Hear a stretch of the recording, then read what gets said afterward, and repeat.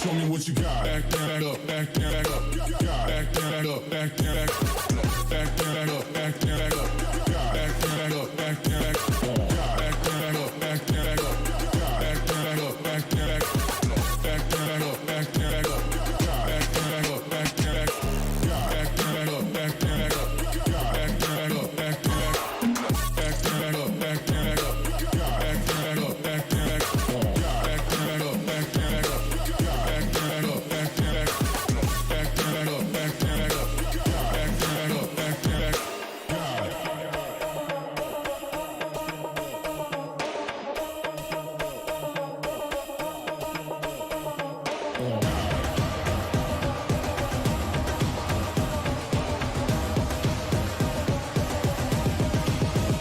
Show me what you got.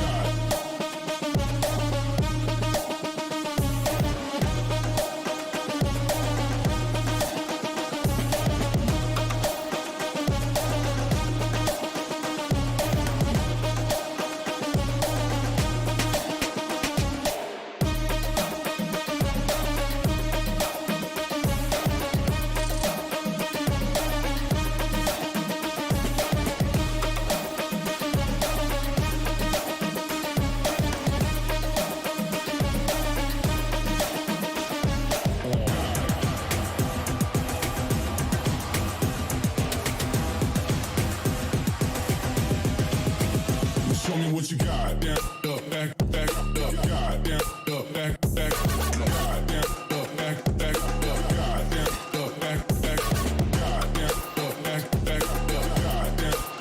got down, up, back, up, up. Ain't no reason to back down, so step it up. Got down, up, back, up, got down, up, back, got down, up, back, up, got down, up, back,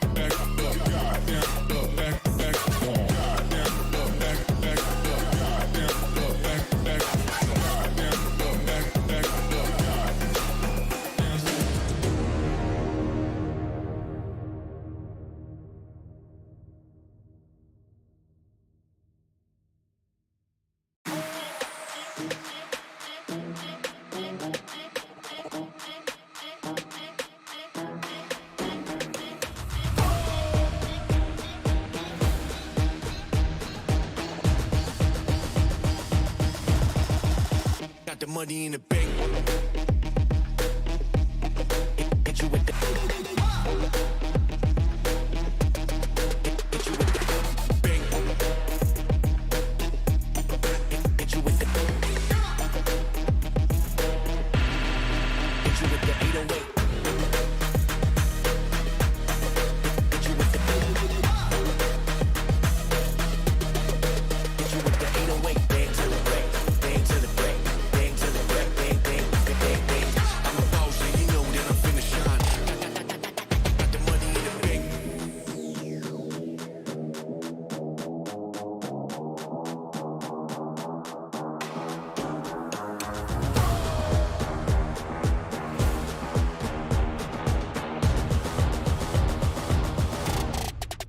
Got the money in the bank.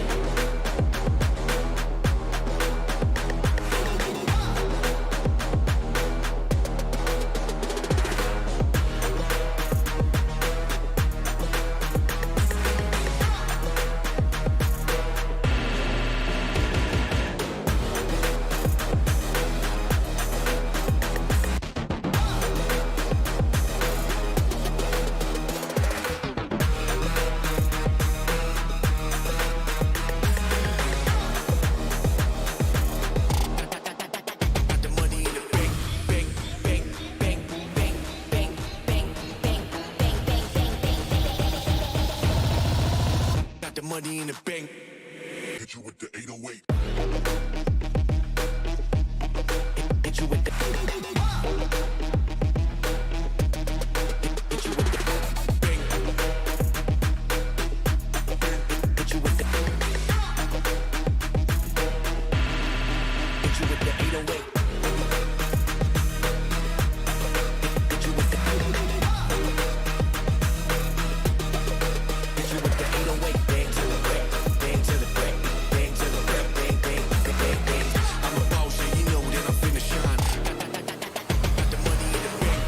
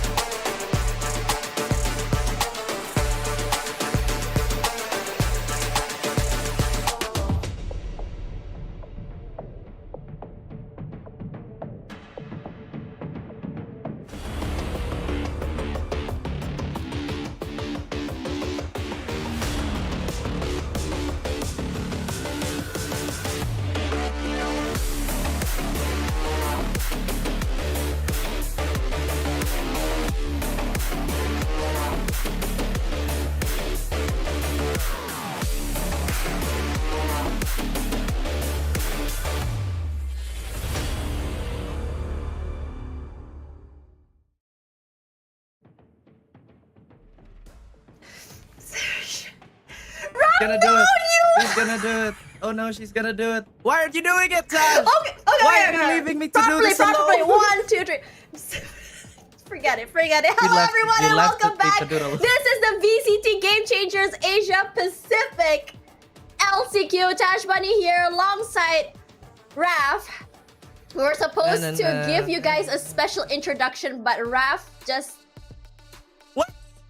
How's that my fault? You left me to do it alone. You know, hi guys. Yes. Anyways, today is day number 2 of the last chance for these teams to qualify for Elite, if you guys didn't know. We already have our teams up here and waiting. And if you guys didn't know, this is the sub stream. So if you guys are interested, we also have another stream going on the FSL main stream. That's right. So, you know, there's LSubted for everybody as we have coverage for all our teams, Tash. And I have to say, we've had a pretty much, I guess, a tour of the pace. You know what I mean? Like, we had really fast games. We had really patient games just from day one alone. So I'm quite excited what day two might be like. Honestly, when I look at most of these tournaments, day one is always going to be very chaotic, because I would call it the icebreaker day, as all the teams sort of find their rhythm, find their momentum, try to understand the pressure they're playing under, and try to size up each other's teams. But as the days go by and we're going through the brackets, that's when you start to see the adjustments coming in from the teams. But for now, let's talk a little bit about what we have expected here on the Game Changers Asia Pacific. Now, starting off, we started off at stage number 1, where we had a $10,000 prize pool. We had open 1, 2, and 3. That's all done, dusted. The teams have been chosen to go to Elite. And now we are here on stage 2 of LCQ, where again, a $10,000 prize pool waits for the winners. And we have 2 teams that will be moving forward to Elite. That's right. And, you know, our casters yesterday, Quack and Victoria, touched upon how difficult it is to just battle it out to get to Elite, because again, if you didn't make it through the first, 2-3 opens, yes, we have our LCQ now, and then you have to duke it out with each other as we look at our LCQ teams, and then you kind of have to fight it out in Elite still, just for a shot at, of course, the global stage. Yeah, the global stage is where I think most players, if not all players, actually have their eyes on. And here are your teams that will be competing on the last chance qualifiers. Now, I'm sure that you're wondering, where are the big names like SMG, Orangutan X, Global Esports? They are here at the Elite teams. Basically, they have already qualified, so there's no need for them to compete here, which gives a little bit more breathing room and space to the other teams to make it out on top. So we have SMG, Orangutan X, Full Sense, Sapphire, RQ Kaguya, Scythe, NWJ, and Global Esports Phoenix. And what awaits the ladies here, as well as the non-binaries over in the VCT GC, is 2 more slots to go to LCQ. And it's definitely not easier still going into LCQ, because we also talked about how everybody's going to elevate their play and just improve as the circuit continues. And we talked about just the glory and the pride of getting to the global stage, Tash. And we can't ignore the huge prize pool we have across all the stages too.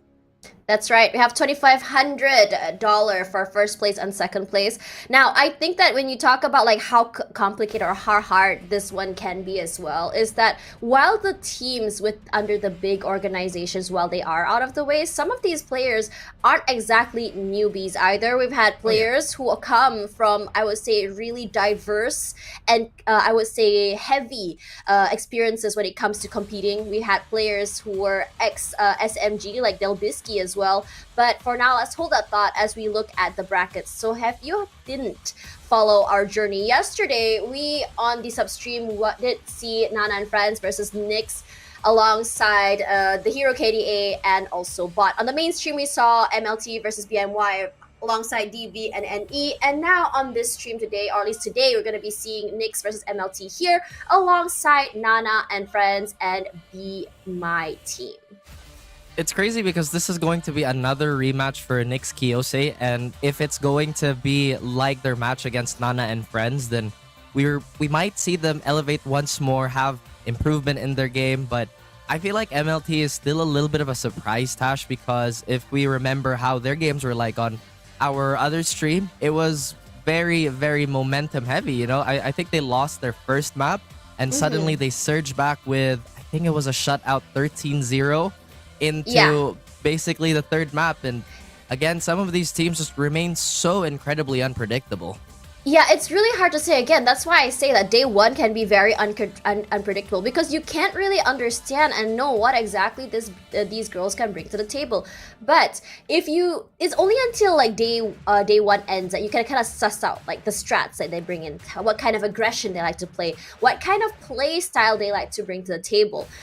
Because when you look at GC, there's not a lot of VODs floating around about these girls. Most info will just be recorded on the websites. never really, again, you can look at the numbers and the stats, but it doesn't really truly tell a story, unlike watching an actual game. I got distracted by the logos again, as we Yeah, have as NYX usual. Kyosei's Fifi on their logo. And Listen. I don't want to Yeah. be biased here, but like Fifi, like I would catch a grenade for Fifi. Like, you know, the paint shells from Raze, I would catch that for Fifi. You know, the showstopper, I would catch that for Fifi. Yeah. You know, who wouldn't for Fifi, honestly? This is why we're on Game Changers, to witness the greatness that is Fifi. But again, just to kind of circle back on everything you said, Tash, despite all the, I guess, surprise factors and potential gimmicks that teams could run, at the end of the day, they still have to rely on a solid foundation and just pretty much fundamentals. And I think we're going to be jumping right into one of those teams in a very, very quick minute. That's right. It's gonna be NYX Kyosei, a team that is the house of the firepower, in my opinion, given the fact that their roster is pretty stacked alongside Delbisky, a Con who was previously known as Miha, somebody who was previously known as Capricious, alongside Piety and Shuni as well. So these girls have had extensive, I would say, competitive background experiences. While their team, I think that they just came together in this particular open, or rather stage, for LCQ to play, because somebody was playing in a few other teams prior. I think they have a solid foundation or idea on how exactly to approach this game. Definitely. Again, we look at them and just the basics of the game. It seems like they have that to a T. And from just looking at the games they had yesterday, the way they collapse on retakes is something to take beautiful. note of. And for their opposing team later, which is actually going to be MLT eSports, I feel like MLT, just looking at their track record, they do have a little bit of trouble when teams just become that much more organized. As we look at this lineup, it's a bit of a mixed team still, but don't be fooled. They have a lot of individual talent. Envious, if I'm not mistaken, was my favorite Omen player of all time last year. Like, I looked at her and she was the one who super inspired me to play an aggressive Omen. Like, I don't play an aggressive Omen yet, I'm still dreaming about it, but if I were to ever play an Omen, it would be just like Envious. But anyways, the team is pretty stacked as well. We have Kfredidi, Samfire, Luna, and Luwu. So Kfredidi was also a legend last year, where she was dubbed Clutch Fredidi with the amount of clutches that she can do. I think at one point, like, she does play Jet, but at certain games, she does run the Omen. So we talked about, I think that that time, I was talking about what would happen if the duelist would be taking a step back into other roles. And it just comes out so beautifully. And I think we've seen that that trend happening out this year, no? Like, we're seeing a lot of the duelists take a step back into Sentinels, into Smokes. But what do you think about this change, Raf? For like duelists shifting onto other roles, I think flexibility is definitely something that you need in your arsenal, as again, you just have to be versatile as a player. You can't just one trick. I'm talking to all of you Instalockers. Stop taking my Instalock Reina and Jet. So you guys go practice. I feel kind of attacked right now as an Instalock Killjoy. I do not appreciate this. I do not want to deal with the slander right now, It's Raf. not slander, it's the truth. Pick someone else. Anyway, so going back to what we were talking about, I think just our duelists translating their firepower into more backline-oriented roles, or to just a different entry order, is something that all of the players should do. Again, you need that flexibility, because not a lot of times in Valorant where you're going to start off a hit with, you know, all the circumstances you want. You'll never have the perfect conditions. And another thing is, I think everybody's just kind of preparing, because the Jet nerf, I've heard, is pretty miserable. I mean, this is the last dance, technically. I mean, we're still playing on the previous patch, right? So they're like, this is the last hurrah before it comes forward. But you know what? It makes me really happy. I think that earlier this year, I missed seeing all these girls play. Like, we saw them in those big teams before that. And now, you know, they're coming back in the LCQ in totally different teams, and it makes me so excited to see their names, because it reminds me of the days where I first started casting for GC. Regardless, I think I really want to see the map veto right now. It's going to be really, really fun to see which maps worked. And if you guys weren't watching the main stream yesterday, MLT did manage to 13-0 a team. But before that, they were 13-3'd. So, you know, it's very, very well how the turntables. Exactly, and these tables, man, sometimes they'll just turn into something else. As I lost my train of thought there. Tables turn into something else. What did they turn into, Raph? Did you know there's actually portable tables where you can fold it like a suitcase? What? I've actually like, yeah. Anyway, going back to the game, I think this Fracture pick is interesting still because going into our opens or just kind of remembering how our opens were, Fracture was almost an insta-ban for most of our teams. To see it getting well practiced and just a lot more airtime, I think it's great for the whole scene itself. Yeah. Haven, I think, is a little more leaning towards NYX Kyosei, if I'm not mistaken. Just playstyle wise, again, NYX has a very, very strong base as an anchor for their playstyle. They can pivot off that default. They can pivot off their firepower if they have to, but they also have quite a few set plays in mind. So they definitely have a mixed bag. Yeah, I think for both these teams, I can definitely expect them to both thrive on Haven. I'm not gonna lie. Given the fact that both these teams have, I mean, it's not the first time running on Haven, obviously. And I think that in both situations as well, watching how MLT plays, they do have some firepower as well as some set plays going on as well. It was very fun watching MLT play. So I'm really excited to see how NYX Kyosei, I mean, given the fact that we were, you know, on desk for their particular game, to see how that translates. Now, for Fracture, it's going to be very interesting because, as you mentioned before, it's very set play heavy. You need to have a protocol on how exactly you enter onto the site, how exactly you decide to push or take this area, who's going to be your designated lurker, and how the timing is going to be. So all eyes, honestly, for me, for NYX Kyosei, is going to be onto Delbisky, if I'm not mistaken. Because for Delbisky, is it Delbisky? It's Delbisky, right? Yeah.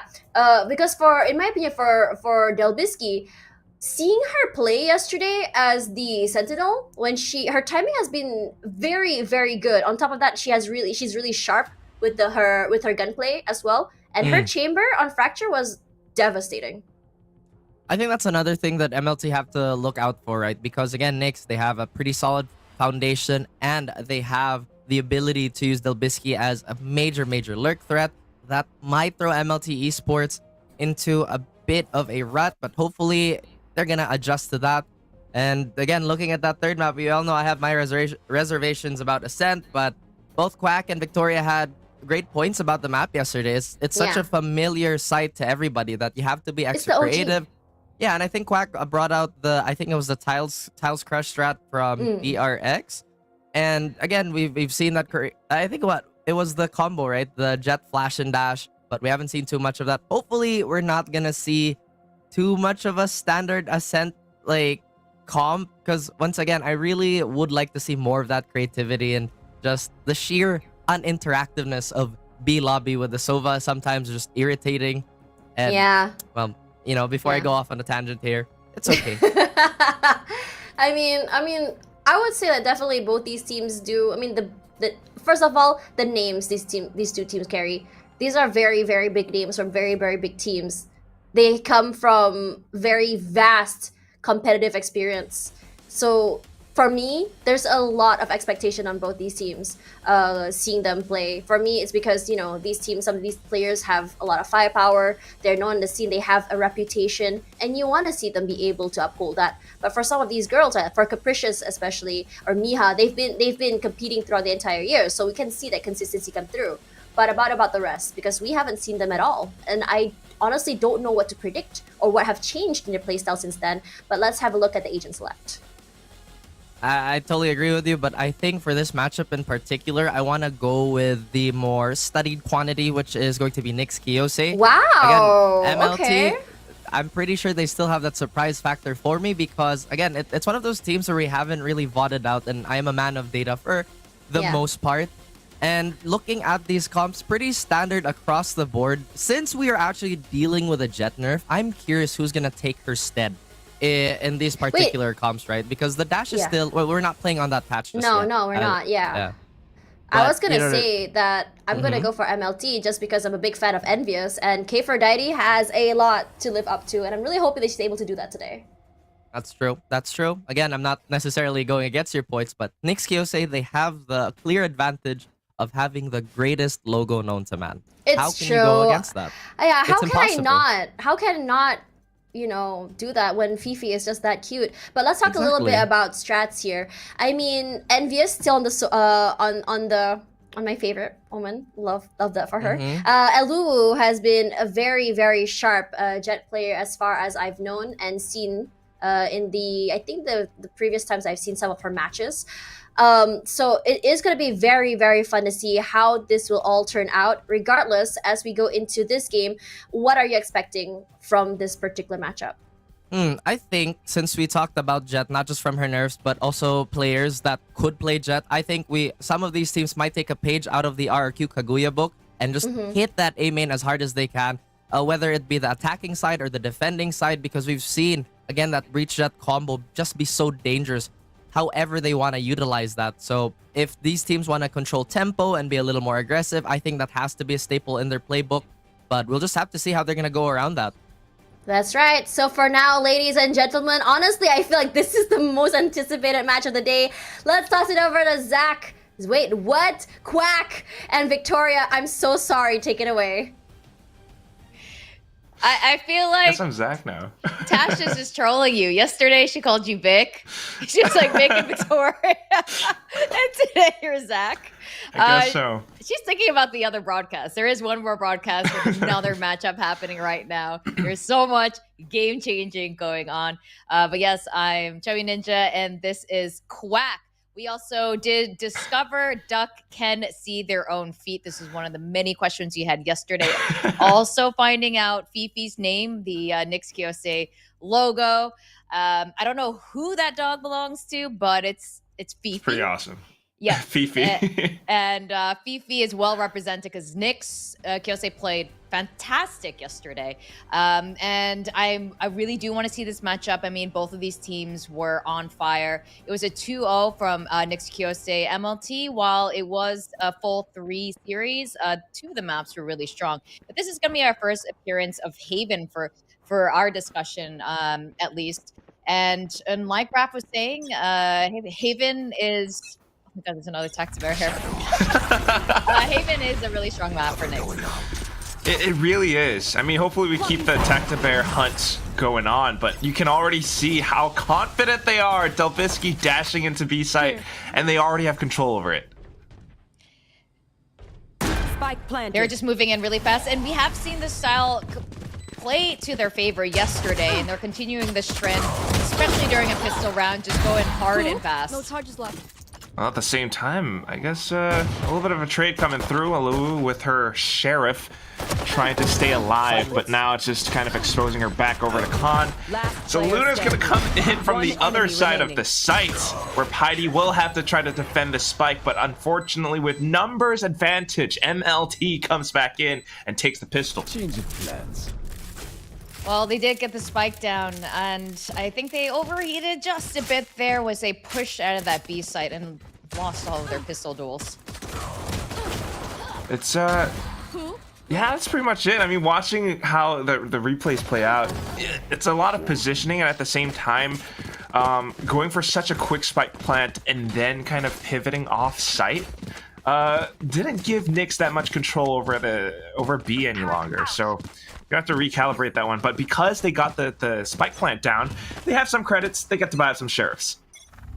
Yep, the sheriffs are going to come in really handy on long maps like Haven, and they're just positioning outside of A little bit more cautiously here, and they're definitely not dashing in. Really interesting also to see Delbisky back on the duelist. Yesterday, Som was the primary duelist, and it looks like they swapped it up for this map.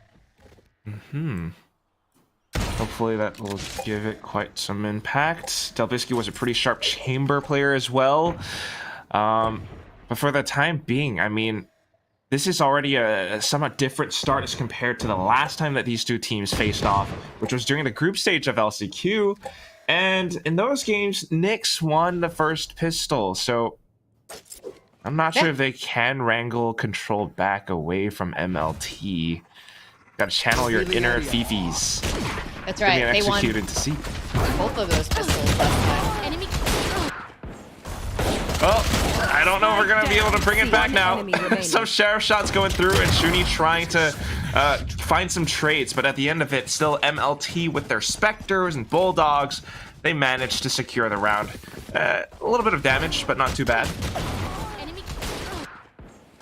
MLT is looking pretty beastie right now with a really strong start, and Haven this round going to round 3 as NYX buys up. They will need to get this round, otherwise it's going to look really painful on Haven. It's silence their breed. that's where things really start to get heated. But again, I mean, 13-5 scoreline from the previous time that they played with each other. So MLT might just have adjusted around this, but with such an open peek on towards C long, they're going to get punished, and NYX has more options to explore now because, I mean, this is the thing about Haven, right, Vic? You have so many different points of entry that you have to cover so much, and it's tough to control the map as a defender. And they lost their controller, so doubly hard. That's probably not the agent that you wanted to go down at this point in time. See some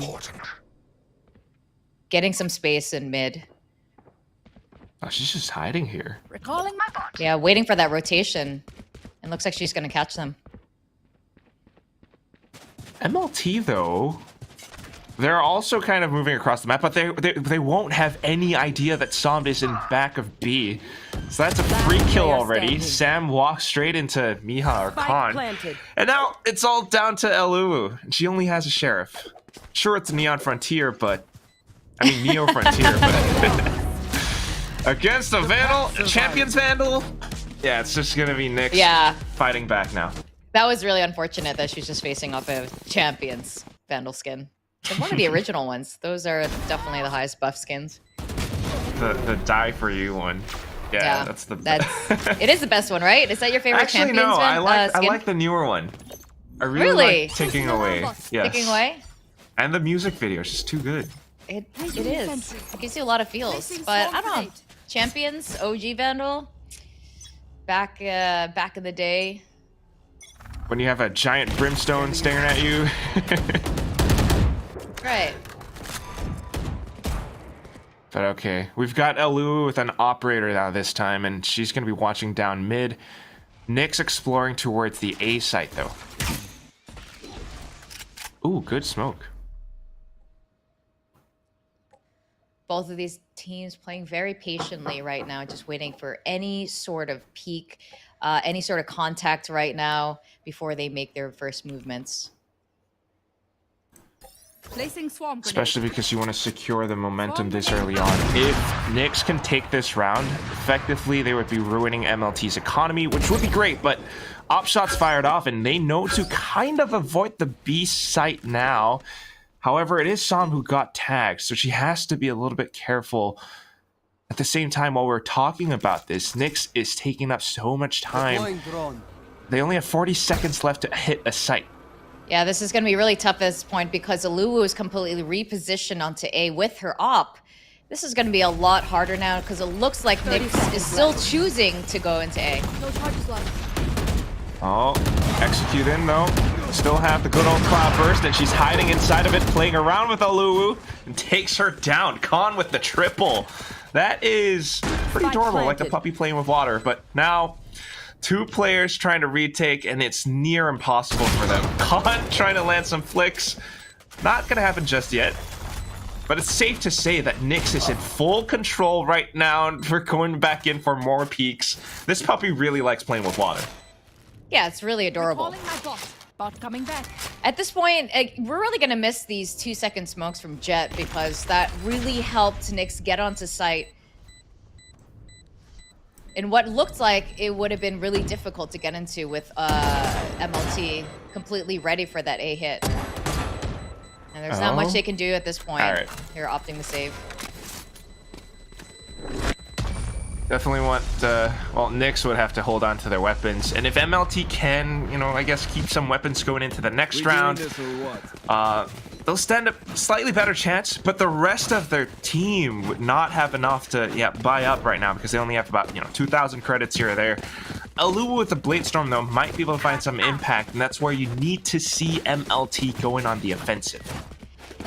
Yeah, at this point with the economy like this, you kind of want that money in your belly, but they're going to have to play very cautiously or else very cleverly. And it looks like they're pushing out of mid to change up the tempo.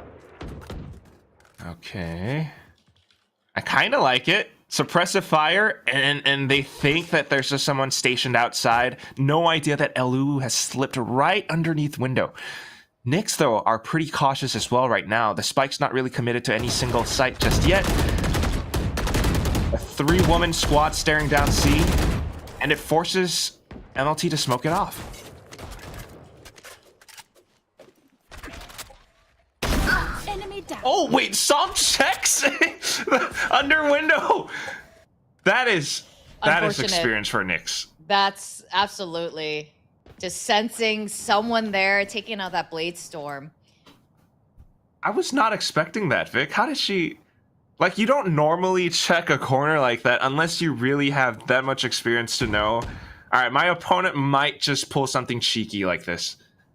Well, these teams are pretty familiar with each other, right? The Desk was talking about it just now. Some of them even used to be on each other's teams. So that 30 seconds. probably comes into play. Oh my god! SBS. Some of these tendencies, and it still shines through, but at the end of it, Delbisky pulls things back towards a normal pace, and now just getting some clear flicks. Som will be able to take down Samfire, giving NYX the 3rd win in this first half. Yeah, NYX is starting to put their, foot to the pedal now. 30 seconds left. Still can't believe that Envious managed to get that though. And that's why you save up rifles sometimes, and just making sure that she always has these well-timed dark covers blocking off C long. Yes, it was the execute coming out from Delbisky with the tailwind onto the site, but with the rest of them streaming through, Envious, having been a former Jet player, instantly knows how to work her way around it. LU now peeking out of A short though, and it's a pure gunfight. Traits coming through from Shuni, and we're back to a 4-on-4, Vic. Enemy mark. Yeah, that's right. 4-on-4, and it looks like they are just waiting for that timing that things are just ticking away for NYX as they position up into the A hit. Okay, But the breach is still up. Right here. Samfire is there, along with Luna, who can easily get some intel, while NYX slowly creeps up quietly. Hey, Sam is 1 point away from her ultimate too. But so is Shuni. You want to be very careful about this. Smoking off heaven, that's how it starts. And then now, defender spawn.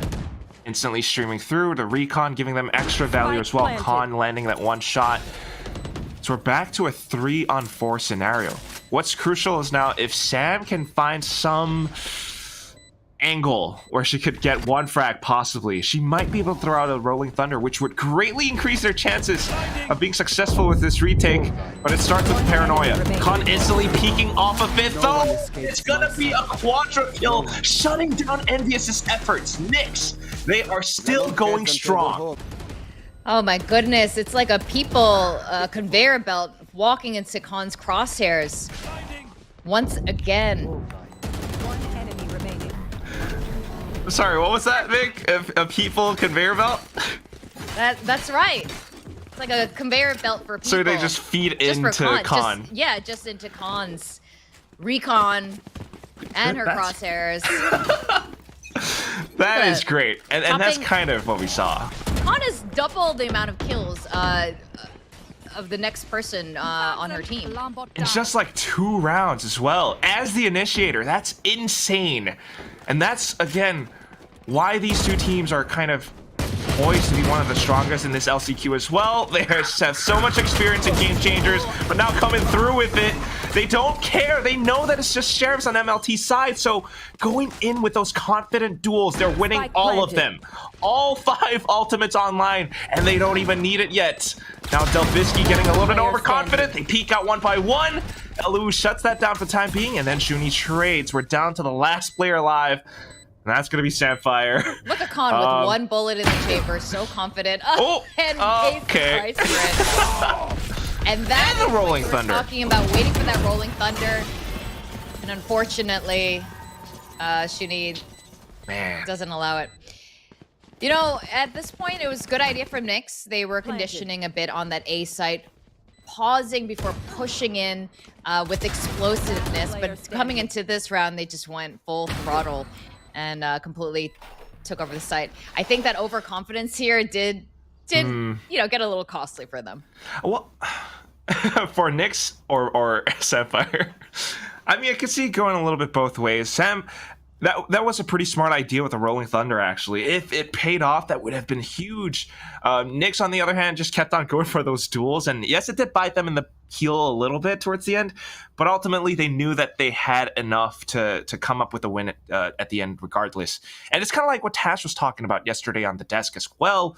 Because Rolling Thunder is one of those ults that, while impactful, if your opponent's just sharp with their shooting and you're not able to take those duels confidently enough, it only affects your rate of fire, your vision perhaps a little bit. And if you just crouch down and go for that one crisp headshot, it's still good enough for you that you don't need to worry about the Rolling Thunder.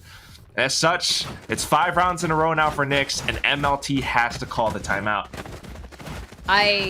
You make excellent points, Quack, but that was a really weird angle of Tactibear, the backside of Tactibear, that we were just looking at for the entire duration while you explained that. All right, they're switching it up now. I guess setting up for retakes instead. But Khan just shoots through the smoke. Eluu's dead. Now it's a Hunter's Fury denying that lockdown. Delbisky's still watching angles. Counter Hunter's Fury, but it doesn't really connect. Revealing area. Yeah, trying to get any info possible. At this rate, it's still winnable. It's a 2v3, 2v2. Last player standing. MLT needs this so badly right now. And it's gonna come through, Vic. Yeah. And it starts with that recon bolt as well. I mean, yes, a lot of utility was dumped, but you could see off of the timeout a clear call in going for a retake. Yeah, the retake was good.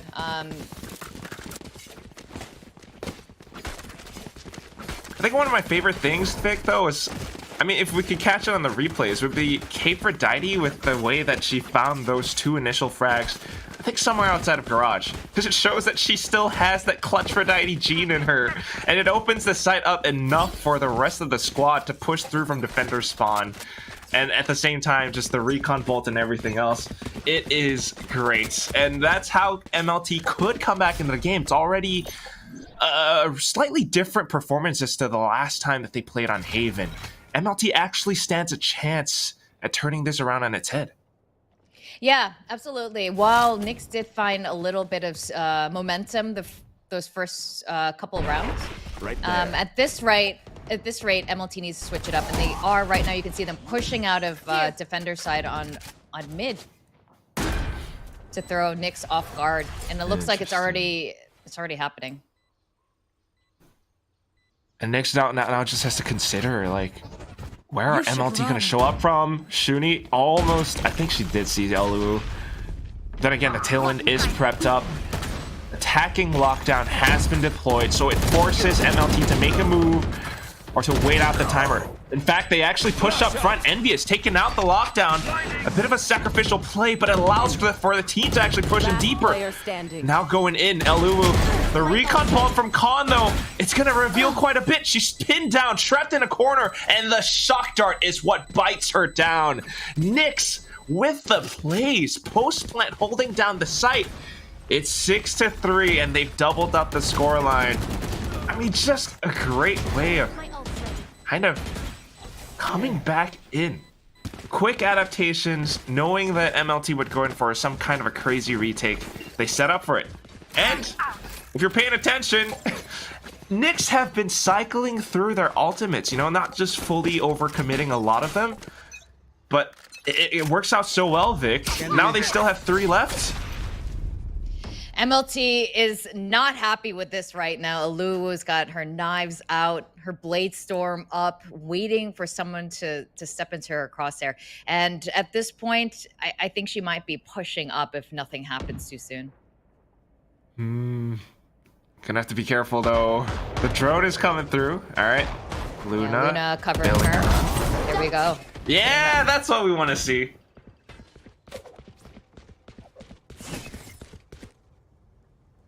Still just an initial frag though, Vic. It is. It is. Trade on both sides. Tell the girls, both teams are just trying to figure out what to do, what to do. Next move. I have the spike. Well, that might have Yeah. given them a suggestion as to what to do. Yeah, it's interesting. They still choose to go into A side anyway. I think they're thinking that it might have pulled the rotations over. But seeing that aftershock and at the same time with Piety and her from the shadows, it's quick and simple enough that they can rotate fully over onto the C site, maybe pull off some lurks towards mid or garage as well, and that's what Son clearly wants to do. Yeah, it was a really clever move by NYX there, finding out most of them are on A site, drawing the rest of the team there, repositioning on C for that plant. It gives them ample time to push back the Enemy defenders. remaining. What? Oh no. I can't believe this is happening. How is this turning around? World comes back into it, and Delbisky is still alive. Has to spray through the cover, though. And she can't quite spot out Elu. Finally sees it, but... No, we were inside that dark cover, so actually Elu was completely covered, and she stuck the defuse all the way through. A thrifty win for MLT. You know, I thought NYX was being the more clever ones here, but MLT, in the end, just holding that defuse down is really all it takes in a dark cover. One enemy I remaining. can't, at the same time, too, I mean, Vic, it's just... First you have the Blade Storm, and then Envious with a Frenzy. It's just a 450 credits. That's all it took. Inside Garage. And unfortunate timings from NYX's side. Along with Alulu and the Sheriff also watching her back. I mean, both teams are really shaping up right now. But NYX clearly has some strats in mind. A quick B execute again. They get the spike planted, and they immediately back off. Yeah, this is a much better repositioning than that first pistol round when they took B site. Now just trying to hold as well. But here comes MLT with a retake. Oh, unfortunately, Shuni's not going to be able to survive that one. The rest of them pushing out of B, and Piety just holds it down, doesn't care, but pulls out the utility at the wrong time now, despite blinding Kfredite. Still not quite able to pull out her weapon in time. That's because of the animation. So MLT, Kfredite, just a little bit sharper with it. Enough of a reaction to come back in 5-6. Yeah, that's right. Unfortunate for Pady, who was yesterday as well. Really incredible with her sharpshooting. And we see a bit more of that coming in today. I imagine a lot of these girls are just warming up on both teams on this first map. I think this tends to be the trend for MLT. They seem to need a couple of rounds, perhaps even a whole game before they, you see their full form. It does kind of look like it, doesn't it? Especially if you think about their series yesterday. But now, I mean, 5-6, this is already shaping up to be a great first half. Elu is clearly warmed up. Operator shots fired off. They also have 3 ults online right now that can either push them back or retake site. Whether it is Breach's ult or the lockdown, they have a lot going for them right now. Especially the lockdown too, but that's also why they kind of need to play it safe. And this is just great for MLT right now, Vic. We might see a 6-6 first half. Yeah, which is really appropriate. This is the upper bracket right now. Both of these teams have been performing excellently coming into this LCQ. Oh, that was a little bit strange, like Thai pineapple coffee, but still, NYX continues to push through. But that is where they meet so much resistance. Luna putting up a front, and it's going to cost a player to come in with a trade.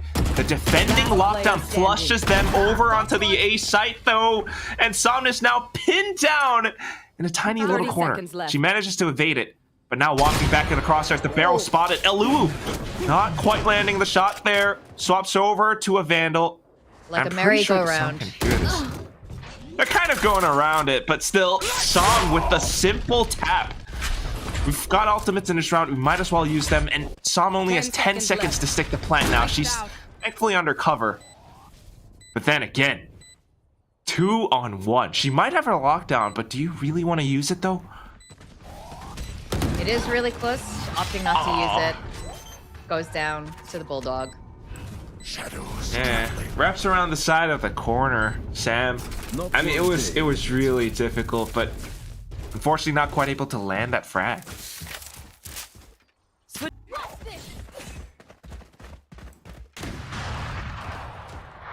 I mean, Vic, this whole round starts off with what we just saw, Elu and that operator.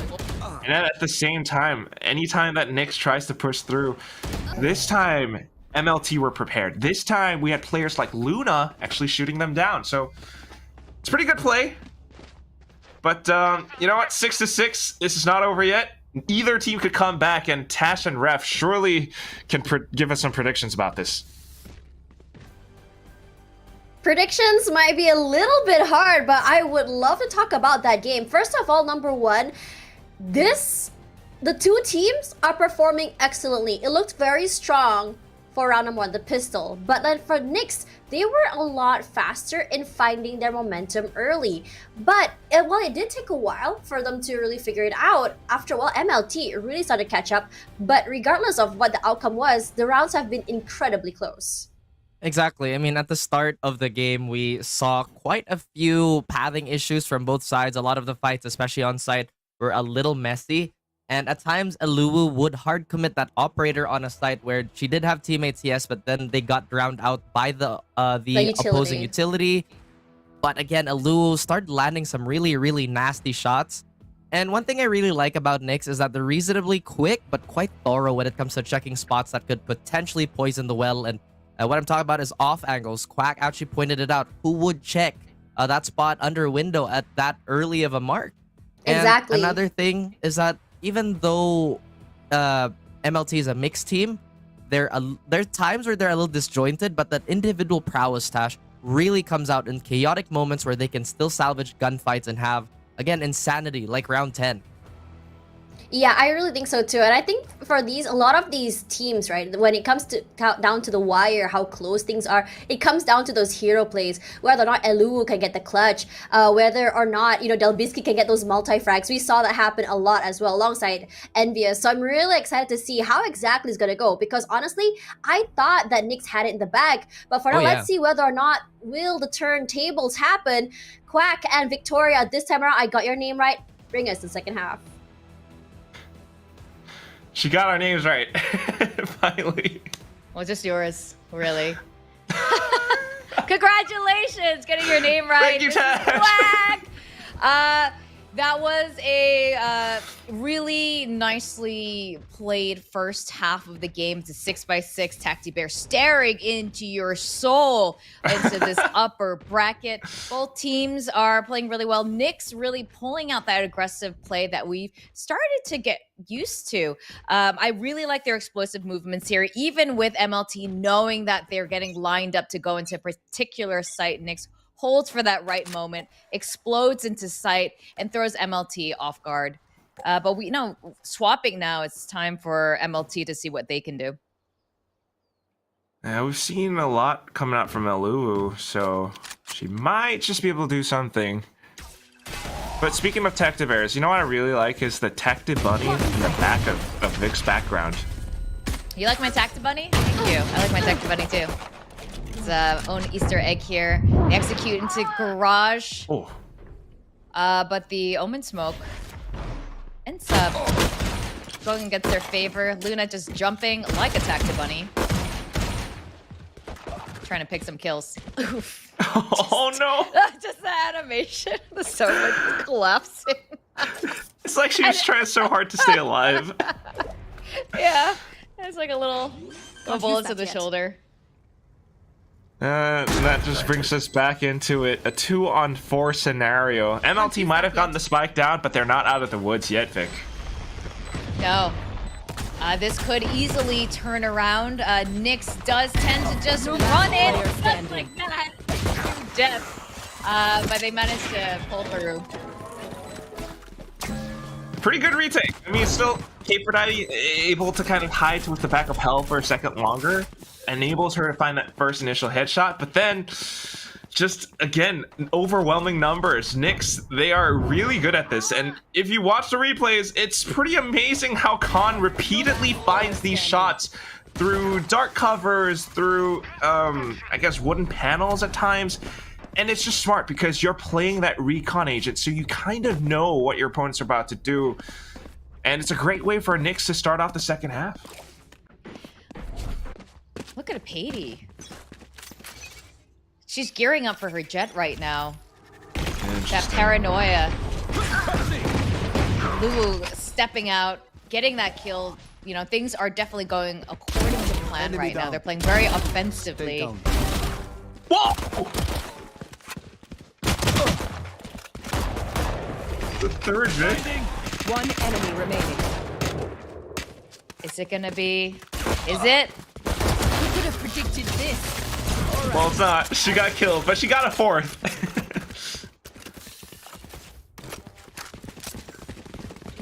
But still a ridiculously incredible round coming out from NYX. Yeah, NYX is playing so differently than MLT right now on defender side. Just pushing out of sight. They know they have the superior gun power, and this is the correct play. Not waiting for them to make their move, not giving them a chance to think. You definitely just don't want to allow your opponents to, I don't know, recover at all, right? You just keep on relentlessly jumping at them, but maybe Khan got a little bit greedy towards the end. 8-6 though, and such an amazing start. And this is exactly how you want to play on Haven, taking away map control from your opponents, right? But still, now that MLT has the full buys, NYX is gonna have to temper that aggression a little bit. They're gonna tap into garage again, executing here, getting ready with that flash. Lulu stepping in with a Here. Delbisky getting away. Bun, her hair bun, safely intact. Just kind of floating in the wind as she tailwinds away.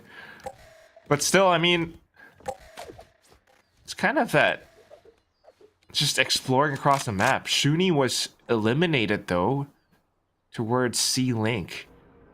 And that definitely hurts NYX's map control right now. Although they do have a Guardian, it comes down to how you play that info game, and Som is hearing so much. Som is ready. Oh no! Or not. I thought her little crouchy dance, she was ready for it. 30 seconds left. Well, crouchy dance or not, now the rest of them surely are not too ready to defend the A site. Piety though, she's gonna try to wrap around the back. She manages to retrieve a weapon. That weapon could do a lot of damage, especially in the hands of someone like One Piety. enemy remaining. But not quite this time. Yeah, not quite. Tried to start things off with the paranoia though, Vic. Unfortunately, just pushing out of it, that does not quite protect you from anyone who might position around graffiti. It does clear out Hell, but yeah, it's just not enough numbers to really take on that engagement. So wait for MLT to recover. It is a 2-1 start in the second half. Now we've got NYX back on their full buys. I hope they do something spicy. It looks like they have something spicy going on. Look how ready they are at that A long with their initiator and jet, but no one's there to greet them because MLT is going to see. Oh no, it's kind of like an overcooked papaya. Yeah. You have this strat, but then your opponents are elsewhere. But it doesn't matter if Som and Piety are here. Yeah. That papaya is a little mushy right now. One enemy remaining. Oh my goodness. And they just line up for Piety. Patey's Another people conveyor belt moment. That's right. This time for Patey. Katie and Khan are just getting really crucial multi-Ks in each one of these rounds. Enemy remaining. And it's that anchor potential as an Omen player. Just hiding towards the back of the site, hearing the footsteps, knowing how and when to peek off of it. She's able to dish out so much damage, and MLT are forced to reconsider how they hit sites because Pady was not affected by any utility whatsoever. So that's kind of the thing that you really need to consider when you're going for an execute. Oh, look at NYX. Wow. Zabisky. Okay. Not getting a hint, but getting plenty of info here about where they're positioning. Okay, some jiggle peeks. Just trying to ensure that MLT aren't really pushing up right now, and maybe finding a frag as well. Khan, incredible with this. You should run. Hunter's Fury not finding any of them, but definitely slowing them down. And because the Hunter's Fury was spent though, Vic, that means there's nothing there to counter the lockdown. Hence K4daddy placing this down, but just streaming in a little bit carelessly. Envious not smoking off heaven for her. It just leaves things a little bit open, and her head got taken clean off. Now the spike is still hovering around the A side. You've got 30 seconds left, but there's just so much resistance now that Zabisky is here. Aftershock takes Zabisky off her feet. Ooh. Luna taking advantage of that. Clean heads-up duels.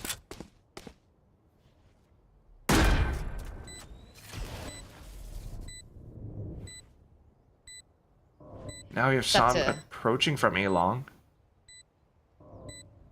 They have all their angles covered. Oh, or not! Luna. One enemy remaining. Didn't expect that. Last player standing. That was really strange. Did you say it was strange, like? It was strange, like Thai iced coffee. That was really fortunate. Pady managing to get 2 of those kills off of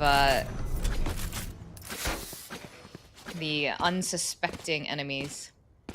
Yeah, but trying to play around it at the same time, unfortunately not quite able to deal with Psalm's utility and her sharp shooting. Again, that's why Sentinels and Duelists, they're so crucial, and they always have some of the best aim and shooting mechanics in the game. Approaching from the back, she instantly eliminates 2.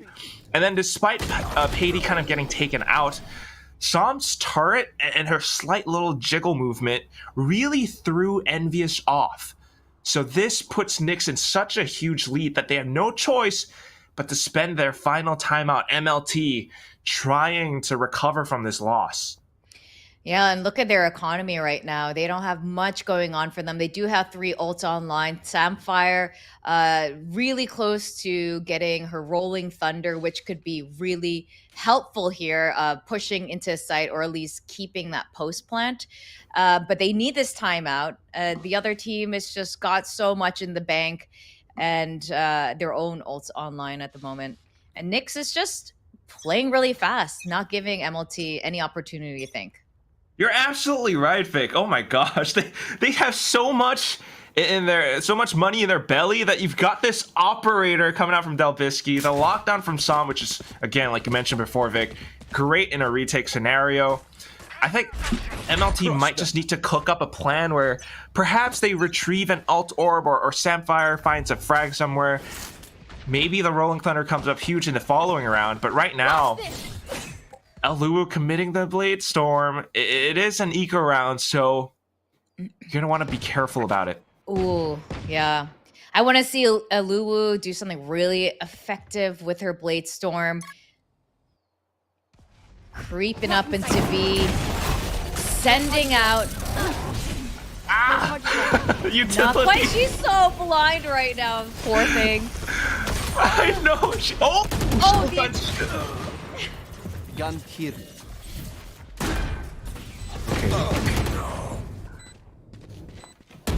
On just doing her thing. One enemy remaining.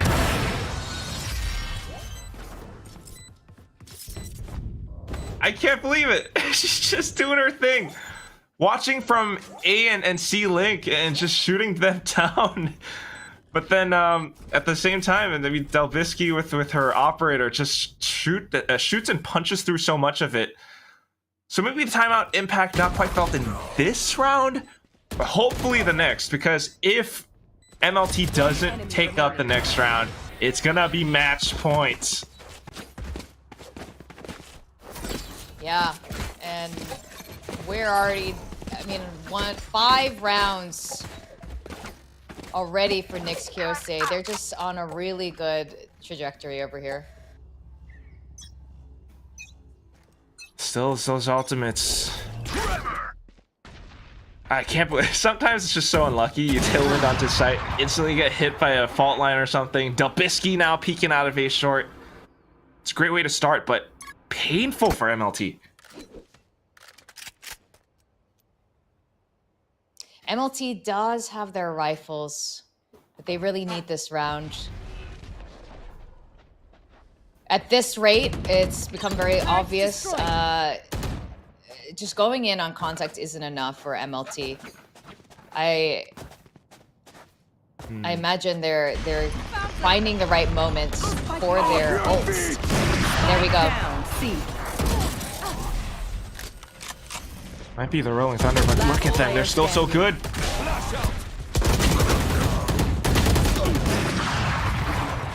It's a knife pick. It's a knife. It's a knife. Is this the first knife that we've seen in Game Changers LCQ? You know, I'm not sure.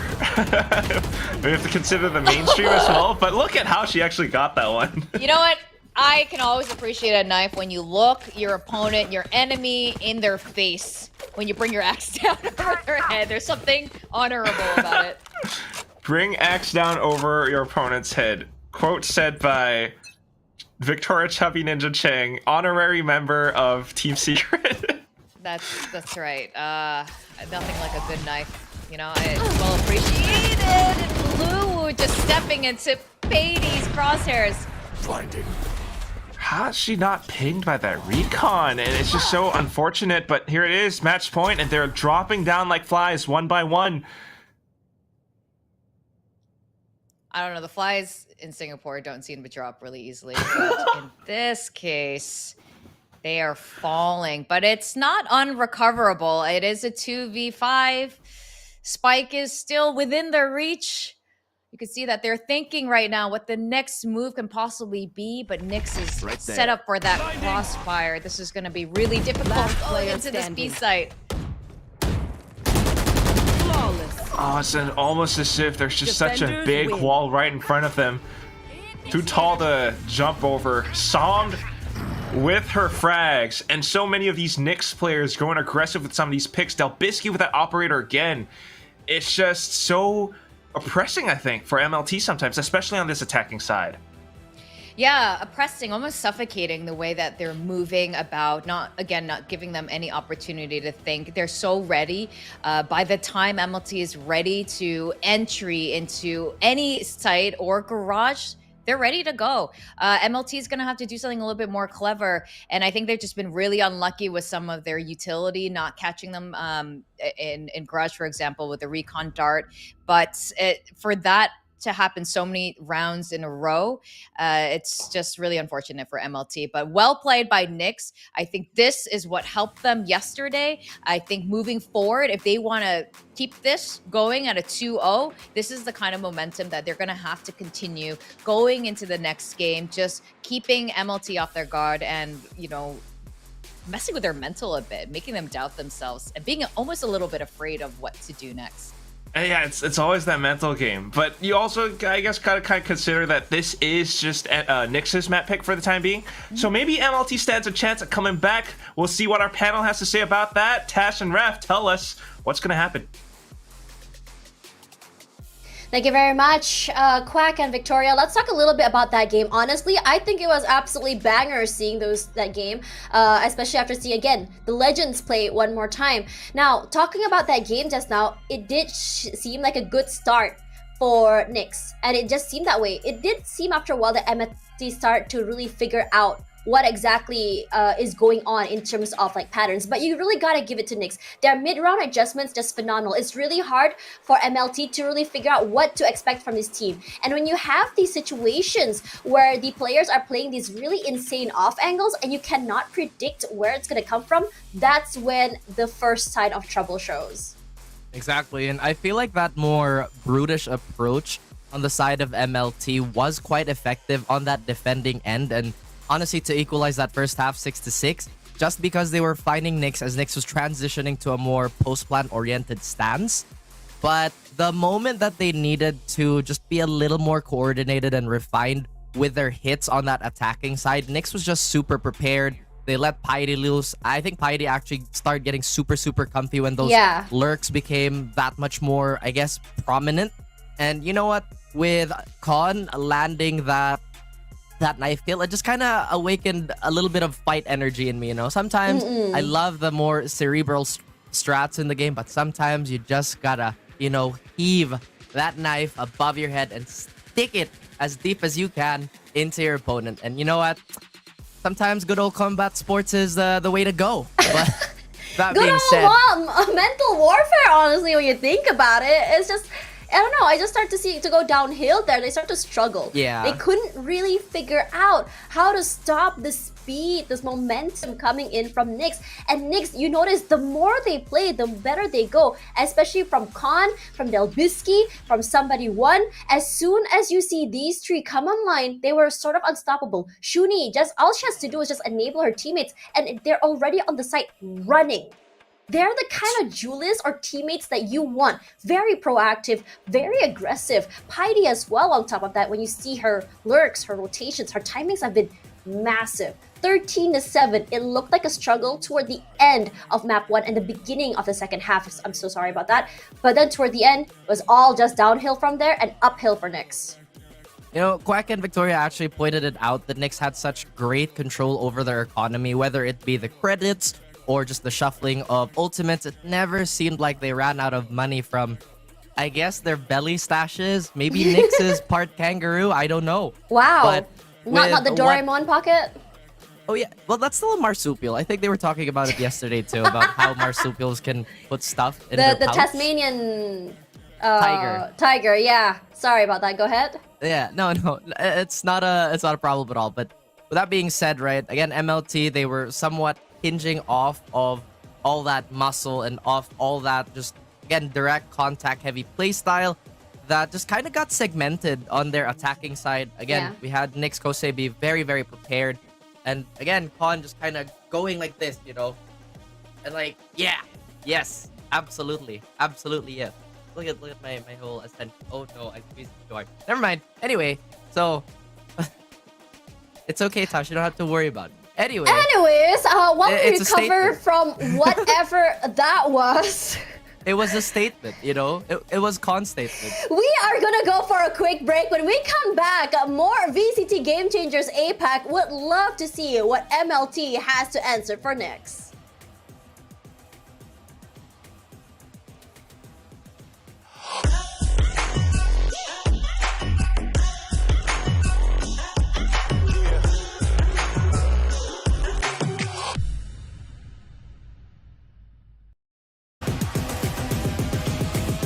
Show me what you got. Down, up, back, up, God, down, up, back, God, down, up, back, up, God, down, up, back, God,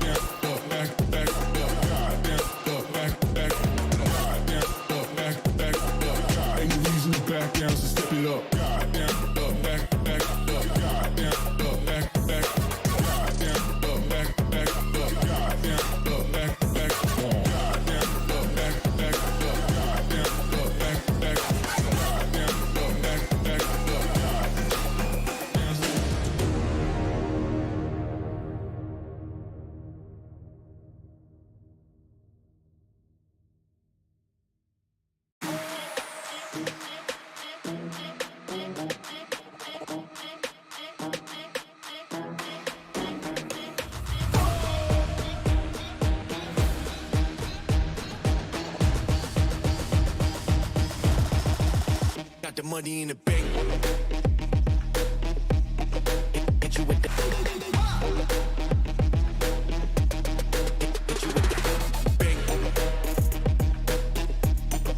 Hit you with the Hit you with the 808. Hit you with the Hit you with the 808. Bang to the break, bang to the break, bang to the break, bang, bang, bang, bang, bang. I'm a boss, and you know that I'm finna shine. Got the money in the bank.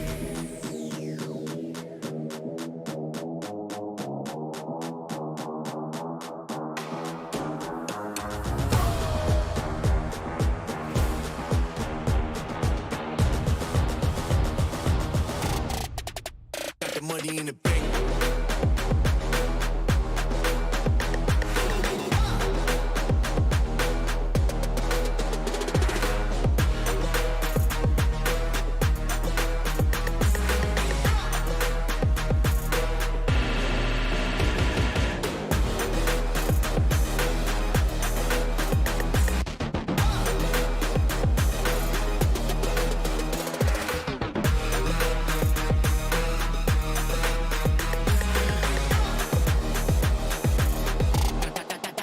Got the money in the bank, bank, bank, bank, bank, bank, bank, bank, bank, bank, bank, bank. Got the money in the bank. Hit you with the 808. Hit you with the Hit you with the bank. Hit you with the Hit you with the 808. Hit you with the Hit you with the 808. Bang to the break, bang to the break, bang to the break, bang, bang, bang, bang, bang. I'm a boss, and you know that I'm finna shine. Got the money in the bank.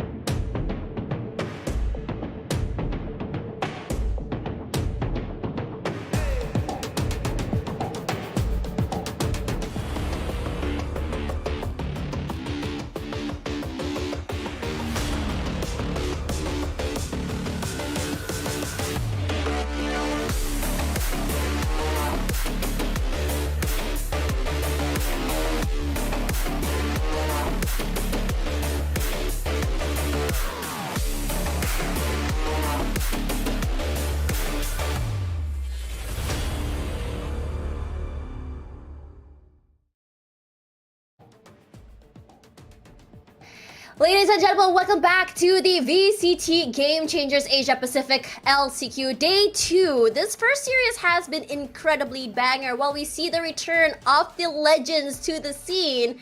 The newer gen, alongside LCQ of course, is showing us what they can offer in their fine cuisine cooking. Oh, now I'm hungry. Like, why would you say that? Like, I mean, they wow. literally prepped the meal, they cut it off, they chopped it up with a knife and everything. Let them cook, basically. cook, and yeah. Again, with NYX Kyosei having a wonderful logo, and again, the greatest of, I All guess, time. clutches. Oh, well, yeah, the greatest logo of all time, and just a wonderful performance. As of the last 2 days, plus their adjustments on Haven, has really proven to be quite a problem for any team that chooses to oppose them. Now in Fracture, potentially this could be a different look for MLT because, again, they might have something prepared for this Tash, but NYX, we talked about how they can somewhat anchor on their fundamentals and just kind of play off the adjustment game is still a problem. Yeah, I think that for NYX is about the understanding and the chemistry the team has. Like, if you see how they play, it's as though if they move together, they have this crossfire potential, and they're so fluid in that mid-round adjustments. It's just so fun to watch, and they keep breaking MLT over and over again. As soon as MLT think they find an answer, boom, NYX says, no you didn't, we have a different answer to this. What are you talking about? But talking about Fracture is a little bit more set play. Of course, it will mean more protocols. It might suit MLT, but the question is, how is NYX going to be dealing with that? Both teams have a very aggressive sort of play, and you can see it from both sides, but the question is, who can come up on top? Who can outplay who? Exactly, and again, it's just that game of pretty much trades of how we can adjust to you and how you can adjust to us has been the name of the meta for, again, the longest time, and NYX Kyosei definitely being very, very true to that. I am quite curious what they might do for Fracture because if I'm not mistaken, they had a Fracture game yesterday as their closer, right? So maybe some of their data is already out and about, and MLT picked up again, just data in general, some habits on how they're gonna rotate. Might just add a little bit more of a layer to their plan, but again, NYX kind of closing out that first map with a knife is quite a statement, Tash. In fact, it might rattle MLT. I don't know what to expect on Fracture. And honestly, since it's so set play heavy, I mean, again, aggression will be the name of the game here from both the teams. So I can already see that this map will be perfect for both these teams. The question now is, I think we had this chat in break just now about how Eluwu as well as the rest of the team seem to be a little bit disjointed in how they approach a site, how they set Eluwu a little bit to the front, and then they will get separated either by getting cut off because of utility or even cut off because they're getting stopped in the middle of those rotations. So whether or not they can figure out the timing better or to work with Eluwu's speed would be key, because honestly, Eluwu, when she is prepped, when she is enabled, she can really bring those massive hits to the table. We've seen K4Didi with those multi-frags. We've seen Envious with some really impressive big frags and some off angles as well. But sometimes when you see those things happen, is you're always going to see NYX answering back with an even bigger impact to just really disable or just disqualify whatever impact they've put on in the I would say the beginning of the round. Yeah, I mean, we talked about it, right? Eluwu is a natural playmaker, and that's why she can look a little disjointed from the rest of her team. But once she does pay off, it automatically, or not really automatically, but there's a very, very high chance that that's going to translate into a round win, paired with MLT's just ability to duel and trade as cleanly as they can whenever it presents itself is something that NYX have to respect, and they have been respecting that. They've, again, gathered enough of that in that first half of Haven. And the second half, we talked about it, just the adjustments starting from the ground up, super mighty impressive. Although I feel like it's that slight refinement that puts NYX over MLT at the moment. Maybe Fracture is the map where they're gonna fix some of those issues and smoothen out whatever operation they're trying to get onto, and maybe stretch this into a 3-map series.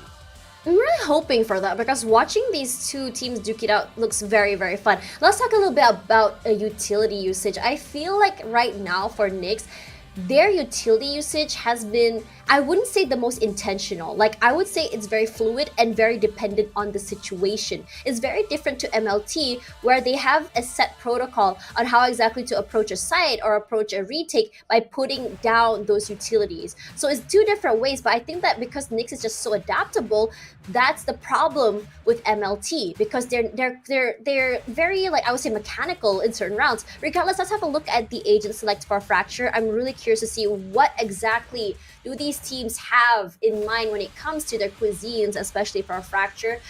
Which country is Fracture in? I'm not sure, but you know what? That was a wonderful point that you brought up. I love that there is quite a bit of, I would say, dichotomy in their philosophies, but I have to agree with how NYX is using their utility. You know, the river will eventually win over the boulder. Yeah. And it's been eroding MLT ever since that side swap. It doesn't look like there's too much variation on this. We talked about Delbisky and how lethal that chamber is, so NYX is going to be fielding that. The Sova, I feel like, is still quite a curious pick because a lot of the teams, when they do pick Sova, it's very deliberate on how they want to play the Fracture map and how they want to set up for that longer, more drawn-out post-plant. Yeah. I mean, if we want to talk about, you know, like semantics, like yesterday, I'm gonna be real here for somebody one, I didn't really see that huge impact for her on that Neon on this map. It was all Delbisky, in my opinion. Delbisky and Shuni with the, I would say, with enabling. For somebody, it's all about just getting onto the site, making that space, and that's it. She's out of the game. That's what she can bring in with her speed. Now, coming into the side of MLT, I think that we can already see that it's going to be a lot of lurk heavy sort of plays happening. But for aggression, I still prefer what NYX has on the plate to offer. Yeah, it's just that much more refined and that much more thorough. But I feel like our wonderful duo over at the casting desk has a lot to say about this, Tash. That's right. So on to you, Quack and Victoria. Quacktoria, take it away. Quacktoria, take it away.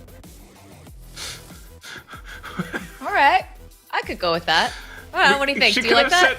Chubby Quack or like Quackinja or something. I don't know. Ninja Quack. Hello, Ninja Quack. Maybe. To answer Ra's question, the location of this map is New Mexico.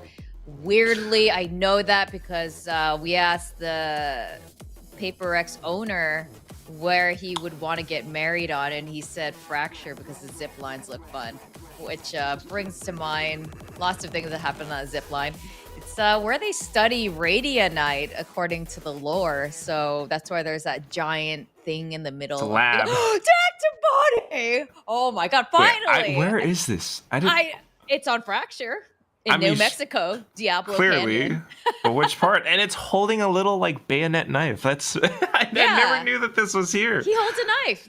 I always called it poo money. The tax bunny. Anyway, Som, I think on the Neon yesterday showed how crucial creating that space with this Neon was, and I think that allowed the rest of her team to flood into sight. So I think, you know, carrying forward with the chamber Neon combi worked really well for NYX, and I'm expecting to see that be really impactful in this Fracture map today too. Hopefully, especially in the retakes too, but right now, I mean, it's just a quick take from MLT. They completely smoked everything off. Here comes NYX. Creeping into that smoke. They're already defusing. Are you serious? Wait. She stuck it up. She's going for it all the way through. Vic, what? What? They're defending is what they're doing. Look at NYX doing all this defending. Where did that shock dart come from? Did you see that? Not really. I mean, I assume it might have been like possibly Con or something, but you know, it's just the way that they were positioned. The sky smoke kept to kind of cover Som as she went in fully for that defuse, and MLT just had no idea. Yeah, they gave it back to them pretty quickly. NYX now has Spectres in hand, and they do know they have a gun advantage here, and usually with that gun advantage, they push out. All right, not quite connecting. But still, it's information for NYX, and now they know that there's so many players around A. Heidi is here to receive them. Yep. Playing in the sandbox now. Wrong time to pull out a knife. You know what? They're getting hits with that classic. Almost out. And the sheriff now. This is incredible. This is really good turnaround. Yeah, they're losing control of this right now. Let it go. All right. Well, I like this. Running. cool runnings by Som here. Running and the way that she used the relay bolt to open up the door, create a bit of space, keeps one of those players trapped behind.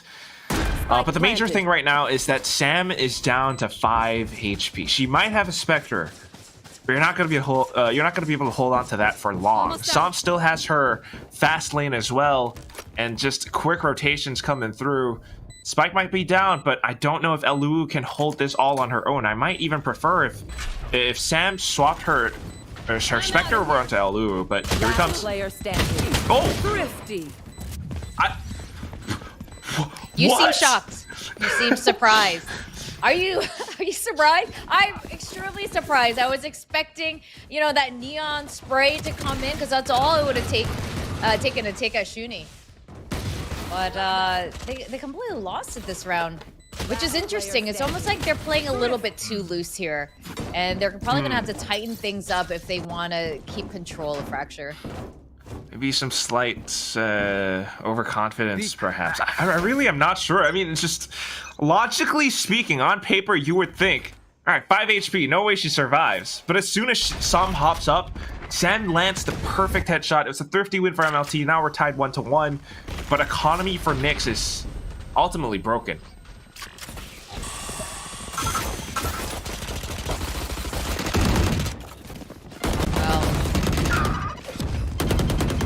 Easily taking control of site. No one but Som in towers. And a classic. She can't do very much. Player standing. Not at all. Delbisky, all she can do is try to get as many hits as possible. Not getting any of her headhunters. No heads were hunted in round 3. Yeah, all those bullets completely whizzing past. But again, that's why these first few rounds, like you always talking about, Vic, they are so important, especially to players who might be a little bit new to Game Changers or new to competitive Valorant, because momentum is such a big thing. And now, you know, we're looking at an MLT that's holding on to rifles, NYX with light shields. MLT actually stands a really good chance at seizing the momentum in this game. Oh my god, Som just sliding into a Spectre headshot.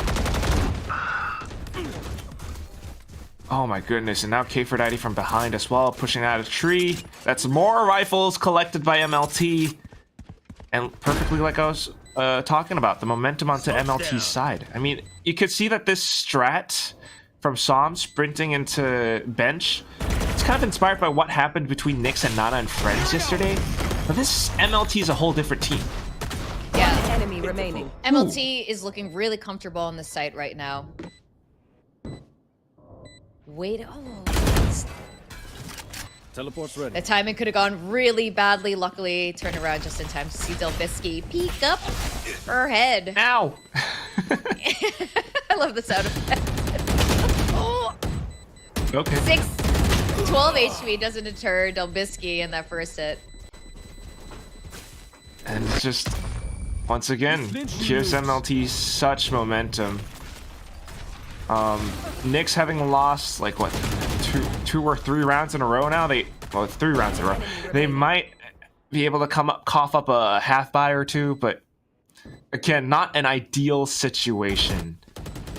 And it just inspires so much confidence for MLT as a team. This is their map pick, and if they can keep this up, we might be looking at a map 3. A team that, you know, was scrounged up with players from other big teams now all coming together for this LCQ run. They might not have the best coordination at times, but if they can keep this up, it would improve so much.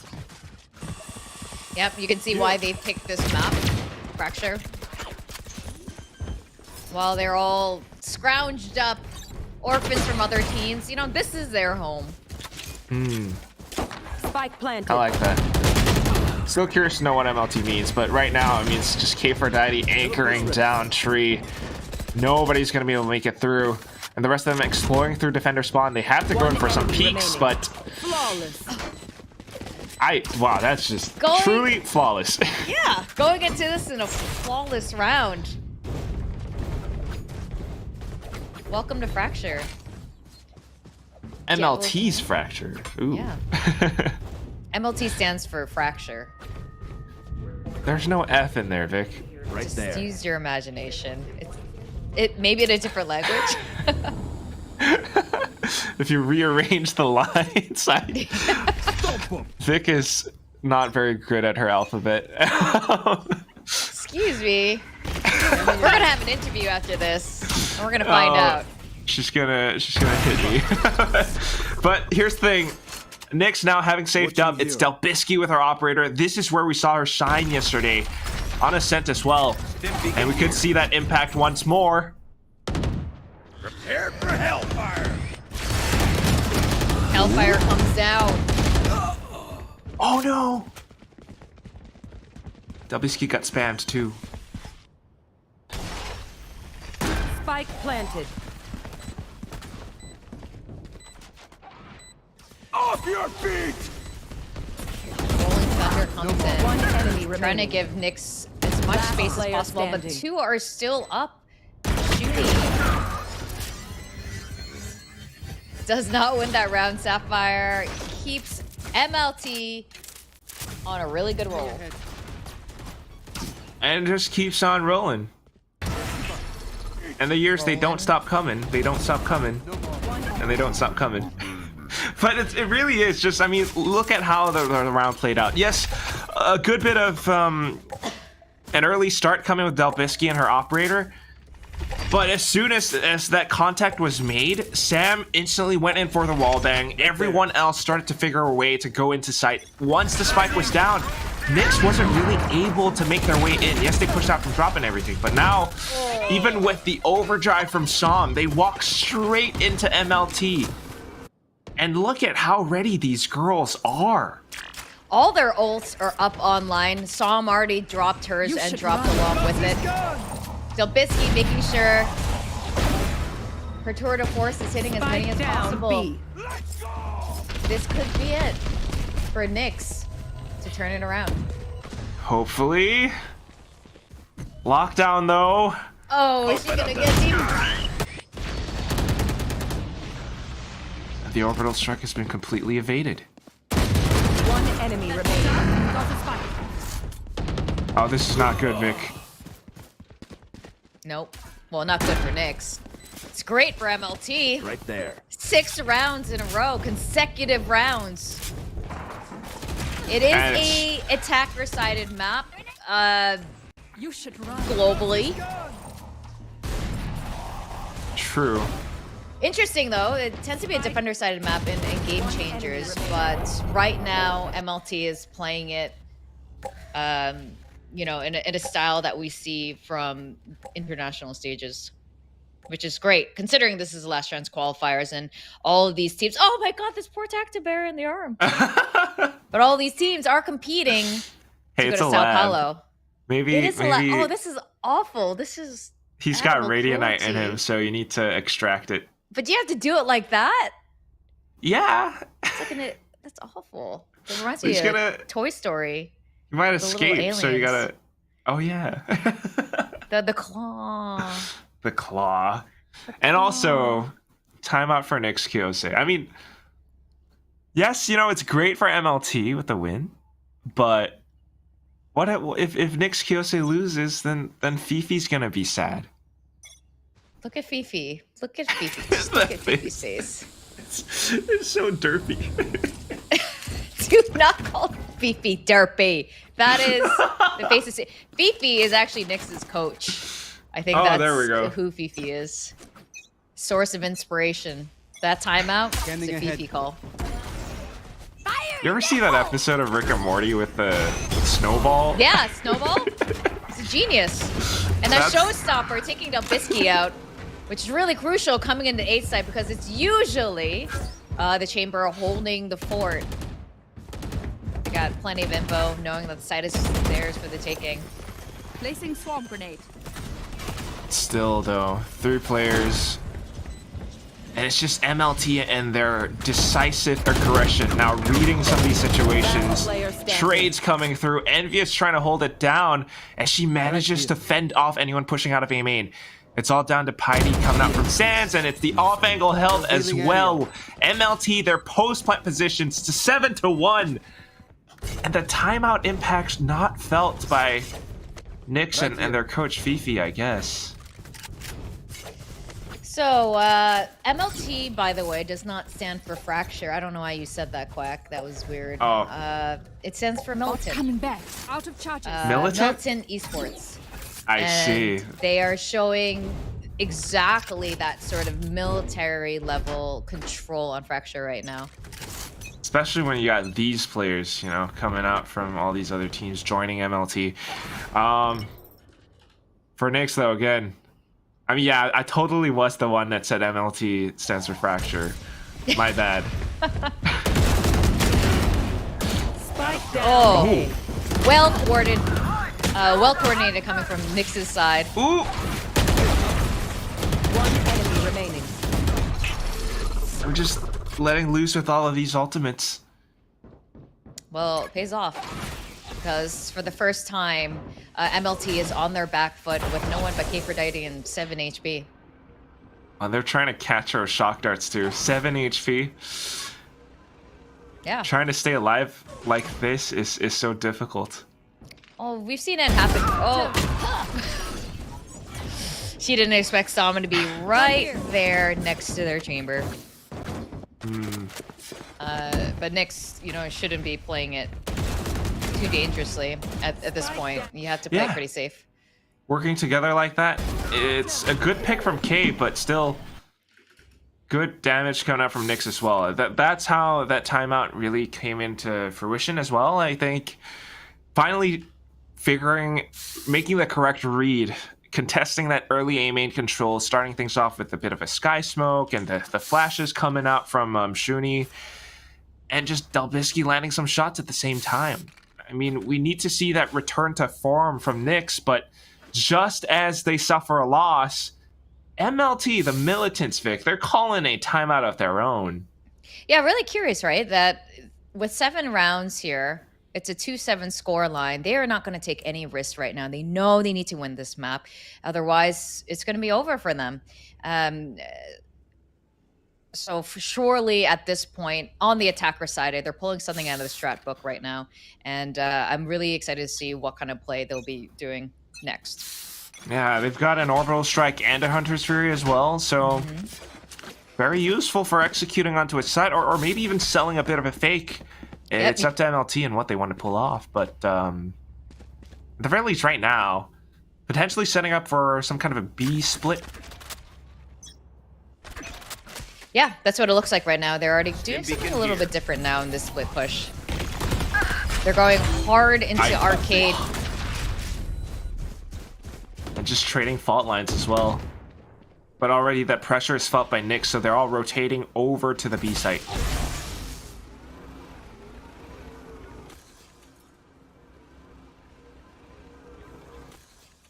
Now, if you look at NYX's positioning as well, you've got Delbisky watching the back. So in case she needs to push over onto A site, she still has her trip up around Dish.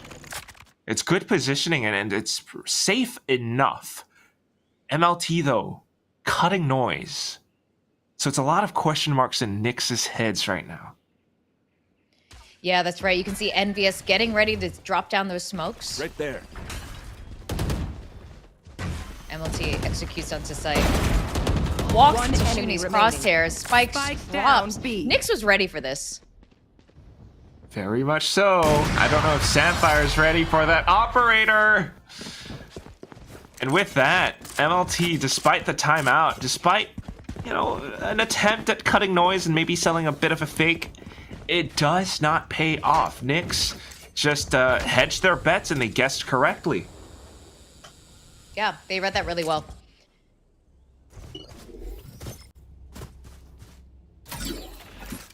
So sticking back into it. I mean, they still have their ultimates, and again, I mean, these ultimates not necessarily just used for executes, also great in post-plant scenarios. Maybe that's what MLT wants. A bit of early contact. We often see Eluwu pushing back in towards arcade again. But here is Som with an operator of her own. Yeah, with 2 rounds left to go in this half, NYX could make this look pretty even. Shot from the back, though, and that's something that they didn't expect this time. Spike No one was there planted. to resist that arcade or bench Player take. standing. And now Luna just trying to fight back. Able to take down Delbisky, but Shuni eliminates yet another player.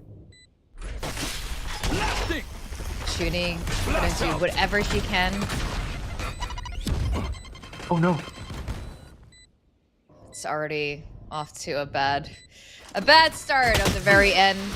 Trying to run away with the op, but Aluwu doesn't let her get away. And it's Last an round in the 8-3, Vic. I mean, definitely doesn't feel good for NYX Kyosei. But if MLT can secure one more round, we'll have a 9-3. And considering these ultimates that MLT are still sitting on, this could be a really explosive round. Then again, though, like 4 alt points on this map in what was it, Vic? New Mexico. Shuni is 1 point away from her Rolling Thunder.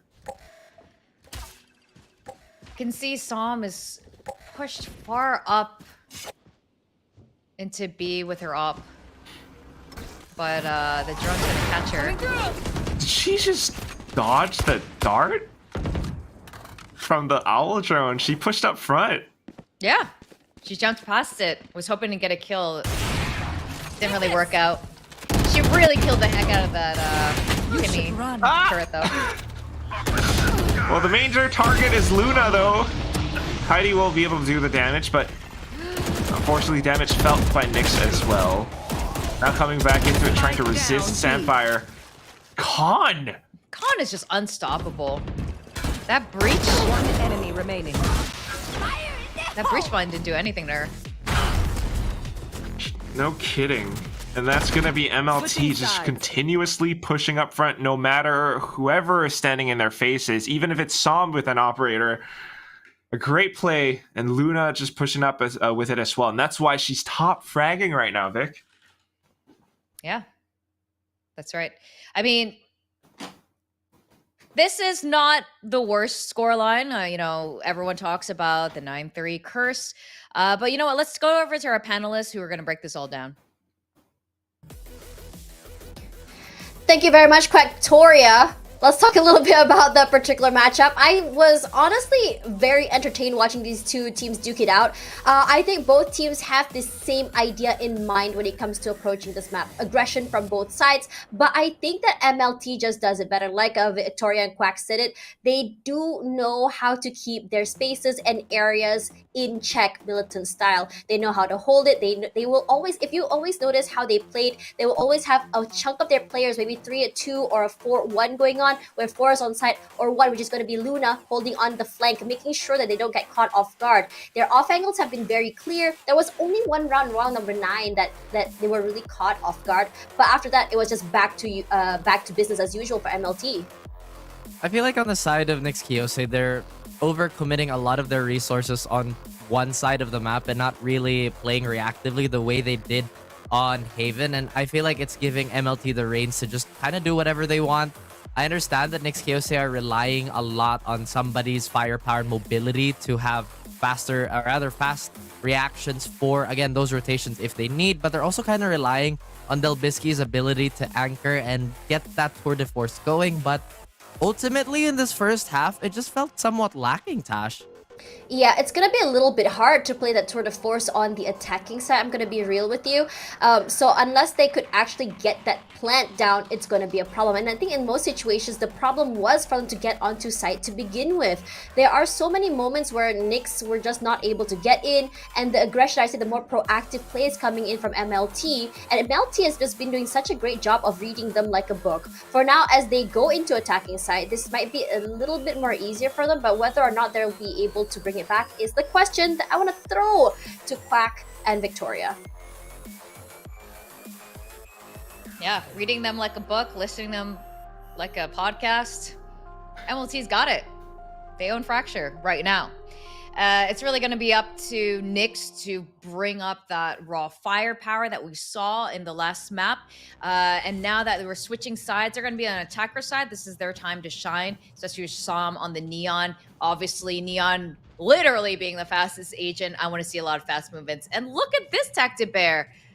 There's another one just hanging out by the PC. How many Tactic Bears are there on Fracture? This is like, if you guys could guess, you win $100 from TASHBUNNY. This is official. Just throwing that out there. You're gonna have to go look at Tash up and hound her for it. But I just love how like that Tactic Bear is just barely tall enough to go over at the desk.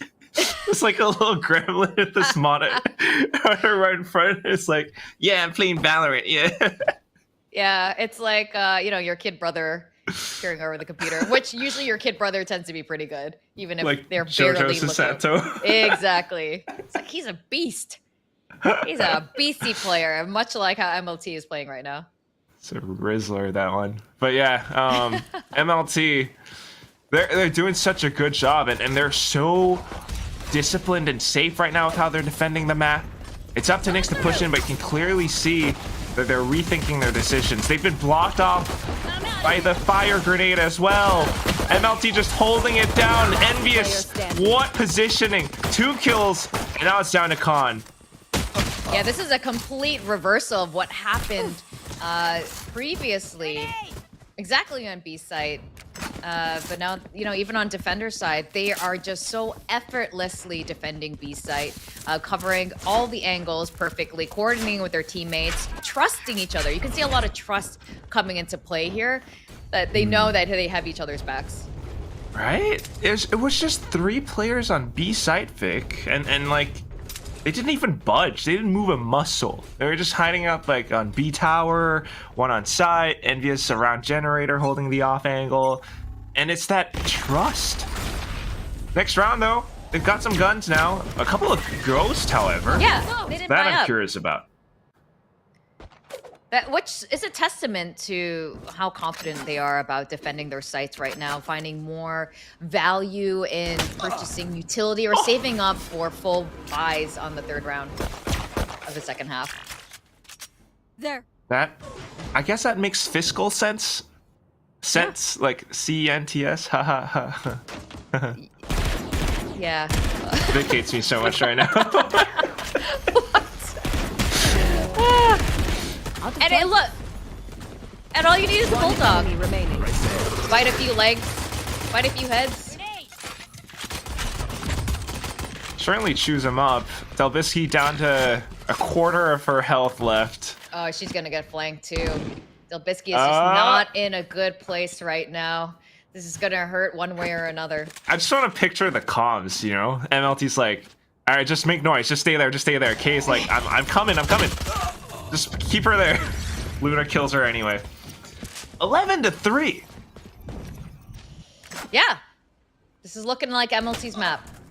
What is it gonna take for this to reverse? Yesterday, we saw that Neon creating so much space, opening up the site, giving Delbisky that room to peg as many as possible, and that's just not happening right now. But they do have rifles in hand. Maybe this is it. It has to be it. Has to be. I'll show them. But like you were talking about, Vic, right? They had a couple of ghosts from the previous round, MLT. Now we see a Vandal, we see a Guardian. It's quite a bit of resistance that NYX has to face, so they gotta be careful. Oh, that's not it. That's not it. Nope. Yeah, Luna's just feeling her aim right now, getting that 3rd kill. remaining. And of course, it's gonna be an ace. Jesus! Delbisky stops her in her tracks from a beautiful ace, but Zephyr's dead. no. I had the spike. Okay, Delbisky continues to stay alive. All she has to do is isolate these fights, but she can't do it. Aphrodite taking her down with just a Guardian. She's the only one who's somewhat able to, come up in these moments. And it's often because the entry fraggers are instantly dismissed. I mean, look at how sharp Luna is. Enemy remaining. But I also think Luna's just fuming mad right now. Just like, where's my ace? Yeah, she's probably upset. How I feel about your bad puns. Thank you. About fiscal sensibility puns.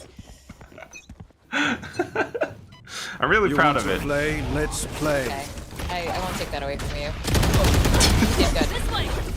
All right, Som finally getting that first entry kill. This could be... No, it's not going to be it. Aluwu getting 3 critical shots there, bringing their team down to just 2 people on Sands. 1 enemy remaining. Down to 2-on-1. It's going to end Defenders win. with a 13-3 scoreline. Just as soon as we started, we ended with MLT. Great reads, great holes, and great shots. I mean, felt all across the board, especially with a player like Luna, who is popping off on Sova. Yeah. I think they continue to show both on defense and attacker sided that MLT was well prepared for Fracture. This is why they chose Fracture. We own this. We're talking about how they were orphaned from all these other teams, banded together and protected their territory, and they did well on this. Now, we are going to go into our third map of Ascent, and at this point, this will be interesting because they're pretty evenly matched on Ascent, like so many other teams in the LCQ Game Changers. But before that, let's talk a bit more about that Fracture breakdown. This is probably why they 13-0 yesterday as well. But let's go over to Tash and Raph. Tash, are you giving 100? Sorry, what? I don't know.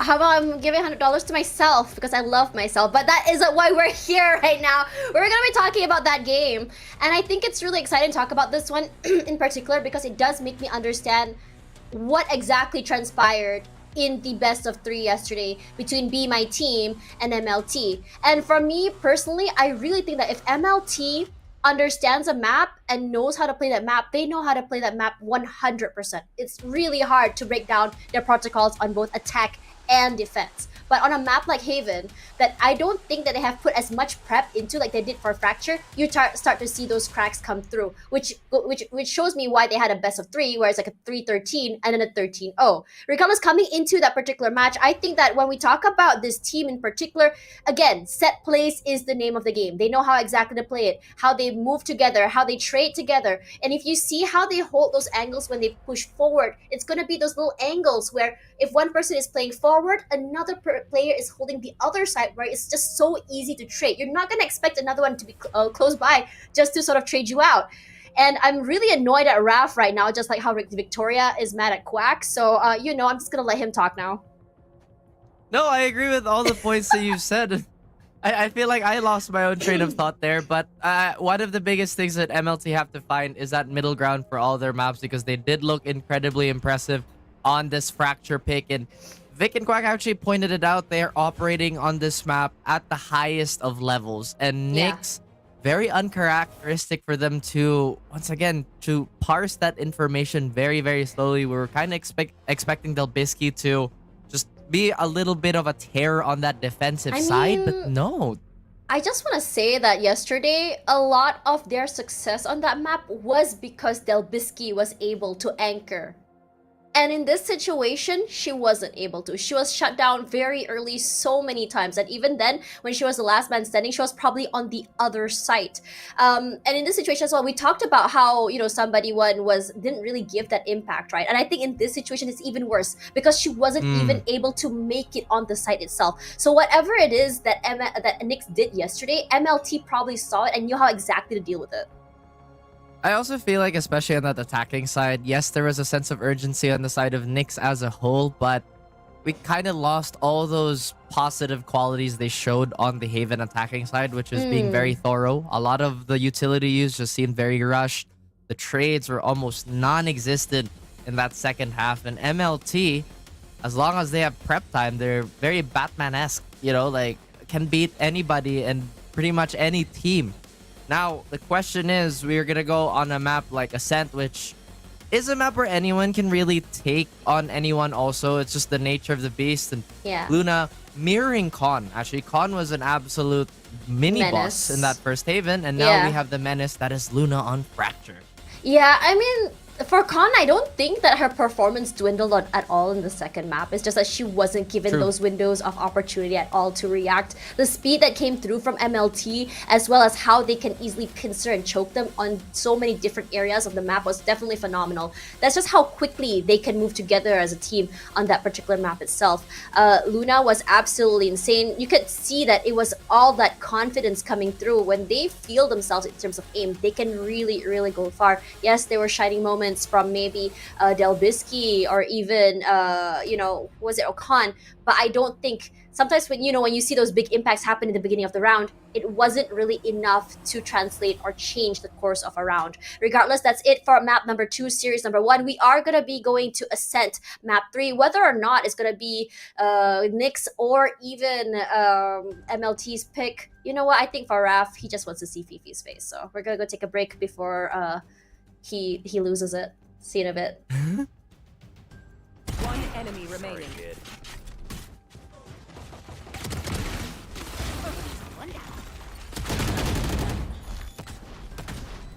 One enemy remaining. No more. One enemy remaining. Spike. Spike down.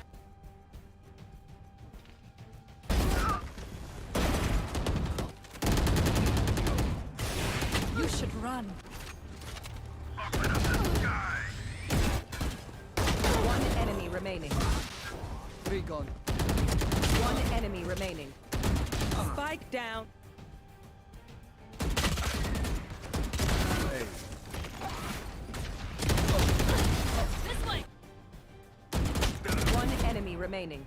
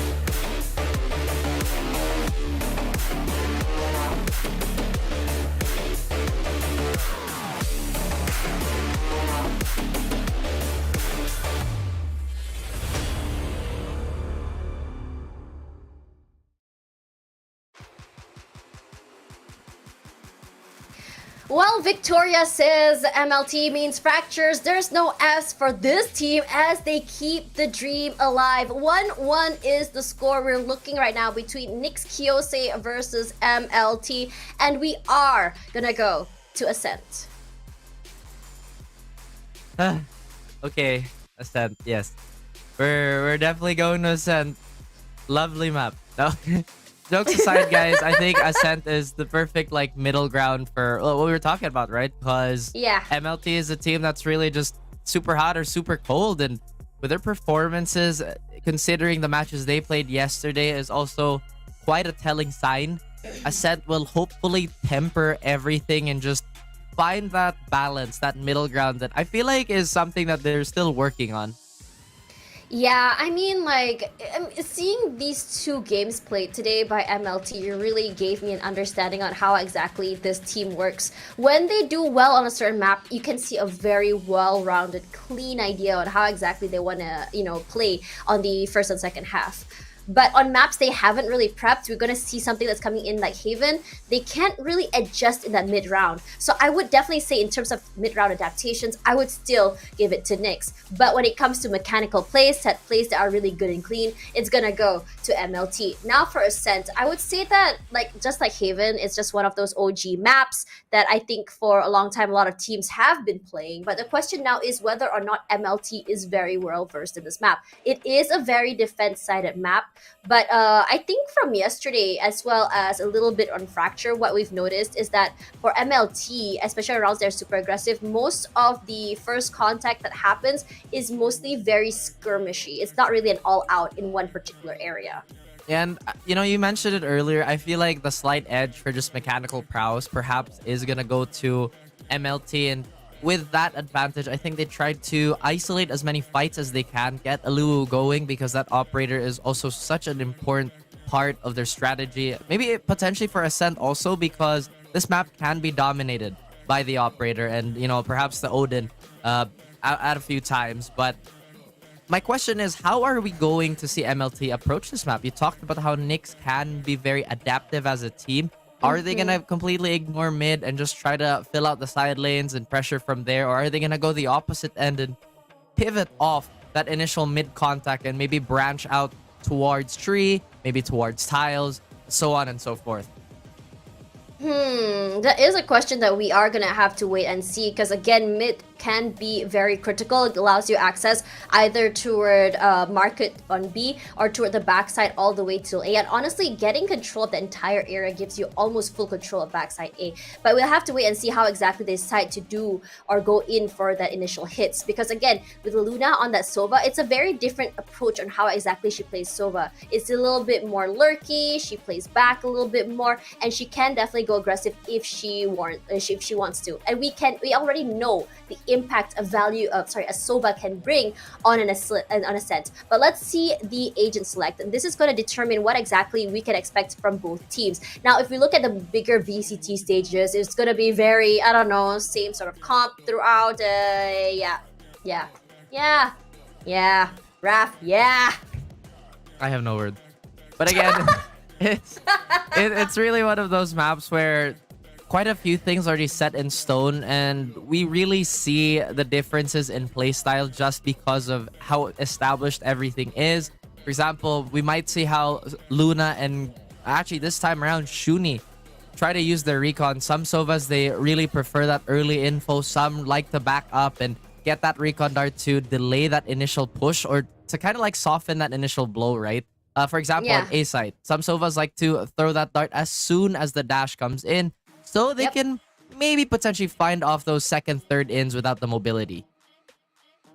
I really think that for this particular matchup, it's going to be a game of outplays. It's going to be, I would say, a skill diff, if you may.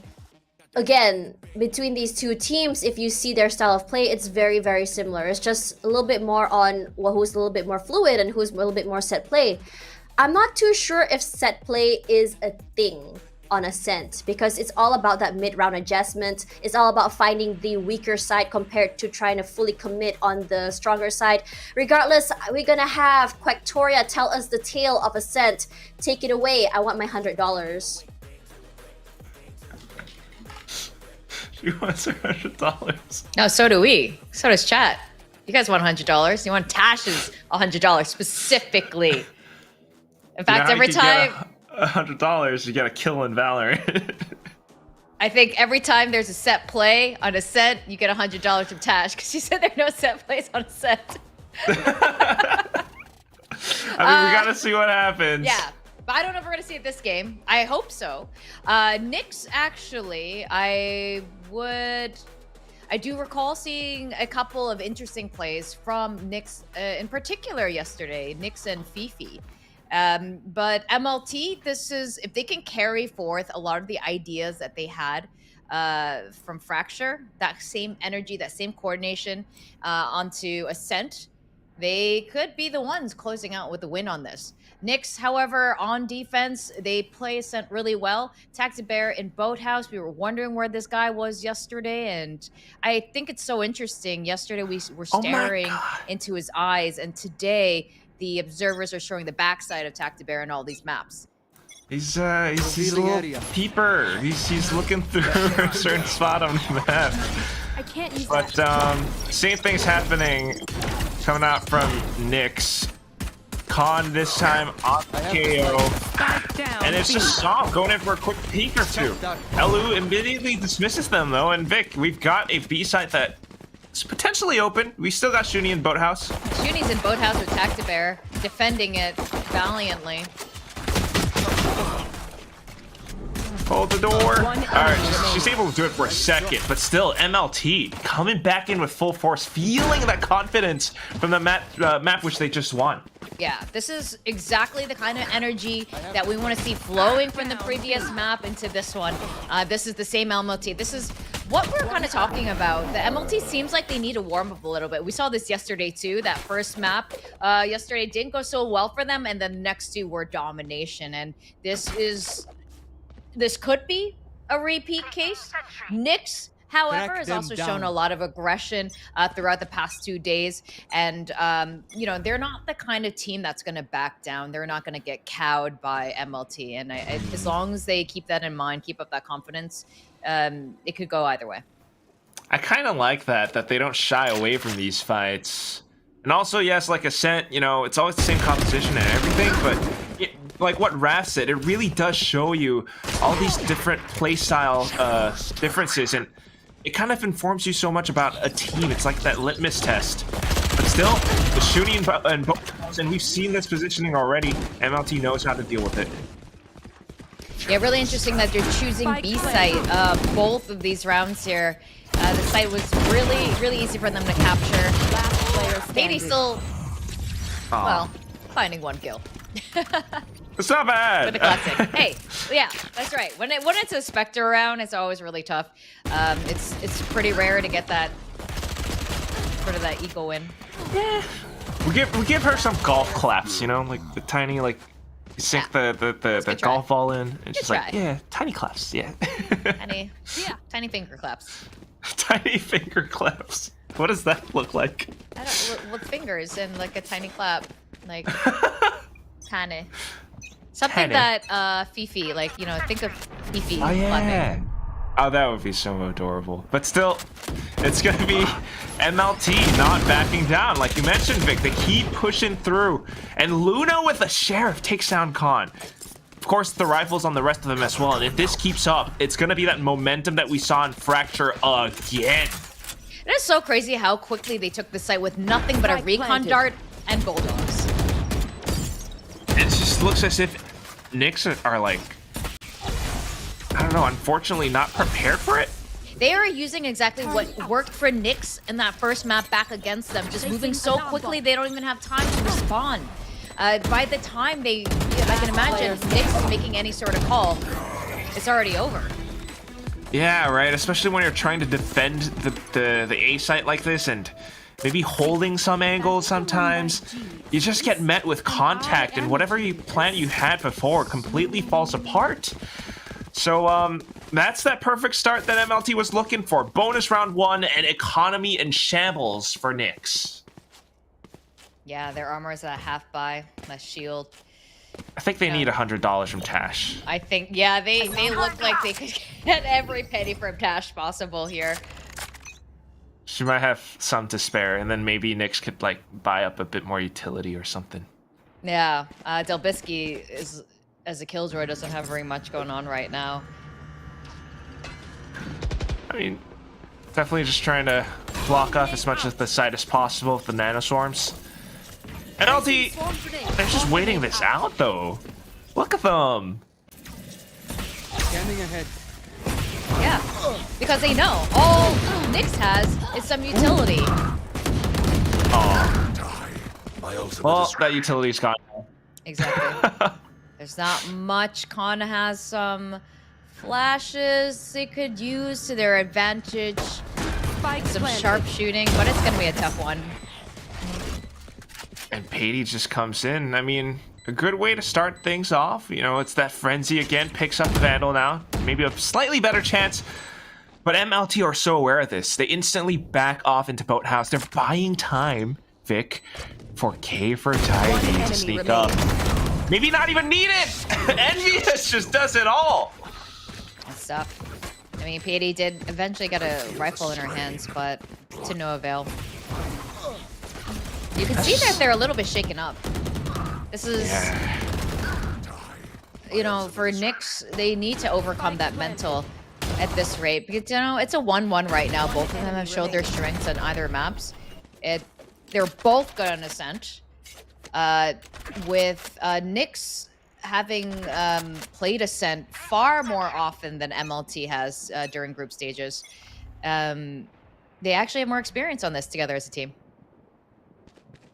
It's ridiculously incredible. I mean, you might think like MLT again, just touching on the players' backgrounds, Envious and K4Dynasty from previously SMG, and K4Dynasty hasn't been playing for quite a while, at least officially. And then you also have Elu from like previous teams, Asteria and whatnot, and they're all just coming together, still having that coordination in this LCQ right now. They put in the work and it shows. Khan is still sharp though. Tiny bits of damage, but again, damage felt, and now MLT deciding to make a move into A. Yep, there we go again. Nothing but a recon dart coming into sight. One enemy remaining. Oh, wow. Katie finding some kills there. With her rifle, Samfire just trying to hang out my generator. Isolates one of those kills. Flashbang out to no one. Oh! I'm built different. It doesn't get her, but still. It's ready. I mean, maybe because... Yeah, maybe if Delbisky was like crouched or something, but... The more important thing gets her, so... Just recorrecting that aim. I mean, what I really liked was Patey, like you mentioned, Vic, it's nothing but a recon bolt, right? But you could already see she was prepared to shoot that down, and that's something that not many teams or players in ranked do, at least. She anticipated where that recon bolt would land and immediately dismissed it, allowing her to find 2 frags, thinned out the numbers a little bit, gave NYX a bit more hope. But then in the final moment still, you got Samfire and she just nails him down. That recon bolt is everything on Ascent. When Odin's come into play, when you have that many ults up online, that info you get from a recon, that should be the first thing you're trying to kill or block or whatever it is. Not get that info to the other team. Yeah, right? Just like toss a cloud burst on it sometimes, Oh my god, now I'm just thinking about it. For the next patch, Recon's down to 2 pings, cloud burst doesn't stay as long anymore. It's tragic. As a Jet main, I am horrified by all of this. Still though, alright. MLT exploring around a little bit. It buys out so much utility from NYX. I mean, Con Piety, they've spent quite a bit now. And MLT just makes the quick adaptation to push over onto B. Look at this. They are full W right now. Foot is like pedal to the metal right now. They're pushing into that B site via market. Luwu looking for those kills. I don't think she knows there are 2 in Boathouse though. She's gonna have to get them both if they get that crossfire set up. They don't. At least they'll basically get the trade too. No! Enemy remaining. NYX getting it back into their control. Okay, Aphrodite though, coming from behind now. 15 seconds. Unfortunately, she does not have enough time 10 to seconds left. go full clutch Aphrodite. So just going in for some frags right now. Pop Flash is coming through from Khan, and it keeps her away. 1 round on the board for NYX. I feel like we've seen this before, Quack. Nailed them. This trend, the scoreline. What do you think? Deleted. You think NYX has what it takes to turn this around?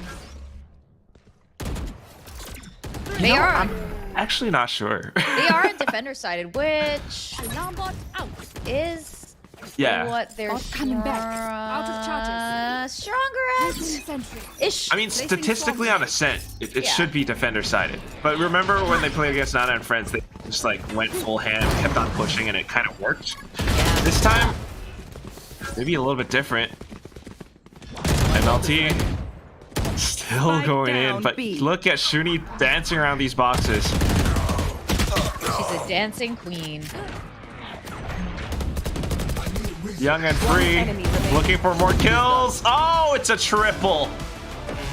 She gets 3. I can't believe, and then now she has her Hunter's Root because of those 3 kills as well. I mean, maybe Delbisky wasn't quite able to receive them very well. I mean, she did get 1, which was enough. At the same time, I mean, this just signals to MLT that they do kind of need to change their game plan up a little bit, because full W keying does not work right now. No, you can only do it so many times before the opponent, if wise enough, and NYX definitely is, because that's how they play sometimes too. They catch you in your tracks. They know how to entrap you, so they do need to change up that tempo. Look at the 2 Timmies in one place. Oh, they're staring at each other. Yeah. What's up, bro? Hi. Hi. Hey, Timmy. Timmy's gone now, and we're going into the B site. Back onto B site, trudging over that mud. One down. Pop The Flash defending and boathouse with their Spike lives. down B. Protect their alone. Last player standing. And now coming in from behind. It's all up to Envious. Cover going out. Envious. Sleeping. And dropping. Not much that you can do other than drop sometimes. Well, you could Especially kill. for opponent. I mean, you gotta try. But that angle that Piety was just holding, tiny bits of jiggles coming out from Envious, which was good, but still, I think it revealed her a little bit too much. So when she wanted to slice the pie and check Piety, by that point, Piety already knew where she was coming from. She got At the out. same time, though, Pie I sliced. mean, that's the crazy thing about NYX. Their boathouse hold right now is so good. When you have Yes. Piety from the shadows to the back site, extra value. It's like more pies. So much pie. I love pie. Are you more of a savory or sweet pie kind of guy? Ooh, it depends. I like shepherd's pie, but I also Oh. like some good sweet pies. Like fruits? Fruit pies? Yeah, we're fruity in Game Changers. Yeah. Elu, though. You do like those fruits. Elu is trying to be the fruit ninja right now. Yeah. Slicing up fruits. Spike planted. You should run. Hiding in that. For lockdown.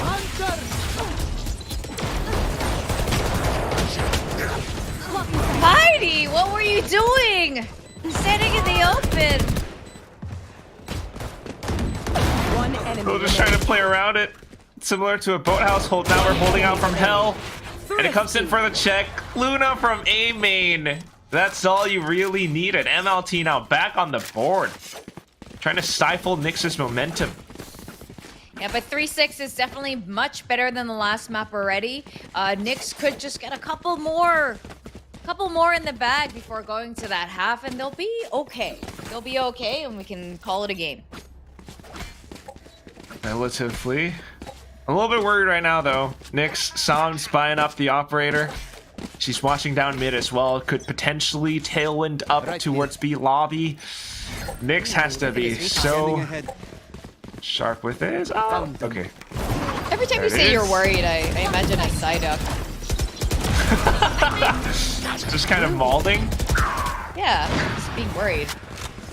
Aluwa pushing way back into spawn. Look at them. They're just taking over spawn right now, rotating. Last player standing. In one That's a no-scope. big circle over to A. Interesting path. Spike planted. Right. Mid. I mean, B first, and then mid, and then now all the way through defender spawn into A. It's crazy. It's like one of those, you know, those African ant armies. They just kill everything in their path. That's exactly what they did. They just flooded into mid, killed everyone along the way in market, picked out anyone over at B, and then just rotated over to A, just killing everyone in their path. Now Delbisky rotating over, like what on earth just happened? But this is kind of the stuff I want to see on Ascent. This is the kind of stuff Raph wants to see on Ascent, where people are playing a little bit differently. Yes, but also just no time right now. Yeah. A little bit unfortunate. And it's great plays coming out from Envious once again. I mean, yes, the whole of MLT, a little unfortunately clipped by the spike. Great entry, right? And with the way that they, you know, march forward like ants, like you're talking about, Vic. But Envious with that one-way smoke at the end is enough to just discourage Delbisky from going forward. Yeah. But Son was crazy with that operator. Nick's definitely taking that time out, like, what on earth just happened? Those weren't normal ants. Those were the African ants that eat everything in their paths. Or locusts. Just raising through the crops. But right now, I mean, it's a major concern as well, because chewing through them like that, there is a bit of a hole in their pockets. And Samda is 2 points away from her Blade Storm, so it's a little bit difficult to pick that up in this round, unless you're lucky enough to find a kill. And you might, have to go for some half buys. Meanwhile, MLT, I mean, if they keep up that pace and you know, we've seen them rush into sites, but at some point they just decided, like, okay, if the NYX is that good at holding Boathouse, we're just not going to fight them. We just go through mid again into defender spawn, into A. That, I could see that happening one more time.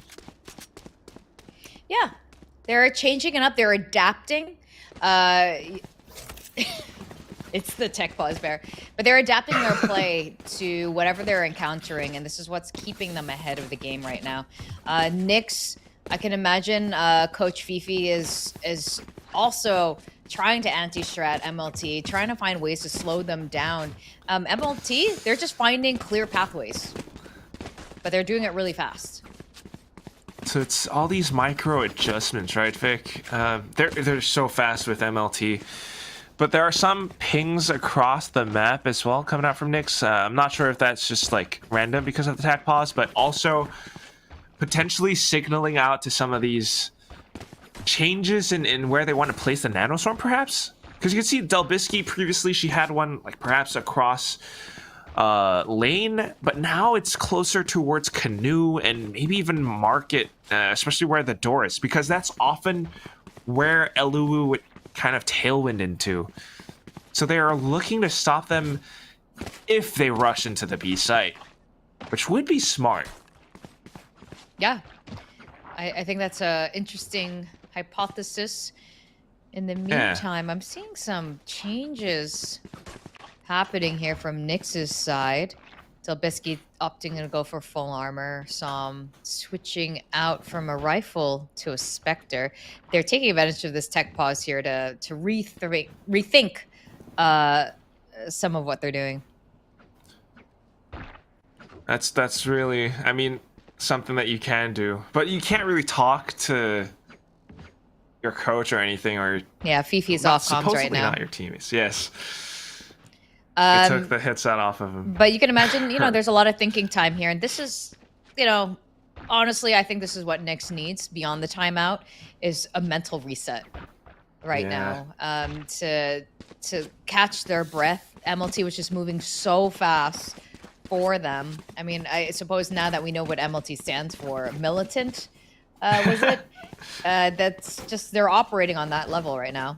An army of ants. Yeah. Army of Ants, just really well coordinated right now, really confident. All right.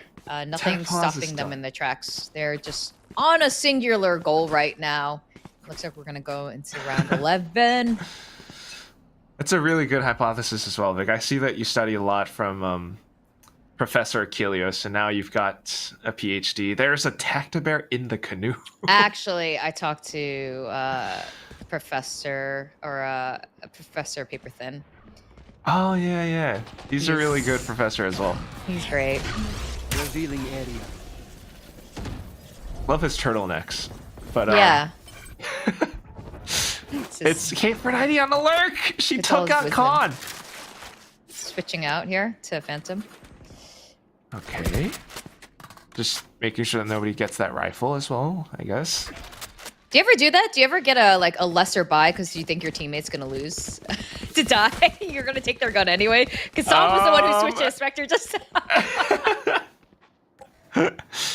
If my teammate is CHUBBYNINJA, maybe. Oh! here. Oh, That is dirty. I knew you were always beating. I'm gonna get killed. The next time we play, Vic is just gonna throw paint shells at me. MLT though, cutting noise now, slowly walking into A. 30 seconds left. And here's the hit. Oh, Paranoia doesn't really connect though. Always has to be Spike careful. down Sean A. is just dishing out the pain coming out from hell right now. They've managed to kind of push up in.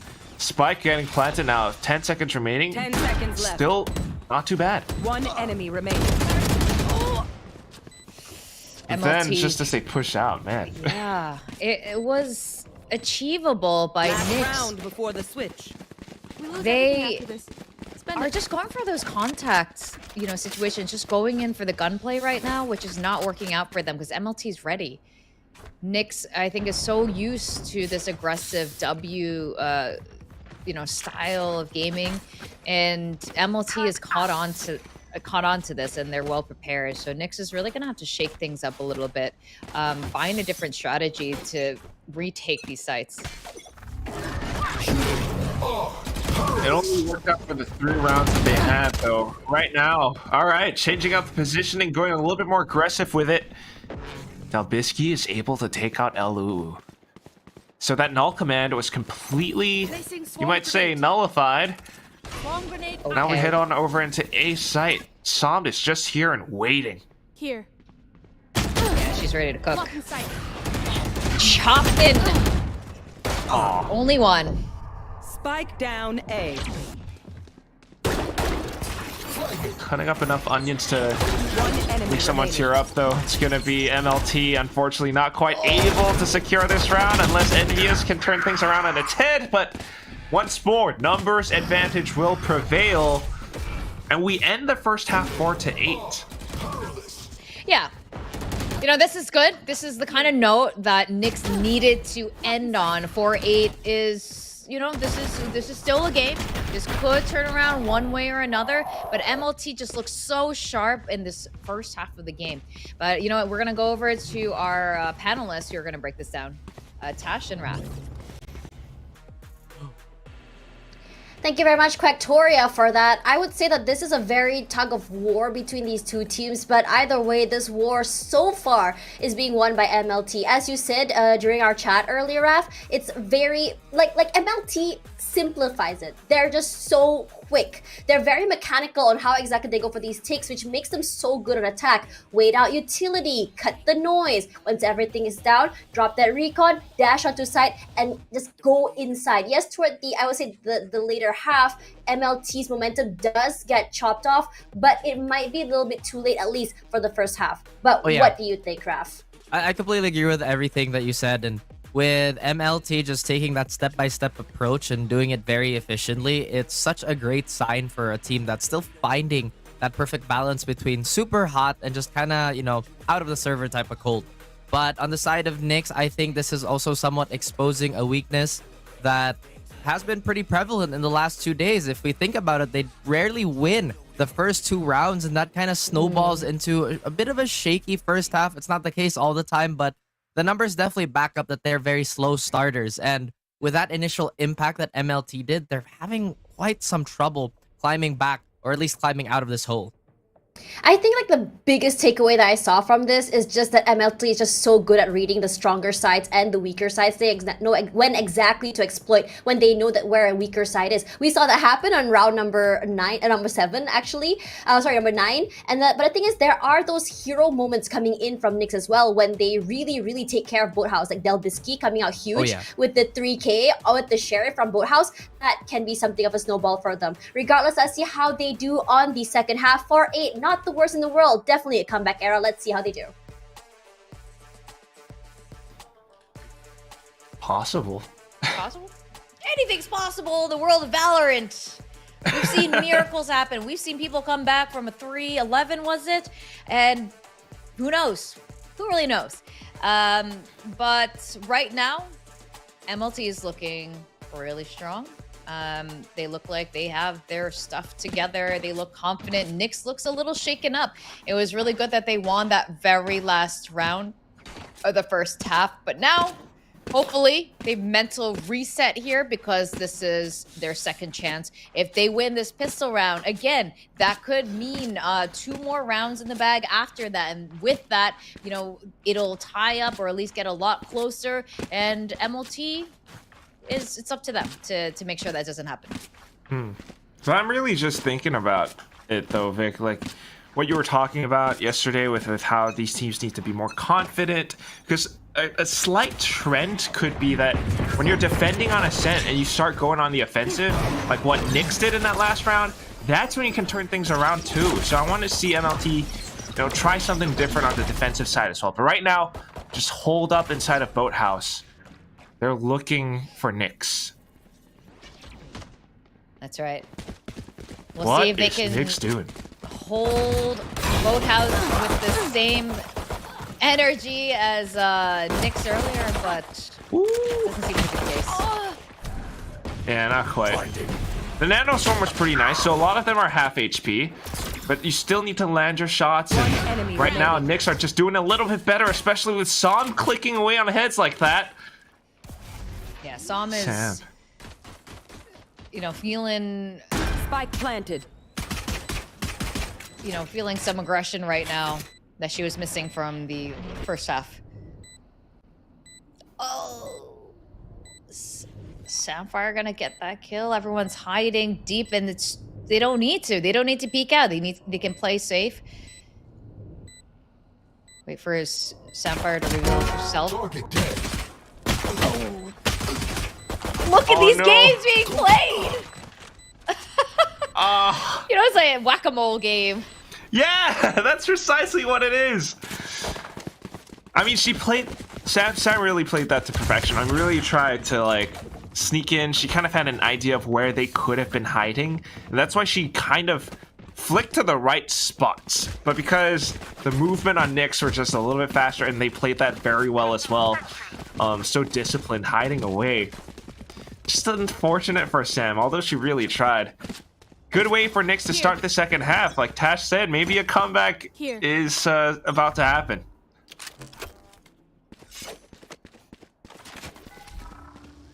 Luna sensing something's amiss. Sending that recon dart confirming her suspicions.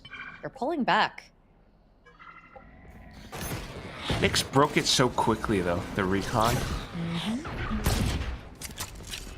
So, although this is information. That's right. I mean, Sova, Killjoy, setups at B tend to be really common. Oh my god! Alright, I don't know if we have it, but we need to... 3 Sheriff shots. Was it a skewer? Or just amazing triple kill over there? I'm not sure. Give us a replay! Yeah, I want to see if it was a hat trick. Replay. I don't know if we actually have it though. Tactic Bear, give us a replay. No, that was great. They defended B really well. I'm pretty sure NYX just went, what on earth happened? But you know what? MLT just aim game, real strong. And sometimes you have a Sheriff in your hand, you know you can't spray. You just can't do anything but flick hits with absolute crispness. And that's all it comes down to. And because of such a play like that, again, Vic, economy completely turned around on its head. NYX are just They need that donation from Tash, really. Yeah, this is really, it's really up to Tash to turn this around. Found them. Maybe a bit of support from Raph. But I mean, right now, MLT again. Look at the rifles they've got. Positioning. They're starting to peek out a little bit. They kind of need to be careful at the same time. Both teams are playing a bit cautiously. Som hunting for at least one head. Make contact, but no kills yet. Going in for a quick B split now. Som, first hit. Blade Storm pulled out, but immediately dismissed by Kferdite. Just the best anchor possible for MLT. Delbisky, although she was lurking, made her way all the way into defender spawn. Not sure if she's going to be able to close this out, especially when it's 4 targets right in front of her. Yeah, Kferdite and Luna just holding that B site so well. I mean, they weren't going to let that mistake happen a second time. They weren't going to let NYX do it again. And now NYX trying to go back to the B site. It's not working out the same way it did as the pistol round. Yeah, not so much. They might need to take a page out of MLT's book and do something a little weird. You know, make some unusual pathing. Do something a little less predictable. I think they were considering it in the pistol round, maybe. Like, they were just hovering around defender spawn, checking if anyone was rotating over. But, right now, it's just a little bit difficult for them to pull it off. And at the same time, Alu's pulled out the operator. She's got her operator. Yes. Her sights trained down into her tiles as well. Oh, there it is. You know, MLT is still carrying their guns from the second round.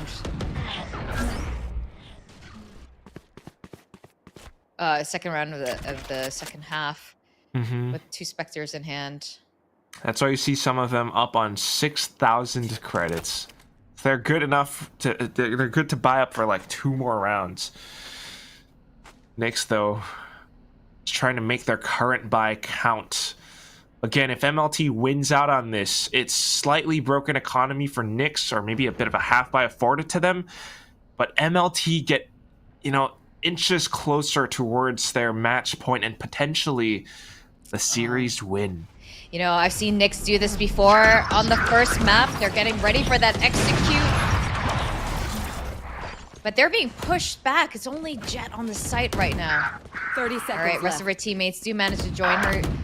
Som getting that kill. Khan following up. Site is theirs for the taking. Spike But planted. Alu, Wow. Last player their standing. operator,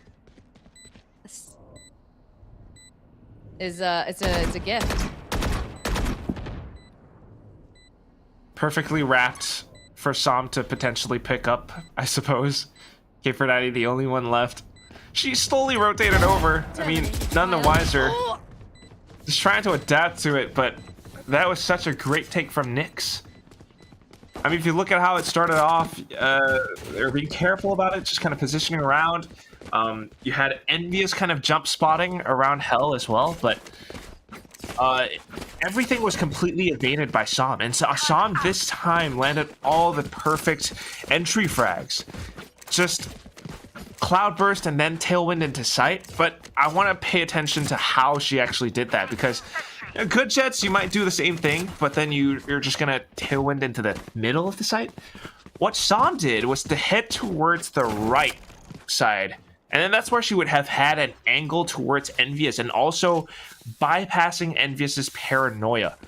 So creating so much space for her team and then just getting the perfect angle on towards Heaven, eliminating Khan and whoever else tried to approach from that spot. So 6-10, and now they stand a fighting chance. But again, remember, like what we were talking about before, MLT, because of the rounds that they've won, they can buy up again. Yeah, that's right. I would expect to see more A hits from NYX. It worked really well for them yesterday, and it's become very apparent. Like you pointed out, Kferdite is just an amazing anchor on B, and it's really hard to push past her on the B site. She defends it really well, and now with her lockdown, you know, up and ready to go, it's gonna be really tough. Just gonna stay alive, maybe use it for a retake.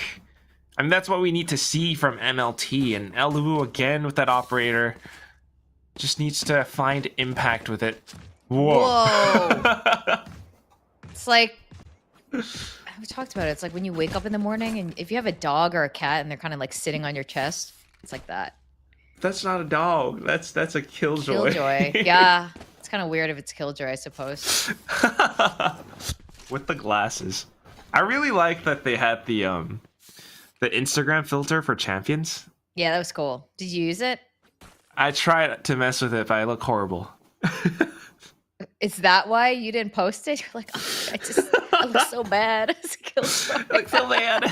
No, I'm actually serious though, because you know how small my eyes are?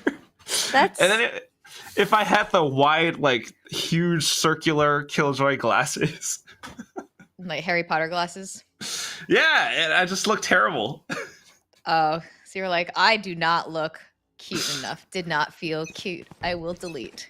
I will delete. I won't delete later. I'll delete right now. Well, that's a shame. I would have liked to see it. All right, they're doing something a little bit differently here, and they, you know, as we were just talking about, the A site might be the formula for success for NYX. Full control of trees right now. And it looks, yeah, Empire doing whatever she can. Oh my god! Down A. That hesitation for NYX really cost them. It gave MLT just enough time to finish that rotation and push them back out. Yeah, they could completely... I mean, I don't know if they pumped their brakes, but it's just that utility coming out from MLT. And again, like what we saw before on the round 14 with K490 and her Sheriff, everyone was already in position. All it took was just for NYX to reveal themselves, and MLT just clicked away. So that's now 6-11. One more point, and we will have match point for MLT.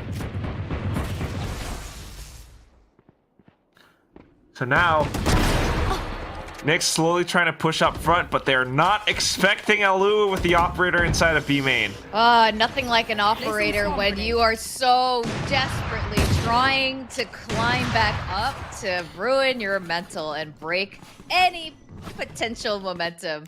Now, they know with the operator there, it's going to be really hard. Luwu wisely repositioning onto mid, sensing a rotation about to happen. They're so ready. They're ready to greet them. Excellent hosts. They're ready to receive their guests. She's got a lot of activities for them as well. Oh yeah, plenty of activities. Util all ready to go. Play catch with the KO's fragment. Yeah, imagine hey catch. There you go. Oh, they caught the flash. Another flash being tossed out as well, and this is also burning down the timer. But the push coming out from Tree definitely is a little bit annoying, and because of that, Luna and Envious can't quite watch their backs. Elu whiffing her shots as well. Unfortunately, it's going to be NYX on the site. Well played and well taken because of a split push. Definitely. Patey's split push there was well rewarded.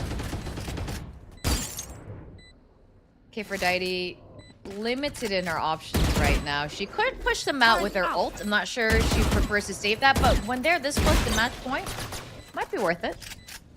Tower it down. But not much time left on the clock, so she decides to just give them info. Give them her home.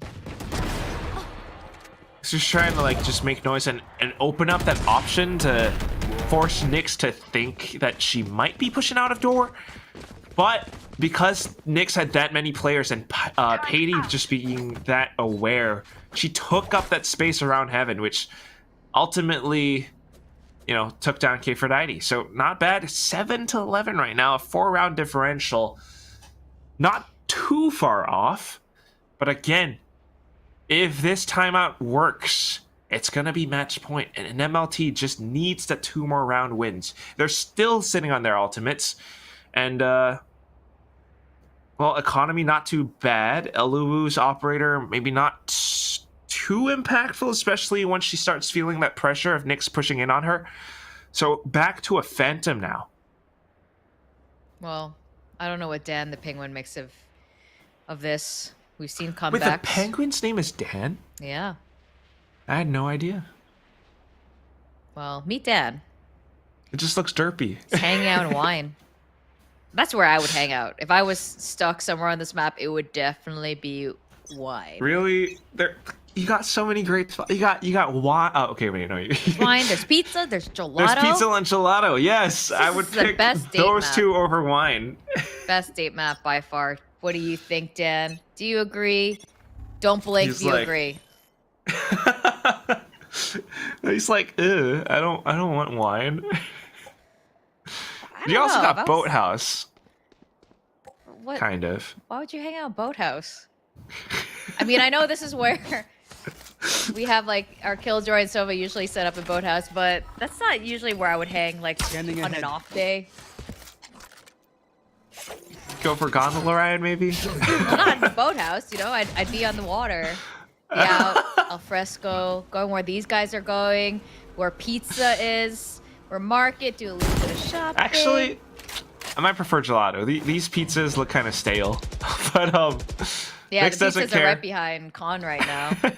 They're usually, you know, still piping hot. Actually, if you look closely at them, smoking. Oh, really? Yep. But Is there like steam they're standing coming on the pizza. That's not how I usually treat my pizza. Well, you need to do that if you want to throw off your opponent's crosshair placement vertically. So, just creating that presence now and a bit of space. Somna pushing in. Eluwu trying to go for that duel, but it's not going to pay off. Piety continuing to push up front. They want to take down B site, but here comes Kfredidi with her Odin. Somna is gone.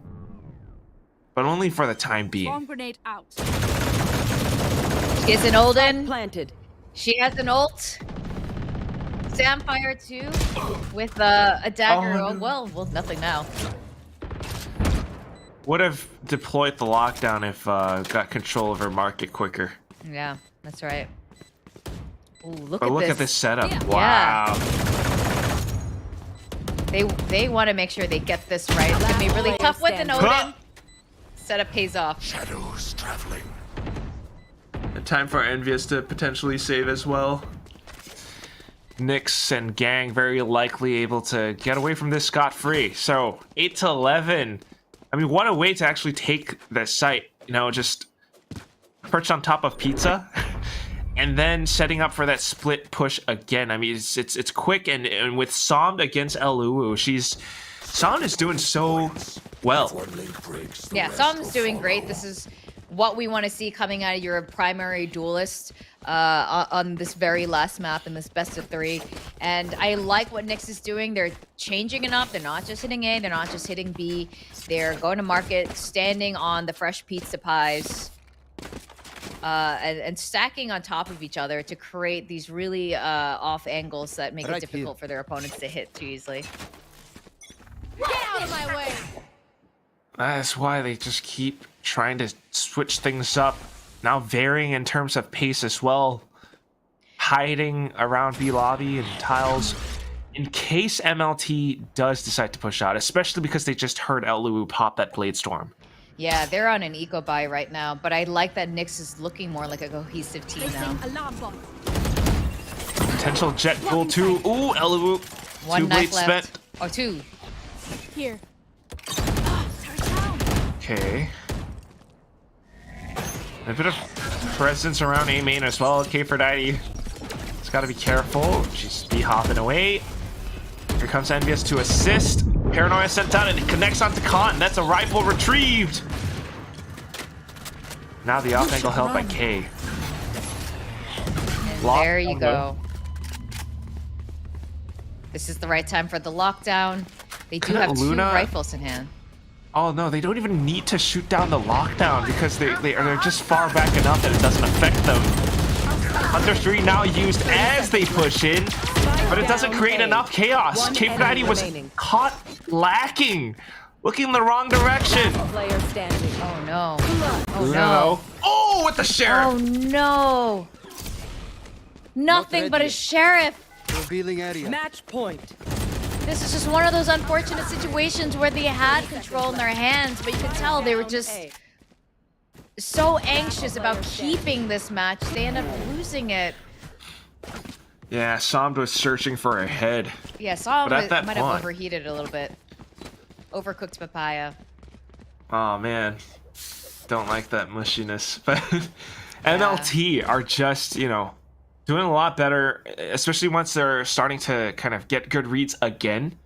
That's what they needed all along. And then just kind of coming in with those staggered ultimates, just because Delbitsky's lockdown was a little bit too shallow. There was just enough room for MLT to hide around. So well played by Luna and Gang, but right now, just trying to keep themselves alive in this upper bracket. NYX Kyosei calling the timeout. That's right. Whereas MLT, one more round. I'm sure MLT is taking advantage of this timeout. I mean, both teams are allowed to speak to each other, no matter which team calls a timeout. There's a floating Tacti Bear coach Fifi talking to NYX Kyosei. Som is their IGL, which is a bit unusual when you have that duelist IGL.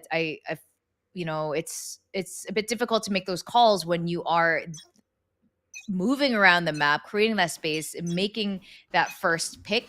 So it's really interesting that NYX plays this way, but perhaps that trickle-down effect goes and affects the whole team in terms of their very aggressive playstyle. It could, and that's kind of what we're seeing right now. Everyone trying to waterfall into the site. Son up on top of Generator, but K4Daddy just takes her down. Now Bisky fires back, though, and that's the lockdown gone. Sapphire wants to start a fight, though, with the null command, and everyone's pushing out of heaven. Recon Bolt does assist a little bit, but look at who's hiding right underneath their shoes. It's gonna be Luna who comes in to take down Shooty. Not to worry about that any longer. Piety able to try to fight back for a second, but then Elu just strikes down in the final moment, closing out the map 13 to 8. Defenders win. Well done by MLT. You know, just like yesterday, that first map, you know, which they dropped, same occurrence today, dropping that first map, almost trying to suss out the other team, figure out what they were going to do next, and I wouldn't say a complete domination on both maps, but in terms of all their executes, all their set plays, and all the ideas that they have, and honestly, just raw gunpowder, there was a well-deserved win, and why they will carry on throughout this LCQ in the upper bracket, continuing on to the finals. What do you make of this, Quack?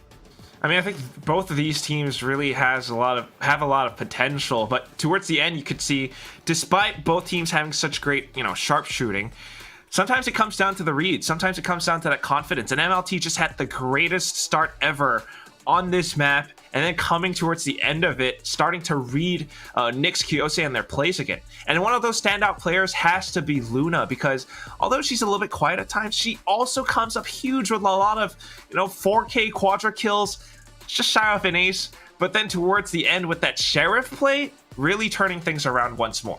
Yeah, definitely.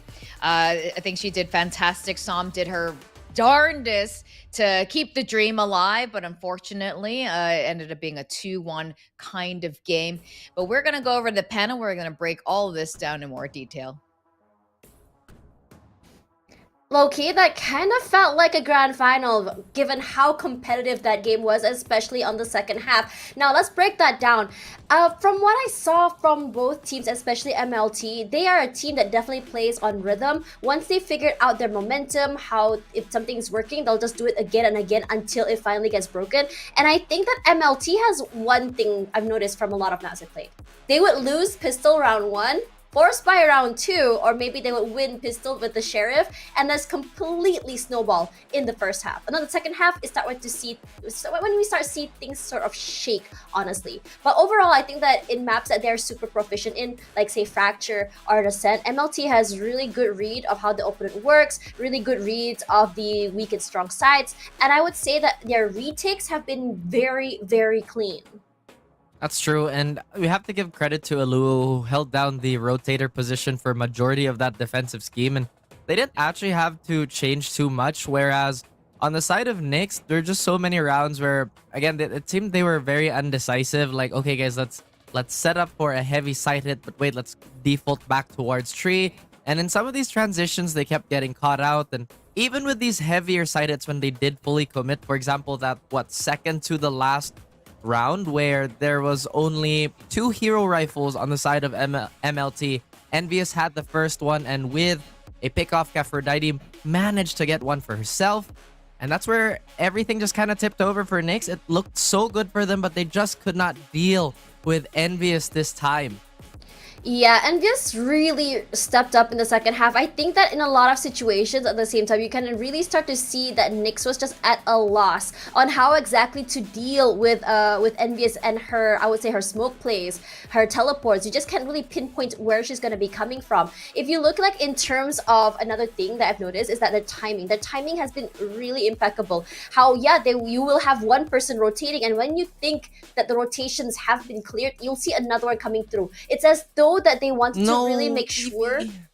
Yeah, I feel bad for Fifi. It's the sad Fifi picture, but coming back, you know, it's kind of like where you can actually see this sort of like double layer when it comes to lurks as well, which really keeps them in check, or at least keeps NYX in check, so you don't get caught off guard. Yeah, there were some rounds that were just, to me, impeccable for NYX. They had this really great high-low setup. They had really good hold of boat house in a lot of situations, but they can't keep doing the same thing over and over when it comes to, but then MLT, they're just so proactive in changing up when something, to reacting to the change-ups whenever something happens.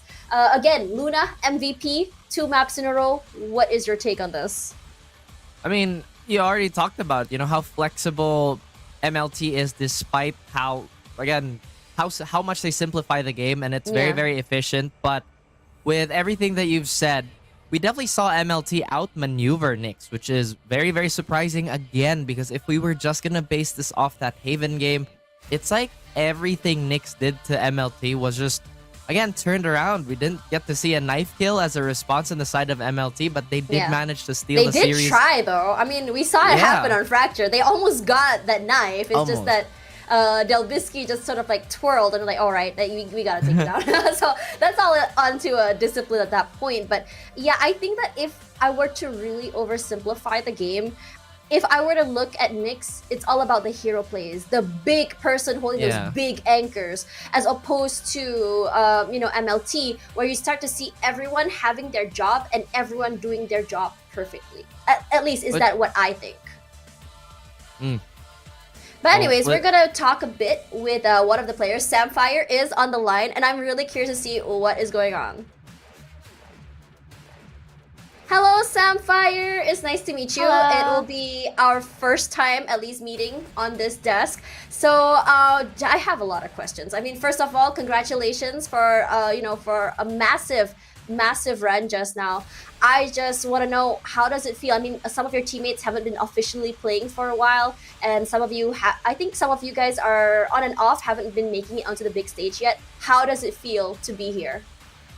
Oh, I'm really proud of my team. We all have high enthusiasm and high hopes, and we will try our best to become qualified. It's just, I feel so relieved the way that we played. We all comms very well. This time we did it very properly. Right, so let's talk a little bit about your run just now. Tell me, what's the difference between how you played on Heaven and how you played on Fractured Ascent? Why is it better for you on Fractured Ascent compared to Heaven? I think it's because it was our first game. It's always our first game that is lack of something. And we were not really sure on that first map. Like, we default a lot, and we were supposed to play together, but we just hesitate a lot. And on Fracture, we chill, we take a breath and take some couple drinks and do some rest, and yeah, we managed to get ourselves calm and sure that we can do this. Yeah, it's very clean how you played those entire rounds. So let's talk a little bit about how MLT came about, because I've been here from Open 123. I didn't see you guys make it until LCQ. Like, how did MLT come about, and what made you decide to join up with these players that we haven't seen on the big stage for a while? What happened there? Okay, so basically MLT just came up, like, it's very new. We practiced for 2 weeks because we just met together. We gathered all the players for 2 weeks in under 2 weeks, and it's because of the manager. The manager came to us. He asked us, "Can we play? Can we be a team and try our best to VCT?" And yeah, that's all. When he asked us, we just start to committing our practice and build up our chemistry and everything. Wait, hold up. So you're telling me that you guys have only played together and practiced for 2 weeks? Yeah. Actually, on yesterday's interview, I accidentally said it 2 months because I was so nervous, but it's actually 2 weeks. 2 weeks. So before this, have you guys ever played together before? Were you guys friends? No, never. It's just okay. K4Dite and NBS were together. Okay, so like, what's the vibe like in your team? Are you guys actually friends? Is it tense? Is it like, because you guys are still very, very new to each other? What's it like? We're very far from each other. I stayed in Indonesia, one from Pakistan, one from Singapore, one from China. It's just we're very long distance, and we just made that up together. Like we had to chill and talk about it, and we're becoming friends on online. So like, is language a barrier issue for you guys, or does everyone just communicate English no problem? Yeah, English no problem. Wow, Raf, I feel like you might have a question to ask. Actually, this isn't the first time we've seen Samfire on, on the interview. I think we interviewed her way back when she was still on Point Authority Blossom, right? Oh yeah. I think, yeah, it was. So, actually, I don't think this is a question, but like to see the growth from that point to now, just like as players, you guys have grown so much, and the way you played was super impressive. And you, what you said about just having a slow start, take a deep breath, just relax a little bit, play the game. I think that's like already a sign of a very, very mature team. Like, don't you agree, Tash? Yeah, I really think so. And I really think that having, obviously having Envious and K4Dite in your team is giving you guys a little bit more, I would say, of an experience when it comes to approaching the game. So for now, I think a lot of people, do want to know about the return of these two players, plus you guys. Do you guys have anything you want to say to everyone of your fans, or at least the supporters at home? We're just going to say to them that keep supporting us. We will try our best and see you guys on the next stage. Yeah, there we go. Thank you so much, Samfire. I think that's all from us. Good luck for your next one. I'm super excited to see it. The only thing I think that Raf is very upset about is that there was no justice for Fifi the dog because you guys took down NYX. So we're going to be waiting for that. So we'll see you later, Samfire. Bye. Bye. Thank you. Oh, so that's why you're so quiet, huh, Raf? You're still upset about it. What have you done? Honestly, if I had my dog coach me, that would be the greatest trick. Like, hey Manju, do you wanna, coach me Valorant? Yeah. That'd be crazy. I mean, do you know that meme on the internet? Like, on the internet, nobody knows your cat. Like, you could be like, nobody knows your dog. Yeah, it's true. Who knows? What if I'm just, like AI? I'm an actual What dog, if? Okay, hear me out. What if you're a robot, and inside your chest is actually Mandu controlling you? I don't know. I cannot confirm nor deny these accusations. Anyways, I'm gonna recover for whatever that was. We're gonna go for a quick break, and when we come back, Series 2 for the VCT Game Changers Asia Pacific LCQ. We'll be right back. Enemy remaining. Nice job. One enemy remaining.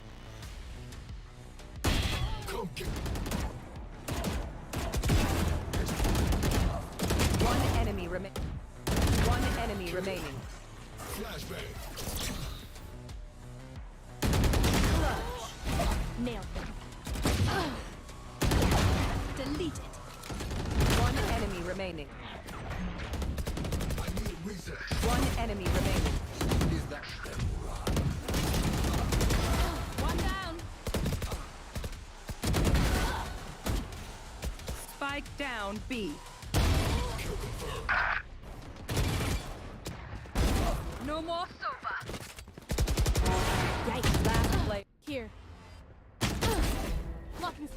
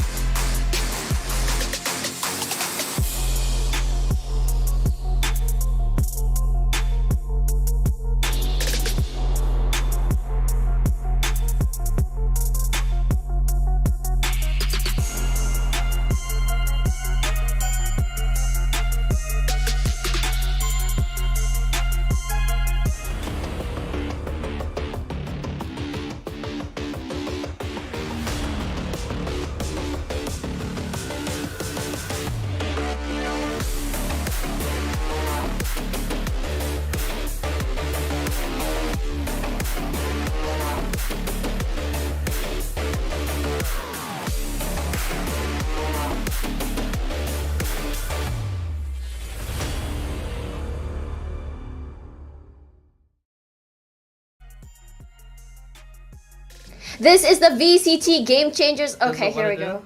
Yeah, okay. Okay, she One, has to two, three. Okay, there you go. I'm super shy, super shy. Wait a minute. Okay, this is great. This That's is it. That's great. good. That's No, anyways. no. Okay, anyways, hi everyone, I'm TASHBUNNY alongside Raf. We are your VCT Game Changers Asia Pacific hosts and analysts. This is the last chance qualifiers, and this particular series is the last chance for these ladies to prove themselves whether or not they will be moving forward up the brackets or going home, literally. Yes. Again, just the urgency in the voice of Tash after dancing super shy is definitely present. But you know what? We always come to this point where we have to say goodbye to one of the teams. And it's, you know, how many opens, how many circuits we've gone through. It's really still not something we get used to. It's really not fun at all. No, because all these girls have a lot of potential, and one of them is this team called Be My Team. Now, this team is rather new, in my opinion. Sorry, is this new? Yeah, it is. So, this team is rather new, and it's really fun to see when girls actually just debut so last minute to show us that they've got what it takes to challenge some of the best. Absolutely. And Be My Team, we talked about how if a lot of our teams are still unknown quantities, I think they really personify that, right? Because this is one of the, I guess, just out of the woodworks teams. Very, very fresh. And we're still very curious on what they can do on the server and how they approach the game. But of course, Sash, we have to introduce the opposition. Yep, Nana and friends. Yesterday, this team had, even though it was a 2-0 score, I would say each rounds were pretty close between Nana and friends alongside NYX Kyosei. So you can say that this team definitely has, I would say, some competitive experience, know exactly how to play protocol. And I would say that this team between NYX as well as Nana and friends, I think that Nana and friends has a good default mind sort of play style and setup going on that's just really working in their favor. The thing that we have to like consider is that, especially in comparison to our previous match, right? Because we said the same thing about NYX and MLT. Yeah, MLT. Is that, you know, NYX has the better defaults and possibly the sturdier foundation, but once you get hit by that, basically that initial shot, it's pretty much Kawabanga from there for MLT. So I feel like it'd be very similar in this case with Nana and friends and Be My Team, right? Because that's right. In combat sports too, everybody has a plan until you get punched in the face. We just kind of have to wait how these teams react. Right, so yesterday, MLT eSports 2-1 Be My Team, and Nana against Kyosei was 2-0. Now, looking at these map picks, we are going to be looking at Ascent, Pearl, and Split. Oh, actually a pretty interesting... Come on, man. I Ascent mean, again. when we look at MLT and Be My Team, they didn't play these maps, but Nana and friends, they did run Ascent yesterday. So at least one of the maps have been played, and it was NYX's, I would say, pick. So this time it's going to be picked by Be My Team. So I think we see a lot of Ascent, I think, throughout these last 2 days. It's been like 4 out of 4 at this point.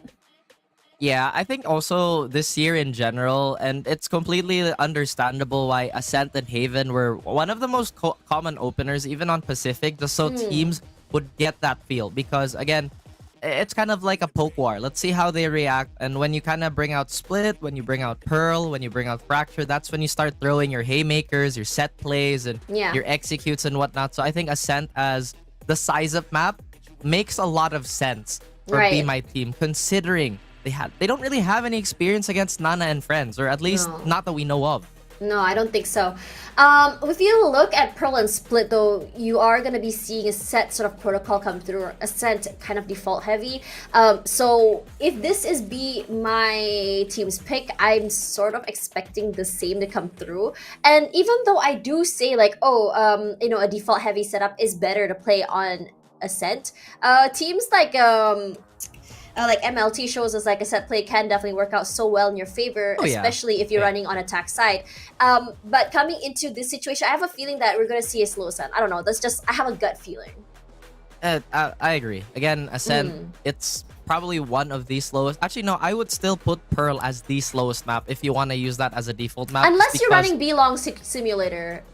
Yeah, like you default off B-Long, but the rotations for the attacking side is so safe unless the defending team puts that much resource and effort into wrestling mid away, then it just becomes, oh no, let's rotate. Oh no, let's rotate times 5 times 10 in one match. But that being said, yeah, it might be really slow ascent, Tash, especially when they're still going to be on that icebreaker phase, as you mentioned. Yeah, trying to size up each other, understand how each other works.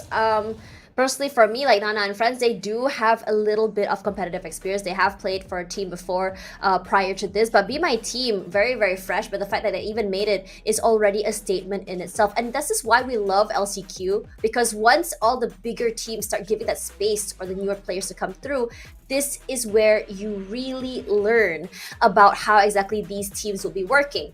Now, to me, a team can only grow. You can scrim as much as you want, honestly, but nothing beats the real, I would say, competition, the knowledge, the experience you get in competing on an actual stage.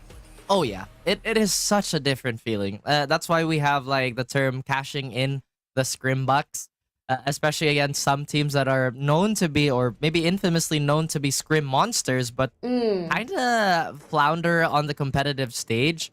But again, that's normal, or it's something that a lot of teams have to get over, because the mental pressure of knowing that, oh no, we are in this for real. We are playing for really, really high stakes. And again, that's just a lot to bear for some of these teams, especially our newer competitors. Yeah, and we're going to be seeing I would say, a mirror sort of matchup between these two teams. Actually, I'm quite surprised that we are seeing the exact same ones for these two teams. What do you think? Oh, well, I think the Astra is going to be interesting just because of how flexible Astra is. I think Astra is still such an underrated pick. Can be used aggressively, can be used defensively, and can be used hyper-reactively. So it's great to see her back on the field. Yeah, I'm honestly surprised that it's going to be an Astra picked over an Omen, because most players love to play an Omen on the start because of the versatility that he can bring when it comes to teleporting and the repositioning. But Astra can actually work so well, especially in that post-play situation. So let's see how both teams play with this lineup. So Quack and Victoria, take it away. I'm just happy. It's a little bit different. Yeah, we got something a little bit different. I don't hate Ascent, like Raph. Yeah, I can hear him right now in my ear. He's like, whoa. But I can understand why. It is, again, one of the oldest maps, one that comes up all the time. It not just in Game Changers, but honestly, it doesn't matter which region. It's just a really popular map. But we were talking about this yesterday. I think this applies again. It's really, at this point, when it's the oldest map, when you got mirrored comps, it's really down to your creativity and how sharp you are, how well coordinated you are as a team. This is really a test of all your skills. We're talking about, this is the base litmus test, is the Ascent map. Now we got two teams, both teams from Thailand actually, facing off against each other. And, you know, play styles from country to country can also vary. So it'll be really interesting to see how these two Thai teams face up against each other. Recon Dart really far in on attacker's side, getting the info. They're rotating really quickly to A now.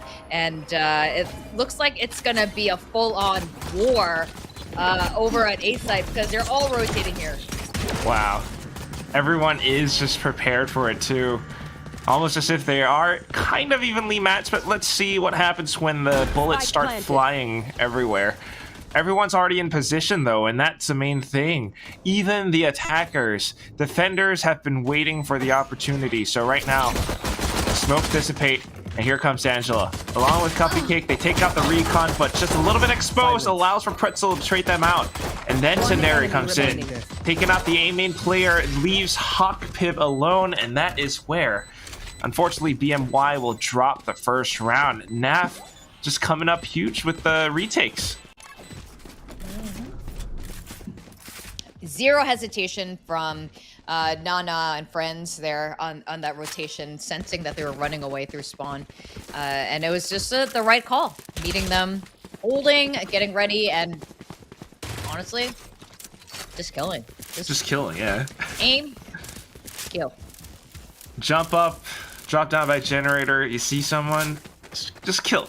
Just kill. Don't overthink it. Sometimes that happens because of, yes, you have the pizza buff. Steamy pizza. We're talking about okay, it. I I told see you what the you mean pizza's now. still hot. I just noticed. All right, I'll not talk stale. about the one in the boxes. But yeah, I mean, Nana and Friends had a great read, and I think that was one of the main things. At the same time, though, because it is two tie teams, one of them has to go home. And that's the main thing, because they're all looking to, you know, join up with their other tie sisters, you know, Full Set Sapphire and everyone else who might be in. So trying to go for that one spot and just making it a friendly match, going in, checking out A short.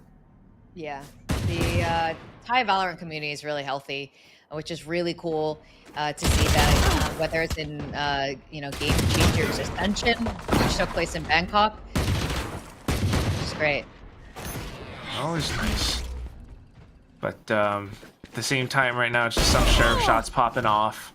Nana and Friends once again getting a good read on the situation. They're just positioned around where Be My Team's players could be, you know, lurking towards. 30 seconds left. One enemy remaining. All right, one more. No more Oh. to oppose us. Clean with it. Yeah, Sundari with the really clean bulldog shots. A bow and arrow is old-fashioned. I mean, this is to be expected, you know, winning the pistol round and then winning out the second buy round. But what's really going to matter now is round 3. Be My Team finally is loaded up with rifles. They have a second chance of doing this right. I like that Cuppy Cake spot at the Vandal too, though. And once again, we're thinking about the Astras instead of Omens on this map right now. So, Nana and Friends, maybe slightly different plays coming through. They're pushing out into A main. Is that cupcake spray? It's a cupcake? Oh my, that would be very That's great. appropriate. I love it. Turret down. And meanwhile, Ice is just hiding on site. All the stars engulfing it too. But they're aware that this is very quickly going to be a B hit. So rotation's already coming through, Vic. That's right. This is the first time we're seeing Astra in the last 2 days on Ascent in particular, which is refreshing. Interesting though that both teams have decided to use Astra as their main controller. Seeing like all the stars and maybe the gravity wells and Nova Pulse that they could pull off, but right now it hasn't really done all too much. No, that's right. I think when we get closer towards the first half, when her ult comes up, this is where we're going to see a lot of really interesting plays. Spike down. Trying to push in deeper now, though. 30 seconds They're left. receiving so much damage from Sundari, however. And that is a trait that ultimately favors Nana and Friends. Spike planted. Boathouse. Can't use Holding that the to fort in conceal me. Boathouse. It's going to be pretty tough, but Nana and Friends, can they keep it up going into round 3? I guess what's good is that Cuppy Cake doesn't have any more stars to spare, because if they were in Boathouse and she had a couple of stars, they might just get pulled in. So going in now, Nana and Friends start things off. We got Angela dashing in, Last player trying to pull out and draw some of that incoming fire. And it comes down to a one-on-one. Cuppy Cake instantly spots out Hawk Piven. It's going to be a perfect 3, and oh, yeah, she's going to be able to stick to defuse. Tactibear approves. Oh my god. It's in the drain. That's sort of like It, you know, the movie It, like he's the It Oh, little hey, clown. yeah, Pennywise. Yeah, Pennywise, there we go. Pennywise Tactibear. And steaming pizza, ready for serving.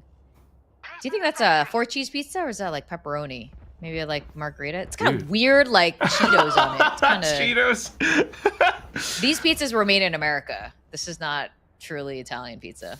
I don't know if I approve of this. Well, there's a bottle of wine on the side. Oh, nothing wrong with the wine. It's just Cheetos on a pizza. Some people might love it. The idea of it. A little bit of texture. Crumble up some Cheetos and pour them over a pizza. Ew. All right. So Derry ready with that shock dart. And both teams are taking their time now. Yeah, it's kind of time for Be My Team to take a step back and really rethink this, because they got to be careful. But right now, just peeking into it. Once more, Nana and Friends receives them in kind. This is just headshots back to back. You know, Nuki was a really key player yesterday. I imagine if she can keep up all those really crispy shots, even as the initiator, they'll continue to be on a really good track. Although it's Senderi today that's stepping up. Oh, yes. They were not using Asher yesterday, were they? This is already quite different. Yeah. 30 seconds left. Changing things up, too. I mean, playing against another Thai team. But interesting thing to note, at the very least, I mean, apart from the fact that this is the bonus round won by Nana and Friends, and they're just kind of allowing Be My Team to walk into their crosshairs, collecting on kills. Their economy is great, but also 4-0. Be My Team is led by Mooping X Moopings, and she's kind of, I think, the more experienced player on the team. Everyone else only just started playing Game Changers this year on this team. They've been playing since the first open, maybe not the deepest runs, but they have been trying to make a bit of that splash. So it's kind of nice seeing new faces right now in the Game Changers scene. 100%. I am all for anyone who tries. And, you know, it could be a bit daunting going into the competitive scene. So props to these ladies, you know, stepping into the ring for the first time, going against a more experienced team like Nana and Friends, and yesterday as well. You know, when it comes to competitive play, more experience, the better. And you got to start somewhere. So all things considered, like, I hope we continue to see a lot of these players continue on. Yeah, right. Yeah, and they're thinking right now, taking that time out, trying to sort out what the problem is. This is good. I want to see this kind of, you know, tactics come into play, and I'm excited to see what Mooping has called out for. Also, Mooping actually means something in Thai. Oh, really? It's a dish. Yep. And I will... You want to know more about it? It's one of my favorite, like, street foods in Thailand. It's basically, you know, satay, like pork skewers. So it's a pork skewer, but it is so much better than satay. It's basically made with, like, fish sauce, soy sauce, oyster sauce. It's like MSG covered pork. It is so good. One of my favorite things ever, grilled pork, Mooping. Also, like, the IGL. Ultra savory. Sweet, right savory. now. Very good. Look at them, they're already on site. Yeah, they've managed to go all the way through, but I'm a little bit worried because this is only because Nana and Friends kind of let them in, and Senderi's throwing out shock darts. Let's really tag anyone. Oh, and then the hold from Wine, Hawkpib. Excellent holes there. That flank did not pay off. Just Cupcake left. Pretzel really low in HP, but this is going to be really hard. The crossfire is set up from the three girls. That's great. Timeout paid off. Yeah, perfectly. I'm not sure if Nana and Friends overcooked or if Be My Team just really, you know, played a lot better.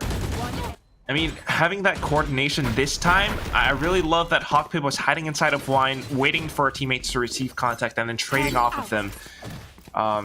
Really allowed them to thin out the herd of Nana and Friends. So, great way to play. And you have to think, like, they must have improved quite a bit ever since the first Game Changers APAC Open of the year as well. So, not bad. And Nana and Friends now have to rethink as well. Both teams sitting on 3 ultimates. Yeah, those 3 ults will come in really handy, especially considering it's their controller and Sentinel. 4 ults now up online. But Nana and Friends have 3 of their own. Here. Okay. Just cutting noise at the same time too, though. Waiting for that star to dissipate, the nebula. But now that a second one has gone up, they're like, all right, we've stalled long enough. We gotta rotate over now. And they're making a just slow march over onto the B site. You still have Hawkpip kind of lurking, though. And this is where she could cause a bit of havoc, but she's got to be wary of that alarm bot, which is very common around pizza. Null command comes out as they charge into sight, clipping Angela's wings, but she still does have a rifle in hand. Thing clearing the way for the rest of her team on site. A great pop flash coming out from Dummy. Spike planted. Now it's the Hunter's Fury coming in with a bit of retake potential, trying to trace and track through the walls. Moving, suffering quite a bit of damage, but still relatively staying alive. They answer back with their own null command as they try to retake site. This is getting messy. Meanwhile, Nana and friends just really coordinating with this retake, but Last player standing. some of the players are dropping. It's down to a 1-on-2, and Nuki just swings out the side, knowing that the last player's inside a boathouse.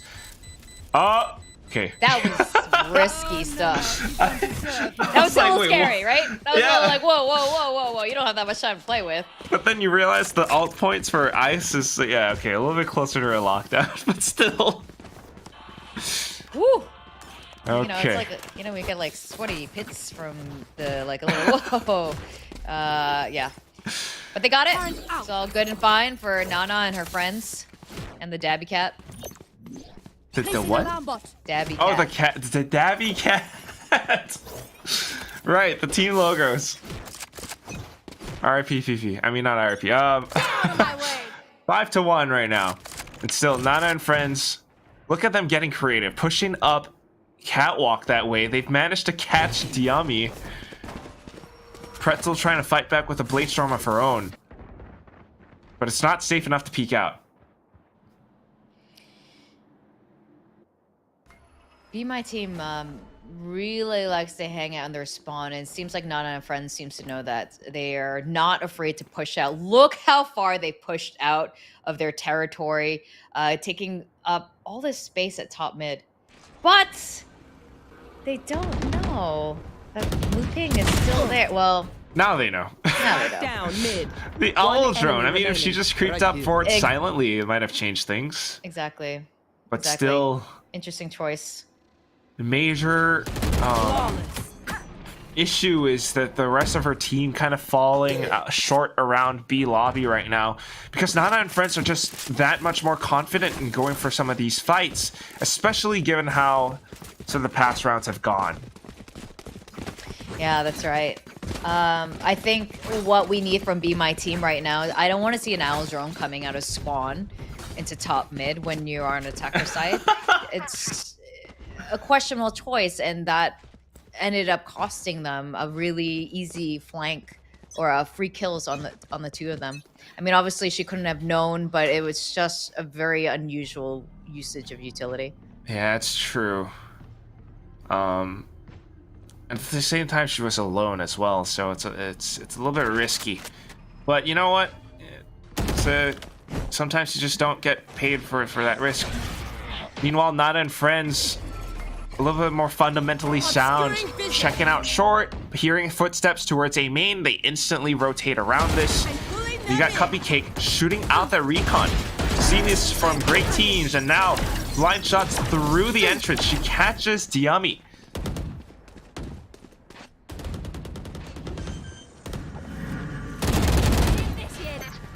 Rest of them just playing around the site as well. Both lockdowns coming out. They just had Nana and friends trying to retake all the way from door. Hopkib is trying to deny them that entry. But I don't know how long more she can do that. Spike is taking away, so she might have time as her ally if Mooping can stay alive long enough. But here it comes, push into hell. Ice just sneaks right under with a crouch, and Nuki takes out Hawkpiv. It's Nana and friends, and they are bulldozing through. Yeah, I mean, just the way they retook site, covering different angles. They're obviously calming really well, and they're looking full confident right now. I mean, obviously, for good reason. I mean, ridiculously good reason. The money in their bellies are still like really, really good. Meanwhile, for Be My Team, I mean, lost bonus and everything, sure, but right now it's another round where a little bit unfortunate, but they have nothing but sheriffs to go off of. A Cosmic Divide on the side of Lily, but I don't think you want to deploy that in this current round. So they're going to have to try and assess their options again. Perhaps try to find a bit of an opening pick before really, you know, executing in. One of the rounds where Be My Team won was when they actually executed onto the B site. So perhaps going for another similar attempt. Nana and Friends, however, just very, very cognizant of every movement on the board. You know, they came really close with an A execute as well. And a lot of it was confidence. Just going to the site and maintaining that confidence. The only time they falter is when they start to hesitate and doubt themselves. And NAF take advantage of that and just push in and kill Be My Team that they could have easily won. Yeah. That's why they're able to find some picks, but right now, trying to peek off of each other, unfortunately. Pretzel not quite able to land it. Nana and Friends once more. I mean, Senderi has been popping off, just watching angles at times. She finds multi-frags on multi-frags, and Cupcake doing similar as well. That's why you see there are 3 players on Nana and Friends with 10 kills each. You know, Lily's been sitting on her ult for a really long time. It'll be interesting if they have something in their strat book utilizing that divide to their advantage. Yeah, you don't see it too often these days. Most times it's more with the Omen ult. But a Cosmic Divide just to block off some entrances could be useful. That said, though, still have quite the mountain of utility to push past on the B site if that's where they decide to hit. Looks like they are deciding on this. It's gonna be a tough one though, again with that Sova Killjoy combo to anchor B. They're just looking to set up for the execute. But look at Nuki, Cupcake, they're all prepared for this. Ice has been waiting around defender spawn for the longest time. They hear that tailwind in now.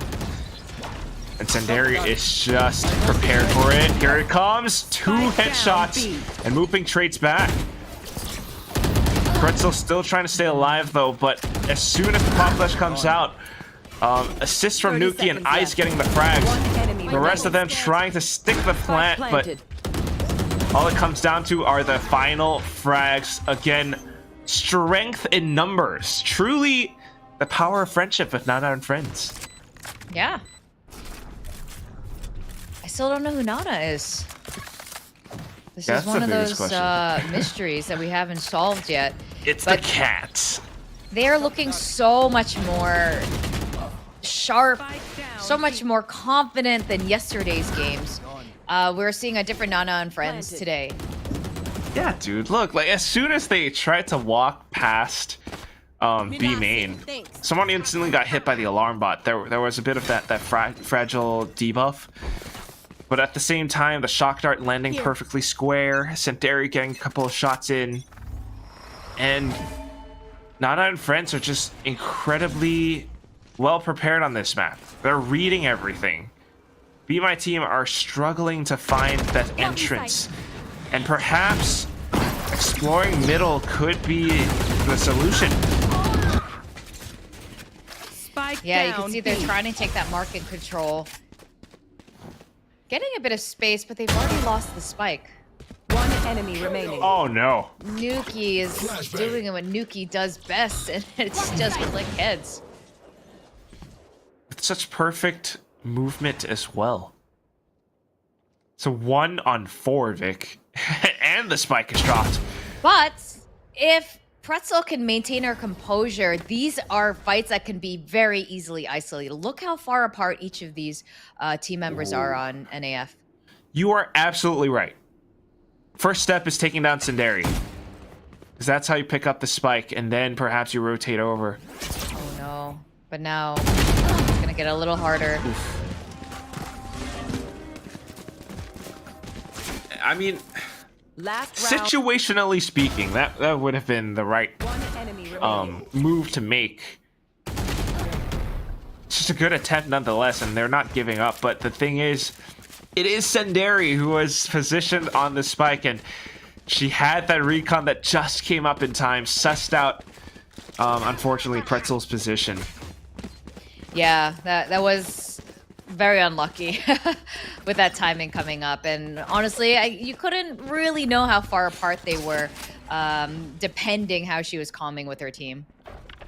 Right. And again, when it comes to team play here, when people talk about comms, it's about not just getting locations of your enemy. It's, you know, keeping track of what kind of util is still up, when those utils going to get refreshed. And hopefully this is the kind of info that Be My Team is sharing with each other. Certainly attempting for it anyways, and right now it's just going for a different approach into the B site, a bit more of a split push, some from stairs, some from lane, and they've managed to take out that first obstacle that is Senderi. You are divided. The rest of Nana and Friends now setting up for the retake, but here comes that Cosmic Divide from Lily. And it's just put up at the right time to block them all. Now they're gonna think twice before pushing through it. Hunter Sphere as well, Vic. What? All right, trying to get any info as you know that they can get. There's an Odin waiting inside. Ooh, ice. Here. In her veins. Getting 2 kills. remaining. She's got the Odin. Player standing. Just going in for oh, and it's the quad. No time for the defuse. I don't think so. Yeah, it's a little bit short.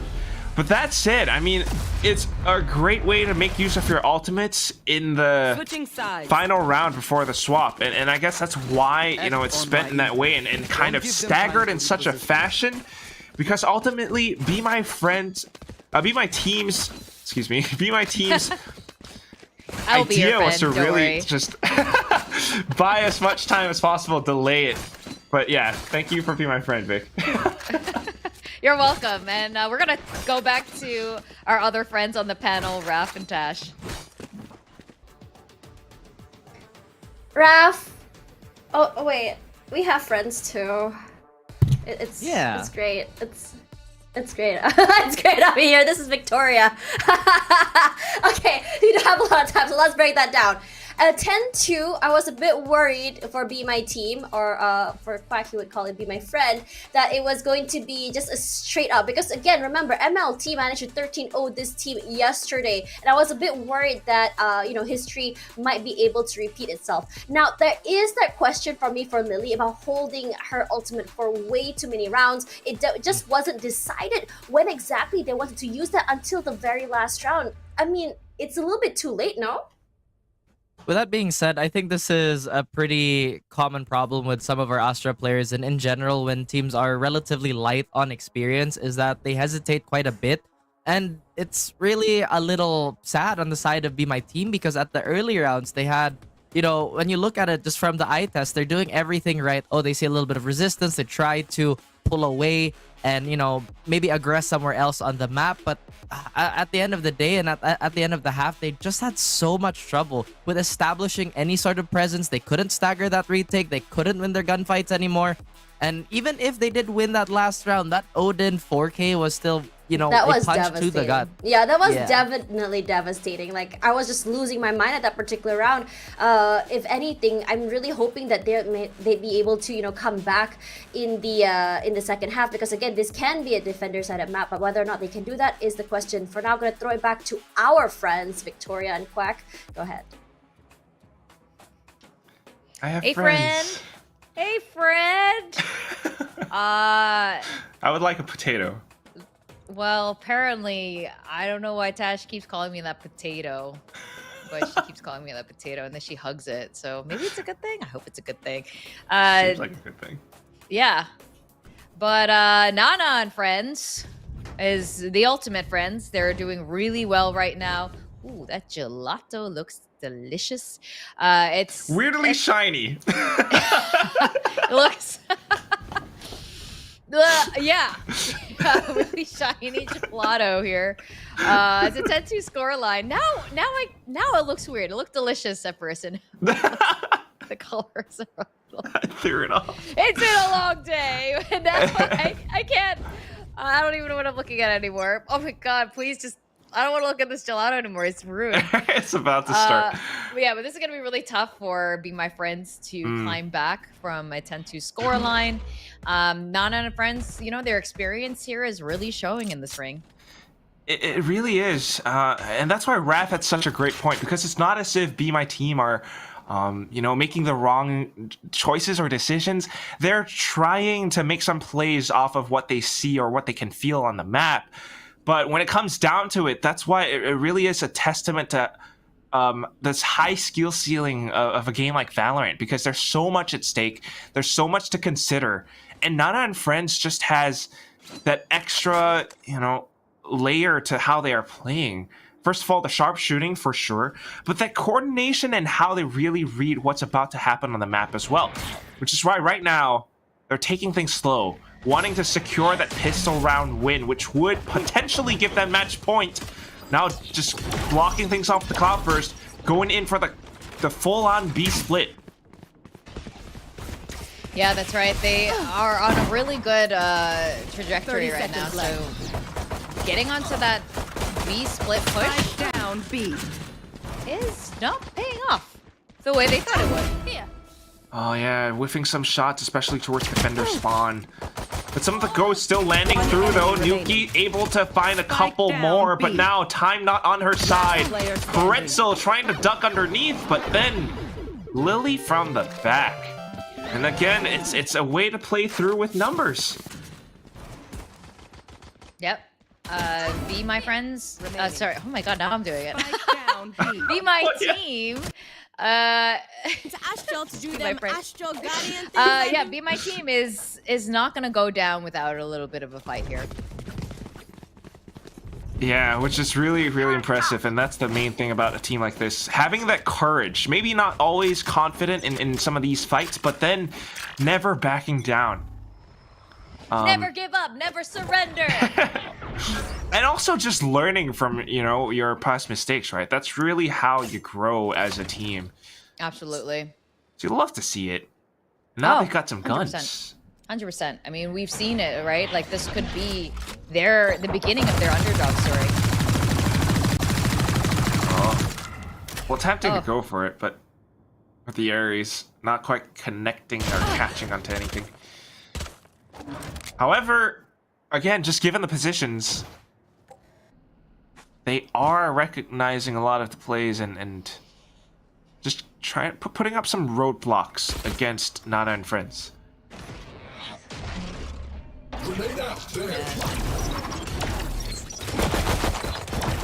Between pretzels and mooping. Looping, hands down. A. One enemy remaining. And cupcakes. Everything sounds delicious. Would you say it sounds yummy? It sounds yummy. Oh my god. What is happening? But still, I mean, I guess kind of a good attempt. Just watching Angela like hop over the crossing that way. But still, with the Spectres coming out from Be My Team, it's still a little bit sharper. And now we've got the full rifles coming out from Nana and Friends. A Bucky being purchased by Pretzel, though. Wonder what the game plan is there. I think it is to get some cheap shots and get a lot of people responsible. It looks like they're expecting a B hit, a fast B hit, knowing that they have rifles right now. This might be the right call by Be My Team. I'm going to call them Friends. Well, hey, they've got a lot of friends with them on the B site, especially if you're considering Hawkpip and her Killjoy utility. The Nanostorms have already been popped, but Angela's just going to bypass them, closing down the door that blocks off Market. Nana and Friends continue to push through, but there is that Bucky. First shot hitting on towards Nuki. And then close range with the Spectres, but still being read by Nana and Friends. They clear out Boathouse, finally finding that site capture. I mean, this is going to be a hard retake. Oh, yeah. Cupcake has a star. Lily's picked up the Vandal. And still a little bit of time to work with. Yeah. One It's not an enemy impossible remaining. situation, but it slowly becomes more so. 1v2, still achievable. Trying to get any info there. Not quite getting it. Well, at least she knows that they're in boathouse. Ooh. They have everything they need on Mooping. My god. Yeah. Just completely revealed. I mean, it's a lot of like, I want to kind of say textbook plays coming out from Nana and friends. If they have an advantage, they will stick to it. And that's just hiding inside a boathouse. No need to overpeak or anything like that. I mean, they just don't want to show their hand. But at times, you just see such incredible plays from players like Nuki and Senderi because of the way that they make use of their utility and how they have that crisp aim at times, especially in the first half for Senderi and her Bulldog. But right now, a timeout, the final one being called by Be My Team. Yeah. This is their final timeout now. It's the first map in this best of 3. But I imagine they want to do their absolute best. This is the last chance qualifier, and this would be the last one of this season if they don't make it through. There are 6 teams already ready to go in Game Changers Elite. And out of this LCQ, only 2 teams can make it. And that's why it's one of those things where you're just going to have to try and give it your all. But if it doesn't happen, then maybe sometimes it just doesn't happen. But at the very least, they gave it their best shot. And Be My Team right now just growing so much together. And it's always a pleasure to watch something like that. However, that said, it is an 11-4 scoreline. If they want to start a comeback, it has to happen right now. Because if not, it's going to be match point. Be My Team, this is their map pick. They have to make it count. Well, they're doing everything in their power. After that timeout, this is it. Scanning ahead. And they hear those dashes as well. A little bit slightly early with the recon vault, if I'm being honest. And it doesn't really find all too much. Look at Nana and friends. It's just Angela lurking around Pizza, whereas the rest of the team have pushed up short. Ooh. Oh. D Yummy finds a yummy headshot. Killjoy Pocket finds one more. They are at a man advantage here. Woman advantage. It's another one of those weird rounds where you have Nana and friends and now they already had such great positions, but then kind of going out for some peaks, now losing out numbers. But Ice brings things back to normal. Turret plays down. Mooping goes in, and we're back to a one-on-one. Cupcake, Ice, they're dancing around the corners, going in the merry-go-round. But here comes Mooping out from behind, just a little bit quicker. Cupcake gets completely bitten. And Be My Team stays alive for one more round. Hey, Be My Team survives another round. This is good. 11-5. I mean, this is what I'm talking about. You see, like, Diyami tossing out the fragment. Senderi, I guess, maybe previously using utility and trying to push up A main. But then the duels start to happen because Be My Team forces them. And Nana and friends somehow just slowly starting to slip a little bit. And it always happens once they kind of reach around match point. Yeah, that's to be the trend for them. But I like this. I like the potential that we're seeing from Be My Team. Now they have an operator in hand. Ooh, hopefully yes. this comes in really handy, getting some critical first kills. Too suppressed. You see them? Like, clearly Be My Team are a very capable team. And with that operator out, in addition to their arsenal, they might just be able to watch certain angles. And right now, that's going to be Pretzel eyeing down A main. I'm trying to get a little bit more info. They already got a bit of the B site, but a lot of time is already ticked away. Yeah. Be My Team not really wanting to push out too much either. But the issue with that is that sometimes, you know, even though Nana and friends are on a slightly weaker buy, it's an incredibly reactive play coming out from Be My Team. You're gonna have to ensure that you put up enough roadblocks, find enough frags, because if not, things might turn around on its head. But right now, it's working pretty well. Nana and friends are peeking into some of these angles again, and they're just getting taken out. Yeah, I think you described it perfectly. There was potential for that to go really badly, but it does end up working in their favor. Fortunately for Be My Team, now up 6 points, and now it looks recoverable. Slowly going back into it again. The buy's coming through as well. But right now, Nana and friends stands another chance at pushing us into match point. You've got the Cosmic Divide and the Lockdown. Meanwhile, interestingly enough, Be My Team has the Null command and another Cosmic Divide. It's possible that they can use these for retakes. Yeah, oh, absolutely. Pop Flash coming out.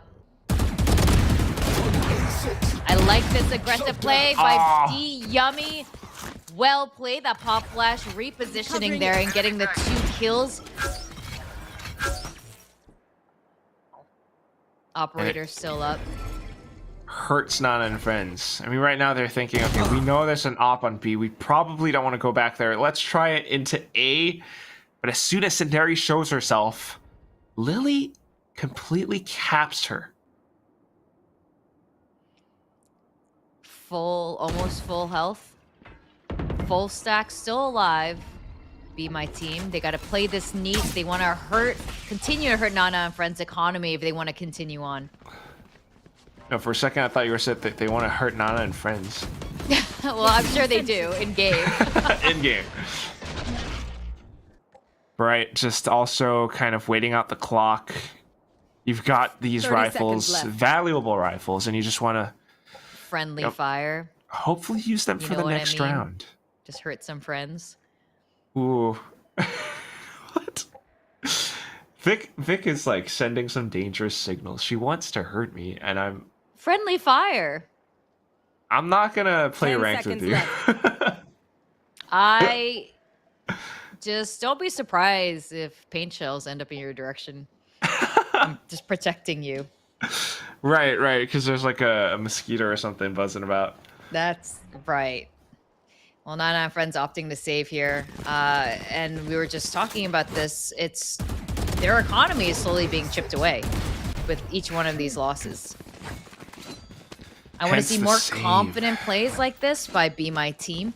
Prior to this, they were pretty, doing standard plays, which are very predictable on a map like Ascent. So when you switch it up suddenly at this point in the game, it's taking Nana and friends off guard. But let's see if they can continue that. Get out of my way! I guess potentially also attributing to the fact that the map is laid out to be somewhat defender-sided. But if Nana and friends can just bulldoze into a site, especially with the ultimates that they have, they could somewhat overwhelm Be My Team's defenses, and that's what they're doing with this lockdown right now. Space created, door shut, and everyone's trying to push in to take control over these post-plant positions. Yep, they're setting up for it. Dino Swarm, rifles, doesn't matter. Angela's just hiding with a shorty. Cosmic now Divide. staggering the ultimates. Coming up to slow them any of the defensive push down. Oh my god, body blocked! Gee!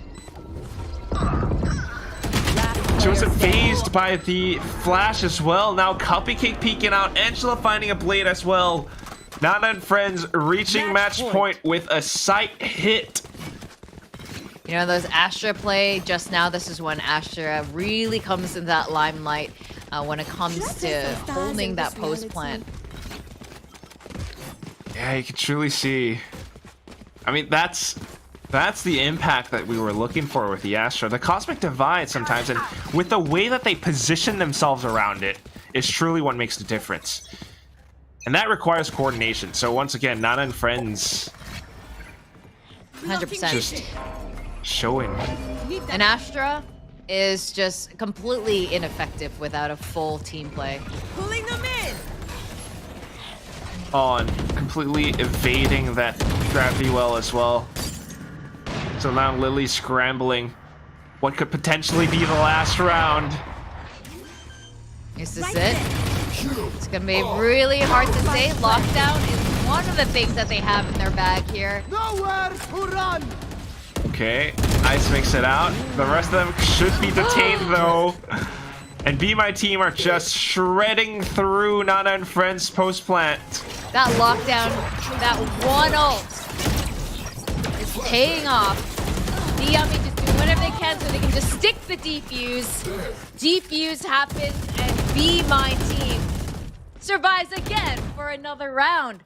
This is match point for Nana and Friends. We were talking about this. You mentioned it. This happened yesterday as well. When they're so close to match point, that's when it sometimes starts to slip away. And it was a really, you know, just good usage of that one util, that one ult, that Killjoy. Oh, yeah.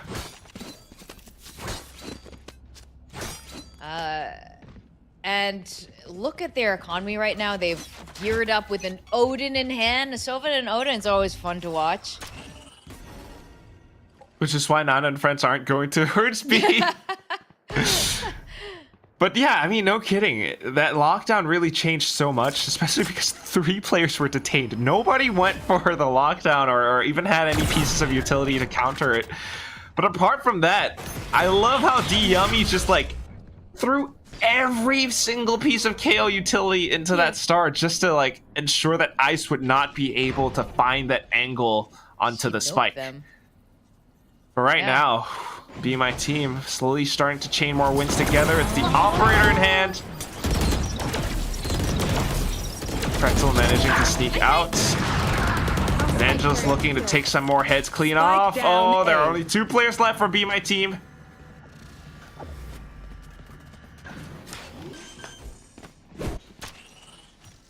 Almost thinking about pushing up heaven. Oh! Oh! Take flight. That's Shoktar taking down Nuki.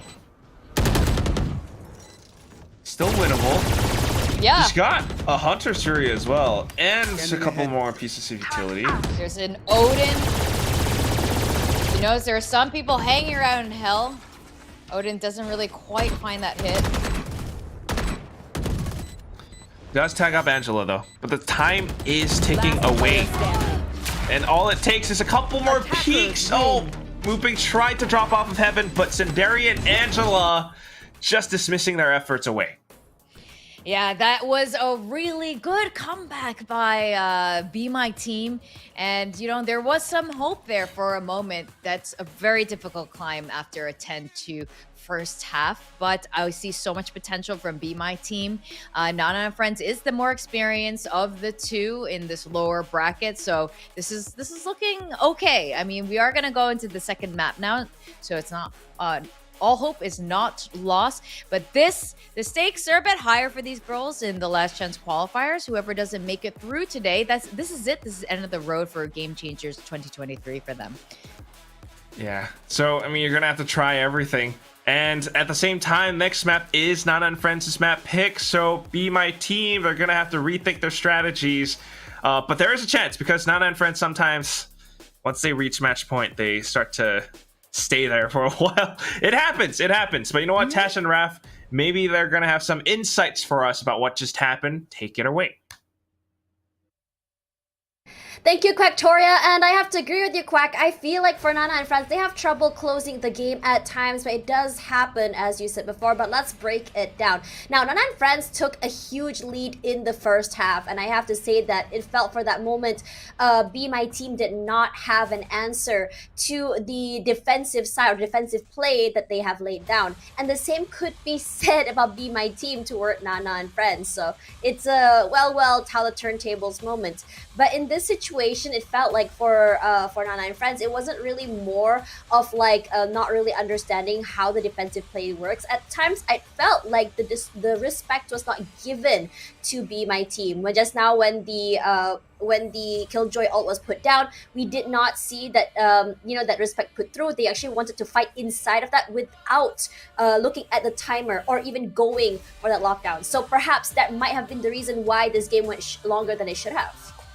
That's true. I mean, they had a Hunter's Fury. They thought about it. They let it rip very, very late already into that lockdown. And quite honestly, with everything that both Quack and Vic have said and you have said, it just feels like Nana and Friends were sitting on that lead a little bit too much. Granted, they had quite a few rounds to give. So, it did give Be My Team a little bit of time to shake off that rust, to shake off the nerves, and really show that they can hang with everybody else and do as well as they can. Hopefully, though, even though it's not their map pick on Pearl in just quite a few minutes, they start off much better in comparison to this Ascent showing. Yeah, now coming into this game in particular, Nuki, of course, I think everyone has their eye on her. She has been massive with her very, very sharp flicks, her headshots, as well as her multi-frags. But on the other side, I really want to pay attention to Hotpip, because for Hotpip, why is it so hard to say it? For Hotpip, I think for her timing in where she positions herself, whether it be on A main just to catch people off guard on Wine, or maybe toward the middle side where just to catch people in that mid rotations, have been phenomenal. She's been catching people in the mid rotations, in that post plant scenarios where they're about to leave sites and just play off on main. It's been huge, and I think in these situations, the holes as well coming in from BMY in the second half was also huge, especially after I believe it was Pretzel bought that up, because I think that for her, landing those shots have been massive, and they weren't able. So at least I think Nana and Friends haven't been able to counter her on that op at all. Yeah, I mean, that's also been a bit of a problem on Be My Team. Again, it could be the nerves, it could be the lack of a potential warm-up, but again, everything that led up to the gunfight was pretty much in a textbook manner correct. Yeah. It's just when they had to land the shot, it just kind of fell, and Nuki was completely on the opposite spectrum. She was just absolutely on fire with the duel she was taking, especially with those tree holds as a defender. Definitely highlighted her ability to duel and just to sheer out muscle the opponent.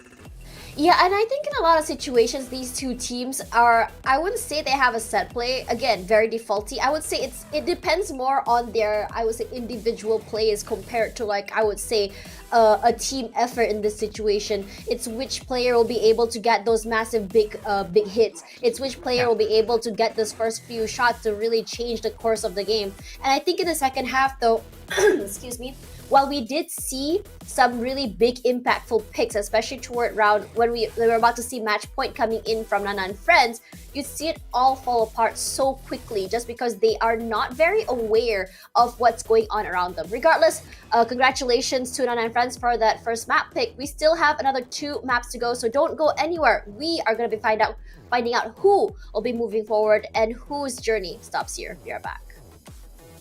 One enemy remaining.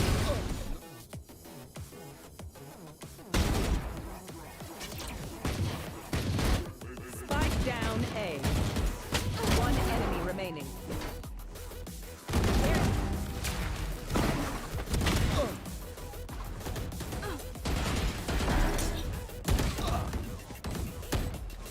One enemy remaining.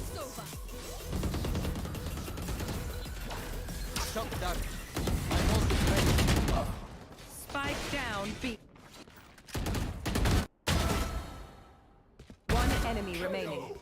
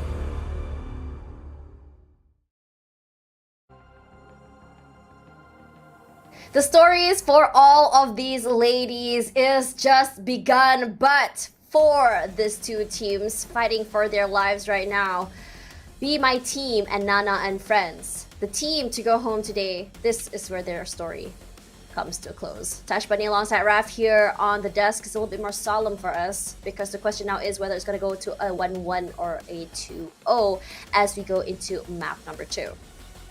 I mean, you can't make it sound like it's worse than it is, Tash. You know what I mean? Like, yes, we're saying goodbye to one of these teams, but yeah, to see the strides that they've made and for Be My Team to be completely brand new and to make it this far is already something we should celebrate, right? But Pearl, yeah, oh my goodness. The slowest map in the entire game right in front of us. And unfortunately for Be My Team, kind of dropping the ball on their own map pick. So again, the forecast is not too friendly for BMY as Nana and Friends, they look to close this out, especially with the momentum they got for themselves. Yeah, I think that Nana and Friends, I mean, I think both teams have probably learned a lot on the Ascent map. They have learned that Nana and Friends have an issue with closing out the rounds or even the game. And as for Be My Team, it's all about that, you know, it's all about that delay in finding the answer, which is toward the second half end of the game. So each team will need to find a way to rectify these issues as they go into the second map, because again, as Victoria said earlier, it's pretty heavy right now. It is pretty heavy, but again, it's just maybe that's just the optimist in me, you know, like, hey, let's look at all the great things that they've, you know, pushed through and even made it to the playoffs. But unfortunately, as you mentioned, this is how competition is. We have one team that wins and another team that loses, and that's just the nature of the beast. Yeah, but going into this map, you talked about it, right? They had very, very visible, I would say, flaws that they have to work on. The closing out on the side of Nana and Friends, and to be a little more diligent when it comes to that proverbial fourth quarter. As, again, there was a lot of those moments where Be My Team looked like they were mounting a comeback.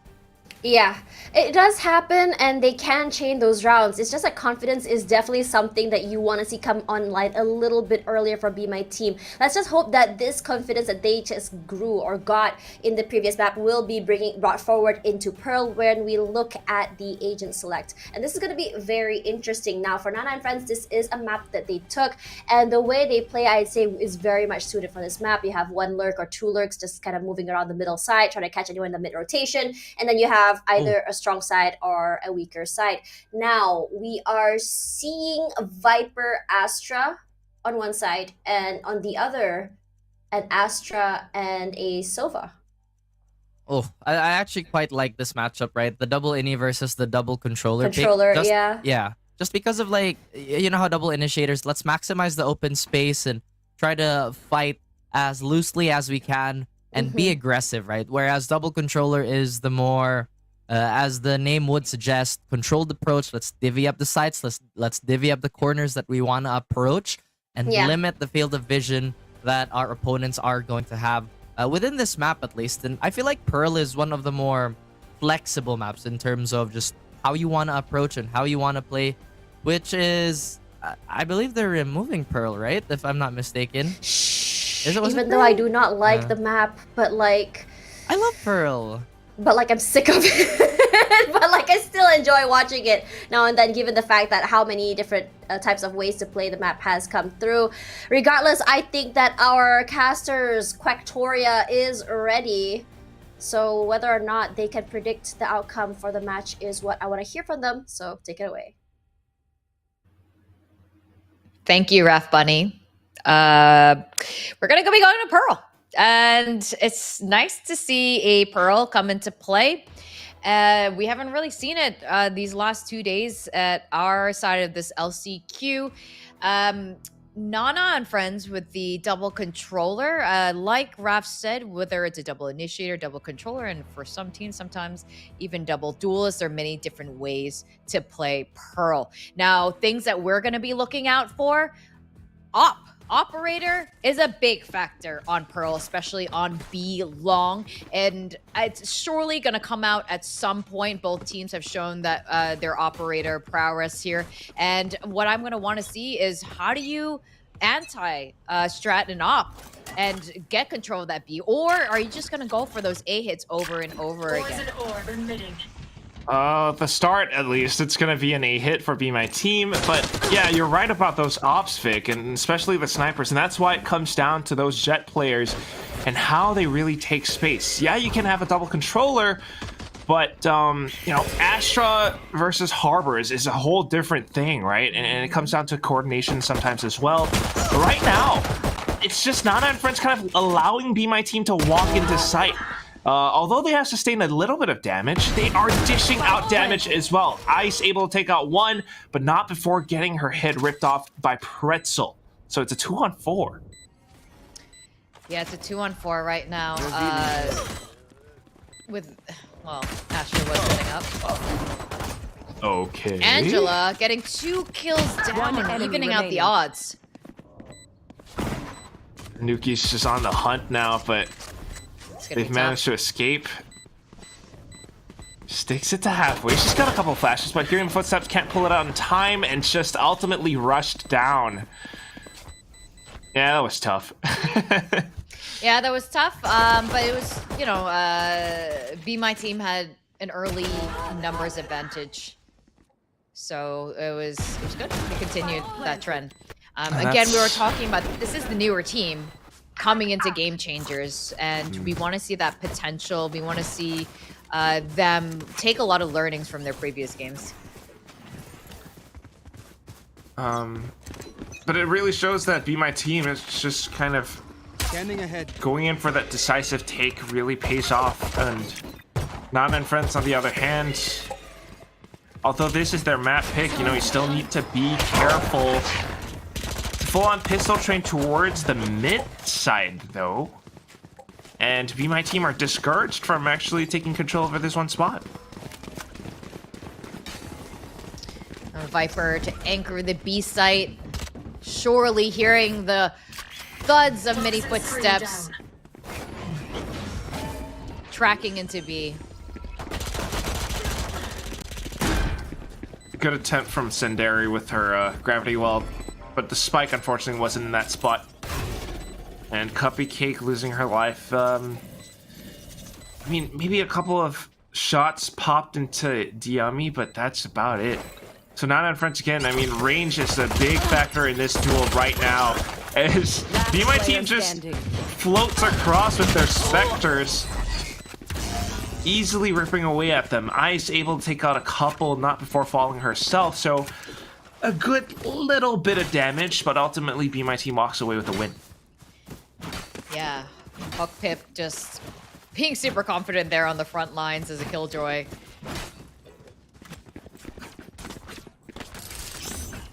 And I guess that's the thing when you have a Spectre against classics and everything. Yeah, you shouldn't be hesitating. We should be moving as much as possible, making it hard for the Sheriff hits to land. Okay. Interesting jet smoke though on B. Okay. Not sure if it was to block off any pieces of utility, but again, Be My Team, it is that double duelist after all. I mean, double initiator, excuse me. I think maybe it was used to block off a recon bolt. And it's a lot of info gathering, a lot of, you know, flashes that they could use to break into sites as well. And that's exactly what they're doing, setting up for that A split. Nana and friends, however, reading the situation correctly, have stacked up on towards site. Only thing is, do they have the right angles? It's a little bit tough to see through all of that Astra smoking off. Oh, come on, indeed. Come into my smoke. Jet pulls away. Senderi repositions here into secret. Let's just slowly move it up front. Cupcake watches some of the angles. They know that there are players up by Art, and that just completely revealed it. Teammates have controlled the site as well, so Spike Defuse will be stuck, and Ice collecting on the final frag. It's a flawless win. Yeah. Nana and friends reminding that they are the more experienced team, and this is their map pick. One Well, I really like that initial exchange when you have Senderi and just the Astra Stars right inside. Be My Team, I'm not sure. I guess maybe it's a bit of confidence, or maybe it's trying to go in for a close range duel, but they weren't expecting someone to be hiding inside of it, and that's one of those things that really cost them that round. And it just so happens that that's what you have. Next round though, and now we're back to a 2-1-2 split. Nana and friends just trying to retrieve info. Senderi though. Okay. I guess that's because you have 2 controllers, so it's like, all right, I can go out sometimes. I can be the fun controller that gets a peek out of the A. fun controller. To me, it's fun. The peeking one is always fun. Wow, and now Angela's peeking as well. The rest of the team rendezvousing back towards the top of mid, but Nuki! She just easily dismisses them. Nuki's gun power, her raw aim is just fantastic. I mean, I've seen so much display of this over the last 2 days, and again, continuing into today. And with that, it's pretty much a secure 2-2 tie, but Lily's still, alive for the last 30 seconds, and so she's gonna be 30 seconds left. Walking around with her spike. Okay. Yuki's taken out, but Cupcake trades off of it. Classic. Classic indeed. All right, round 5. We are tied at 2-2. Nana has managed to catch back up here.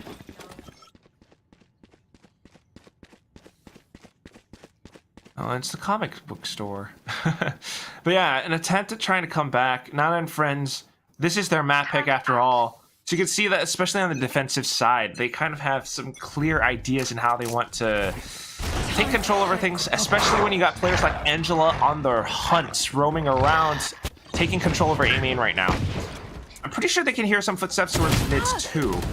Be My Team, just only on sheriffs. This should not be a problem for Nana and friends. No, it shouldn't be, but one little mistake. Here. This is a big map. Even with only 2 sites. Here. Oh, you're right, Vic. Here we go. Marshall pays off in B-Long. And then the sheriff. Tiny trades, but these are huge pickups because now Lily has a Vandal. Nana and friends, I don't know if it's a slight complacency or just not expecting Be My Team to be in those positions. And now the hit's coming towards A. 2 rifles picked up. 30 seconds Okay, left. at least we got Nuki up inside of secret, but no! Oh my The goodness! sheriff tap. This That is was not so smart. looking good for Nana and friends. Completely turn around. I mean, that's Valorant for you. You never really know which way it's gonna go. When it looks like everything, all the odds are stacked up against you. Little slip-ups. 1 enemy remaining. It's a domino effect. It's a straight up Oh. thrifty round conversion. A shot to the back of the head. And they don't even have to buy up anything, Vic. They just picked up all those Vandals from Nana and Friends' cold dead bodies. Gifted all these guns and some pretty cool skins. What did Jess call corpses? Dirt nap? Dirt naps, yeah. Sent them all for a dirt nap. Jeez. Sorry for Nana and friends. Like, you really gotta rethink. This is your map pick, and on paper you might be the more experienced team, but sometimes just underestimating your opponents, you're gonna pay that price. And And Be My Team. My goodness, yeah. You know, Seekers on any map, whether you're entering site, using it as a way to initiate into a site, or just getting that info post-plant, very handy. Well, they're holding on to it. You can imagine Be My Team trying to initiate site takes off of it as well. But look at the usage of the Astra Stars. Now Nebula blocking off, giving them a bit of control over B-Link. In fact, using the Seekers to try and suss out certain positions. Now they know that Cupcake inside of that Cubby, and Pretzel's eyeing down that one fight, but Cupcake holds her ground. I think it's Cupcake because that's her Cubby. going up. Out.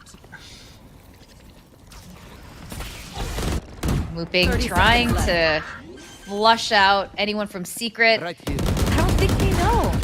Well, they know now. And just as it happens too, despite knowing, still needing to land some of those knives, it's Angela coming back into it. Pop flash by Nuki. Not and Friends back into the game, tying up the score. It's going to be those kind of games today. It's going to be that kind of round where you cannot tell which way this is going. I'm liking how Be My Team is stepping up on Pearl, even though it's not their map pick. This is what we want to see. We don't want... I mean, if this is how you're going to go down, either way, because someone is going to have to go home. The tracks are going to stop for someone here today in LCQ. And we wanted to continue. And oh my god, this is so cute. What is that? Oh my god. They're playing soccer.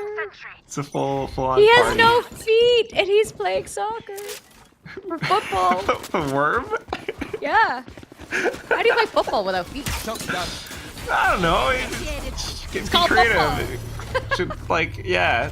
Use the whole body to, like, slap it around. Okay. Oh, it's the lockdown Venn diagram. Well, not quite. You are Just a divided. bit of space created, and then the cosmic divide. It's a really deep cosmic divide.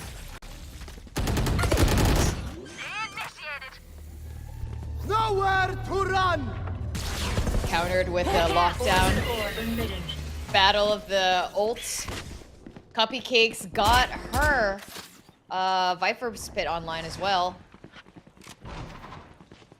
Keeping in rotating over to the B side to go for the plant. They have plenty of time to get to B. Yeah, Pretzel just bought them a couple extra seconds as well. Would have been better if it was a kill, but good attempt at a lurk nonetheless. Still, all four players now hunting them down. And Angela with the operator just trying to eye someone out. Nebula's dissipated. One up top of Heaven. But here comes the push. Guiding light sent out, and it's going to be Cupcake starting things off. Mooping, trying to stay alive outside of halls as long as possible because it's a great position to peek off of. But still, unfortunately, finally dropping dead because once more numbers prevail. And look at how Nana and Friends pick some of these fights. Yeah. Really positioned carefully, making sure they're not losing too many of their manpower. There are picnics going on all over this site. What are they doing? Spin the bottle? Oh, they're playing Spin the Bottle. Oh my. Wait, there's a sloth? Yeah, there's a sloth. He hangs out in Breeze. Oh, right.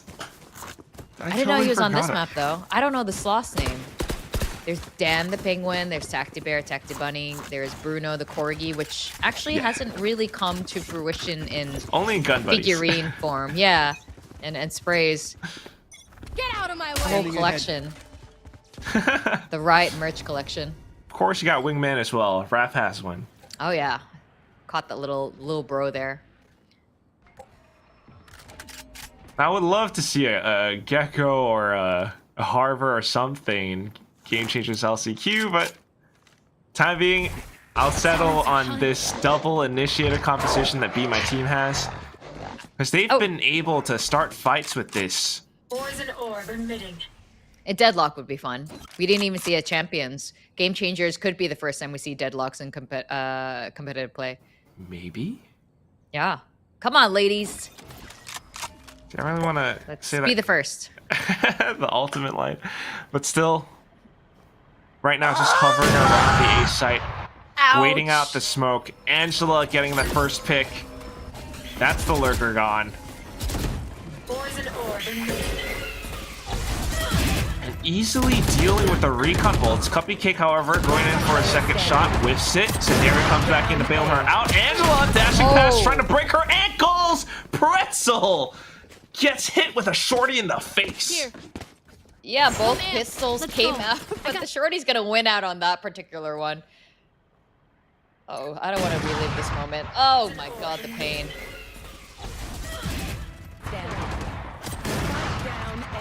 Oh, this is such fun to watch. Yeah, that was super fun. We have two jets just going about crazy movements, passing each other like that with the dash. The tail. Right. Be my team now. They're the ones who are using up all their timeouts. They're, you know, this is a pretty evenly matched first half. I can imagine now they are trying to rethink a more specific hit now, because it did look like their last two are a bit, you know, at this point it's going to become a little bit predictable. So they're going to be pulling out something a little bit different. Now they have so much information on how Nana and friends have their agents placed. It's just, again, one of those things where you're going to have to reassess your options, because currently, yeah, like you mentioning, you know, Nana and friends are doing such a great job, especially with some of these retakes and also just site holds. You're seeing a lot of value, especially with that double controller setup. And although we were kind of joking about it, it's true, actually, because Sandari has the option to kind of be a little bit more loose with how she wants to push out. Meanwhile, and you you got as an Astra, right? I mean, you can be anywhere on the map, and you're not limited on your smoke or your lineup placement. My ult's ready. And then you've got Cupcake, who's been just on point with some of her utilities. The poison clouds just applying that vulnerable debuff to her opponents. There. Be my team, they're getting delayed and slowed down so much. Thinking about going for the B hit, but now discouraged because of the smokes that have been set up. Yep, that's right. Mooping back with a Marshall. It paid off the last time she had a Marshall. But Nana and friends not going to make the same mistake twice.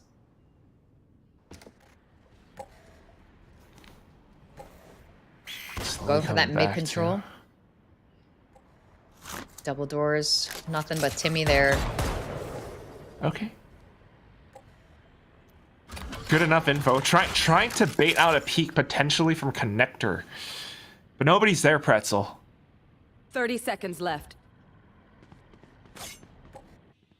And with not much time left, Vic, they have no choice but to commit. And if they commit to B, I've got your Angela. Revealing area. Oh no, they're backing up. Okay, we're not overcooking this papaya. 10 seconds left. Yeah. Papaya's still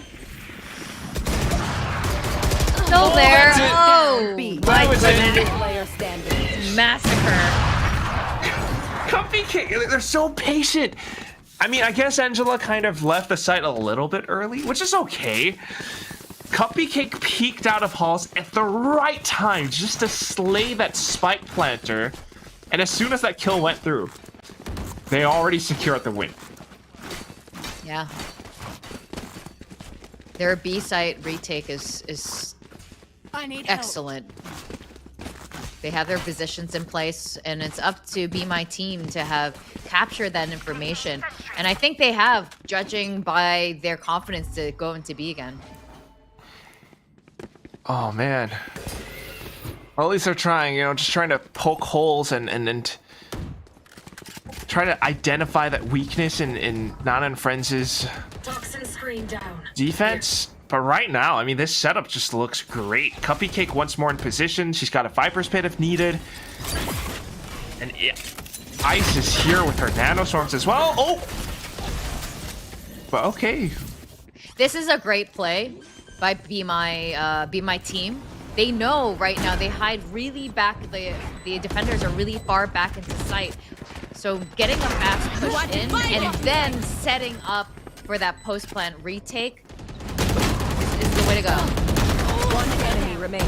Oh my god, though. Pretzel with the spray transfer. The ground. Top to bottom and then left on Senderi. And like you're mentioning, Vic, it all starts with the utility recognizing how Nana and Friends kind of sets up on the site. Completely throwing Cupcake off. One enemy remaining. That's right. Completely paid off. And of course, you still need to get your shots. And Pretzel really stepped up as that duelist. Stifling that momentum now. 6-4. Got 2 rounds left at the end of this first half. And Angela purchasing up another operator. Well, Nana and Friends took some learning lessons too, sensing that they're going to do it one more time. And they're pushing up pretty far into sight with the duelist. With it off, ready to take one down. Gets moving. Repositions. Lock in sight. Okay.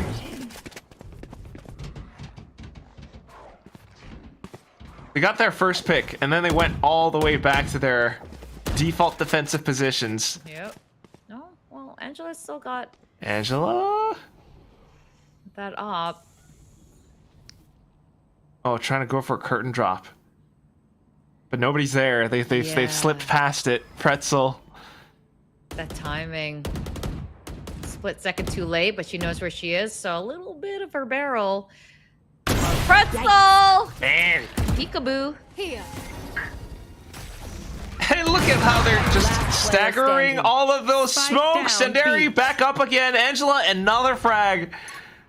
They are playing with their food, the way they're working with their 2 controllers, setting up their duelists for success in that op. 30 seconds left. Oh no! Relatively dodged the guiding light, but as soon as she peeked back, it's Last just round before the switch. yeah. That's the position that you're in. Sometimes you you suffer losses, and then you're just like, okay, I gotta sit down on the floor and hug a bottle of wine. Yeah, or hide in shame. That Taxi Bear looked like he was kind of hiding. Like he's like that. That's like the back someone's back office. You're in the janitor's closet. It's like it's been a hard day. It's been a hard day at Pearl. Being underwater. Can you imagine just being stuck? You're a bear underwater. This is not natural. I don't know about you, Vic. Tactiveair looks pretty comfortable in that spot, but yeah, because he's got a bottle of wine. Right here. There's so much wine in all these maps. Like it's like a French person created this. Like Taxi Bear is French and likes wine. Cultural.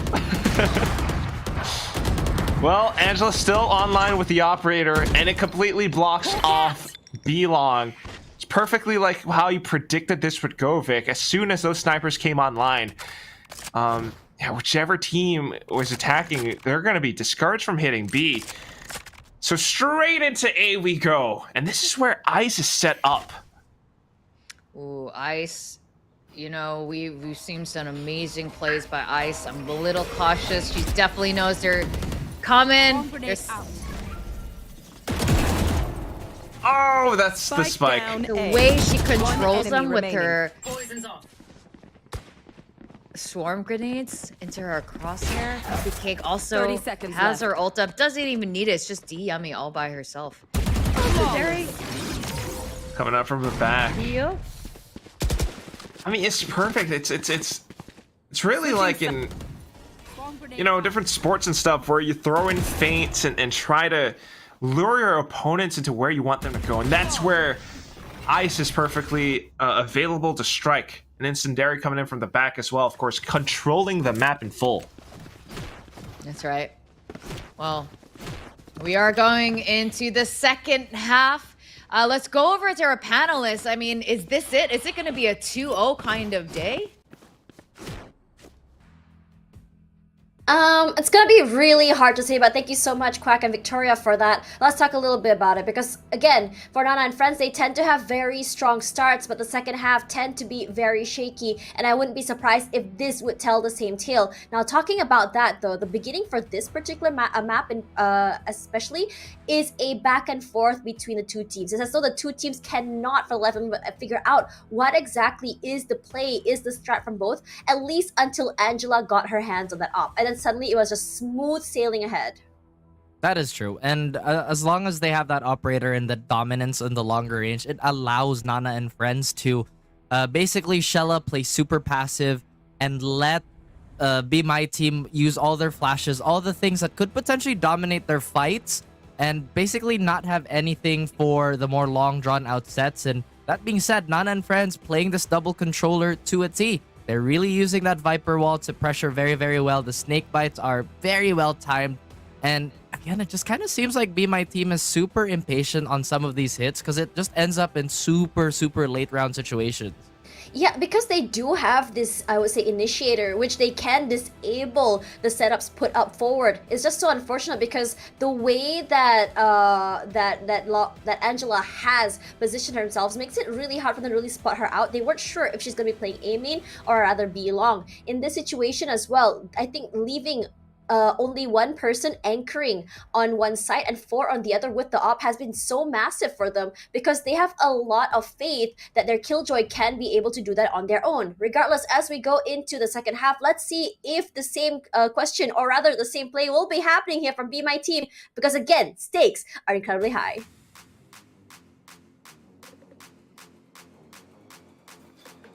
It is an 8-4 scoreline, and you know that is a big lead for Nana and friends to capitalize on. But for Be My Team, I mean, how do you come back, especially now? You have a better chance because you're starting on the defensive side. Yeah, I mean, look, they're already looking better than the previous map. It's not unrecoverable, but like our panelists were saying, stakes are high. This could be end of the road for whichever. For Be My Team if they don't win this. And they've surprised us for a number of these rounds. So I'm not going to really make any sort of prediction right now. Nana and friends, meanwhile, they need to get their act together while they are in the lead. I wouldn't say it's a strong one based on performance. Maybe not so much. We have seen Nana and friends begin to falter at times. And it does happen just as Hawk Pip gets kind of pulled in by the gravity wall. It doesn't even matter. It's just like perfect fish and cut bait. And Be My Team are like the Tectivera fishing on the little island. Yeah, they are. They're just learning. It's almost like, you know, those... It's like AI. It's just like absorbing everything, all this information evolving as they go along. But every loss, they improve. Yeah. I mean, that's how you learn, right? Absolutely how you learn. Now they hear them underneath. Pretzel having a good line of sight, but not quite able to land the shots. But at the very least, big information that the sight hit is on towards B. Spike planted. Oh, this is gonna be tough now.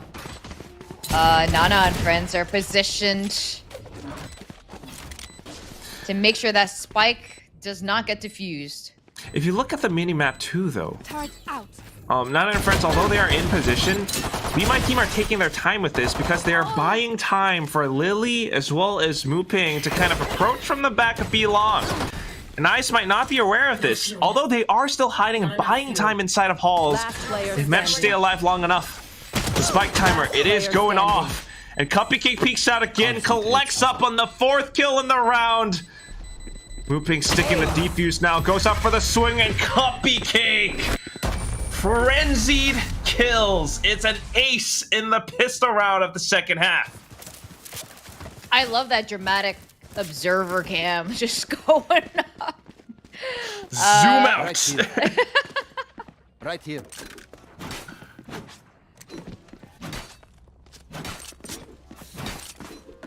You know, with a name like Cupcake, it doesn't sound very formidable, but Cupcake is definitely a very scary cupcake. I mean, off of a round like that, you look at her ultimate status right now, she's just 2 points away. She and it's an attacking Viper. Yeah, she held her exactly the entire first half. Toxins going up. It's almost like for show, just to freak them out a little bit. Like, is she gonna use this? Is she gonna use this? Like, nope, just gonna carry it in my pocket the whole time. It's a good thing to note, but right now, at the very least, Be My Team certainly second guessing some of their decisions now. moving across, initially stacking up on the A site, but Placing swarm grenade. site hit's just about to go off, and surely they'll double back in. Trailblazer was nothing but a bit of a ruse, and Angela peeks out, taking down Hawkpib. That's the site. Spike planted. Yeah, with relative ease now. Superior guns. Full health for the most part. One Pretty enemy tough. remaining. Flawless. And it's a flawless round on round 14. 10-4 is slipping away from Be My Team with Damn. every round in the second half. AI's got to learn faster, Vic. Yeah. Because if this keeps on going, I mean, Nana and friends off of a round 14 win like that, this greatly increases their chances at coming up with a bonus consecutive win on round 15. You got 3 Bulldogs working off against the Rifles on the side of Be My Team, and it's almost even firepower. Yeah, that's right. They really need to hold on to these rifles on the side of Be My Team. And also considering how some of these weapons affect your effective range, Nana and friends are now exploring a potential A split, making a lot of noise towards Art. Art Initial is peaks, though. Art is looking a little bit scary. Bird gets a lot of info. And that's that opening. Shot down. Moving now from the other side. Senderi going in for a lurk instead. So leaves Angela to her own devices, where she does eliminate looping, but then Standing. Diami comes back in for the trade. Senderi's lurk becomes effective. And because there's so much time, so much space, it's just going to be a lone and cold Diami on the A site, whereas the Spike is taking a little trip over to B. It's taking the long route. Yeah, very long. The scenic 30 route. seconds left. Could have gone through This V-Link, is- but The yes, it's street safer art anyway. wall. This is Be Long. The big pillar. Take a look at some of the posters around. And then Just plant the a Spike. Strolly stroll. Ice setting up. This is gonna be really tough for D Yummy. Flank is turret on too. the watch. Got it. This is Concealment. hard. Look at that. Nebula Yummy set up just to knows. conceal ice. DME knows how hard this, like how important it is for her to get this round. Oh, but the timer. Oh, the second nanoswarm. Vic, this is not good. That voice line from Sky, I think says everything about the mood of Be My Team right now. That truly was one of the more devastating rounds. I mean, Shot down. rotations being spotted out by Timmy. And it's just incredibly well played by Nana and friends. The way that they made that sudden mid-round adaptation to rotate over onto B.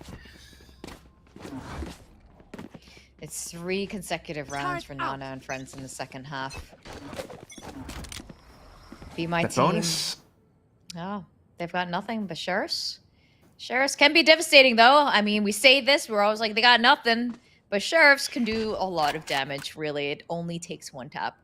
We've seen it happen before. But, But logically speaking, I hate to be the voice of reason.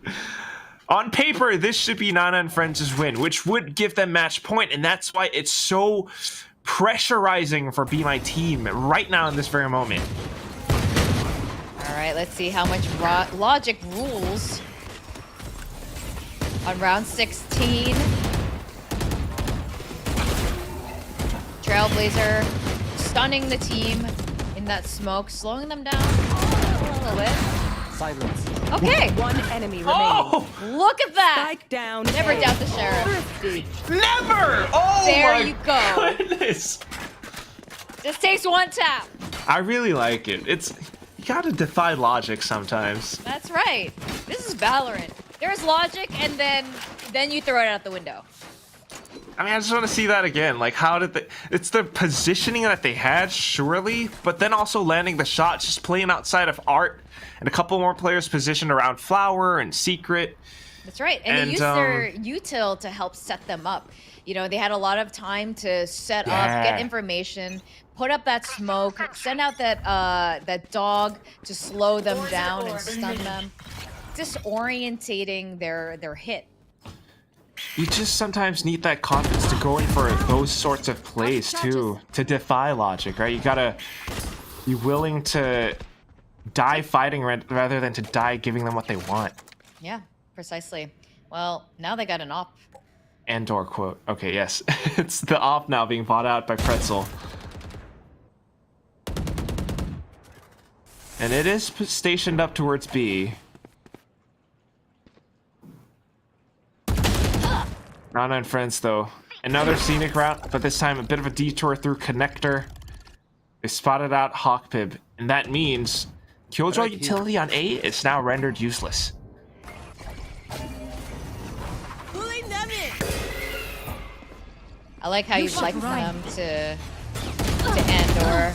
It does feel like a little bit like that, right? Just fighting against the odds right now, having that potential to do so, even though it is an uphill climb. And finally, we're seeing that Viper's Pit come into play.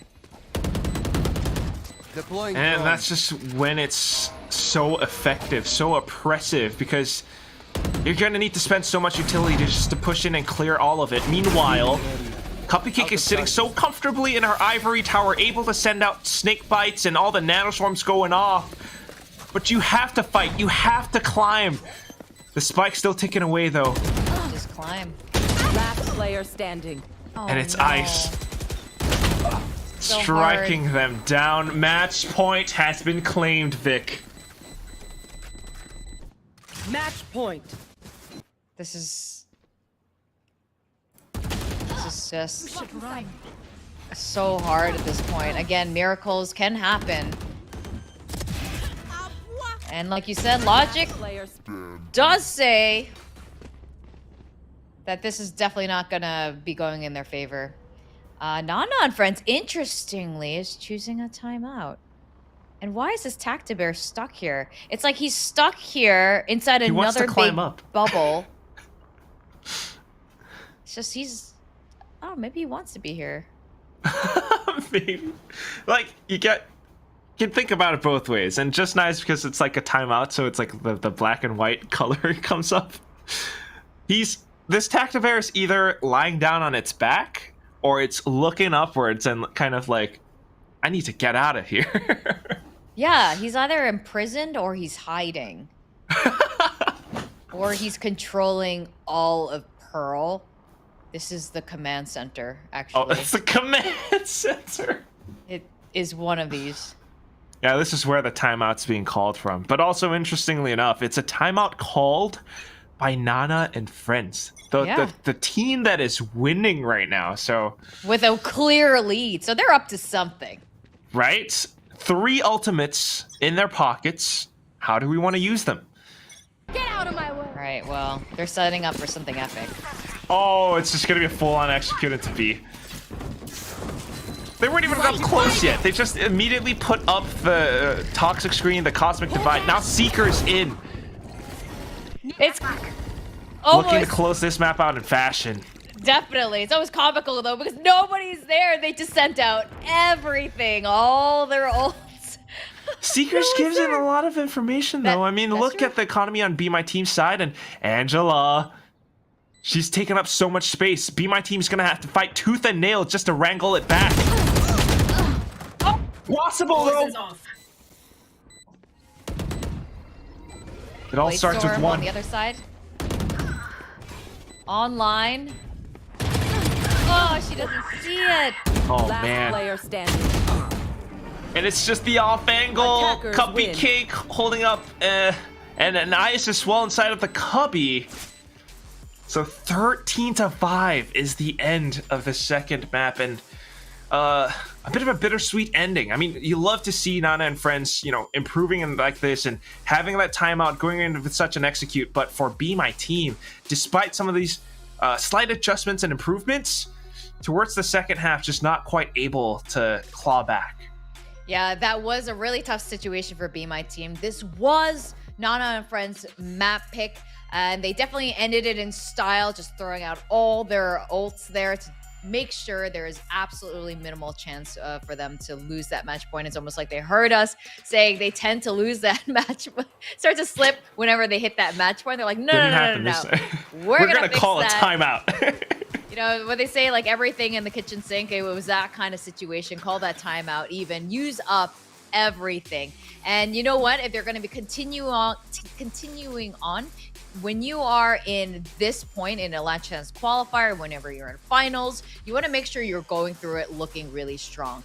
And yeah, there were moments of slip-ups, but I think they had a lot of learning lessons here. And again, all these ladies now, all these teams are fighting to be the final two in this last chance qualifier so they can join the remaining 6 teams and then duking it out in elite, and the winner of this will be going to Sao Paulo. Yeah, and it's already such a great growth. I mean, and it's seeing all these improvements as well. That said, though, that is the end of the journey for Be My Team. So, I mean, we'll let Tash and Raph break down all of this because, guys, we just had an incredible 2-mapper series. Tash and Raph, I mean, tell us what's going to happen. Well, what I can tell you is that congratulations to Nana and Friends for continuing their lifeline here in the VCT Game Changers APAC LCQ. And as for Be My Team, a valiant effort.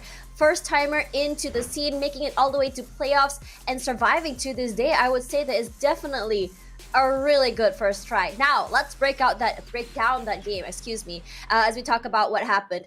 Well, it seemed like it was Nana and Friends map, but you can actually tell there were some rounds that Nana and Friends were feeling absolutely stumped. No clue how exactly to deal with the aggression coming through, especially when Pretzel starts to come online. Her sprays transfers were, you know, chef's kiss. And I think also another thing that I really want to highlight was just that the fact is that for Be My Team, it's a lot about like just reacting to the plays set down by Nana and Friends. But it was just so unfortunate for the last round, honestly, when we saw that they did do a gamble. Then they gambled that it was going to be A, and which basically gave Nana and Friends a free site. Man, that's exactly the problem of having a 50-50 setup like that. It just does not roll in your favor.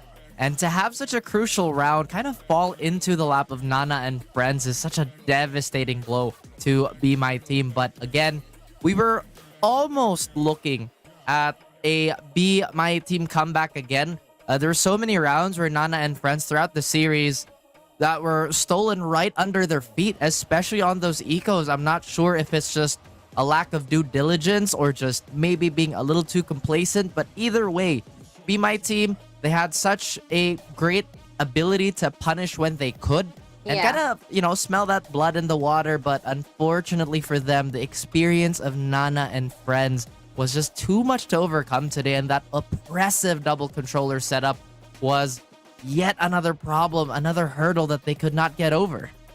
Honestly, I think that for Be My Team, they had some really impressive thrifties, especially when you see those headshots coming in from their sheriffs. Diami, Pretzel, and Mooping has some really nasty ones. But overall, I think that Nana and Friends just really understand how exactly to play the Pearl map, especially on B Long, where most of their takes happened for attack. I don't blame them though, because they were so quick in taking control of the entire area. And I think Nana and Friends, that's the whole entire idea of how exactly they approach that particular map, right? All about control. That's why they're running that double controller.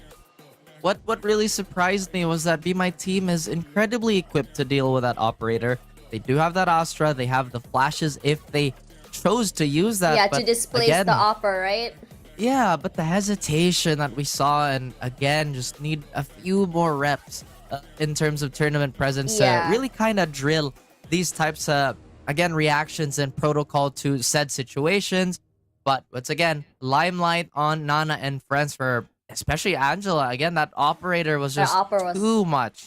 insane. That op was just so good. But I also want to share that, you know, honestly, Angela was really set up by her teammates for this. How they played with the Viper wall just to really kind of like let the wall go down and then let her rip with the op was also really good for them. How they played with the Astra smokes as well, just so good, which gave her so much space and so much control of the area. On top of that, I really also want to highlight Sinderi. Her lurks have been very good. It's almost like a double layer lurk where you think that you have cleared it and then she's gonna come in from Link from mid side and just catch you off guard. And how many times have Be My Team been caught there?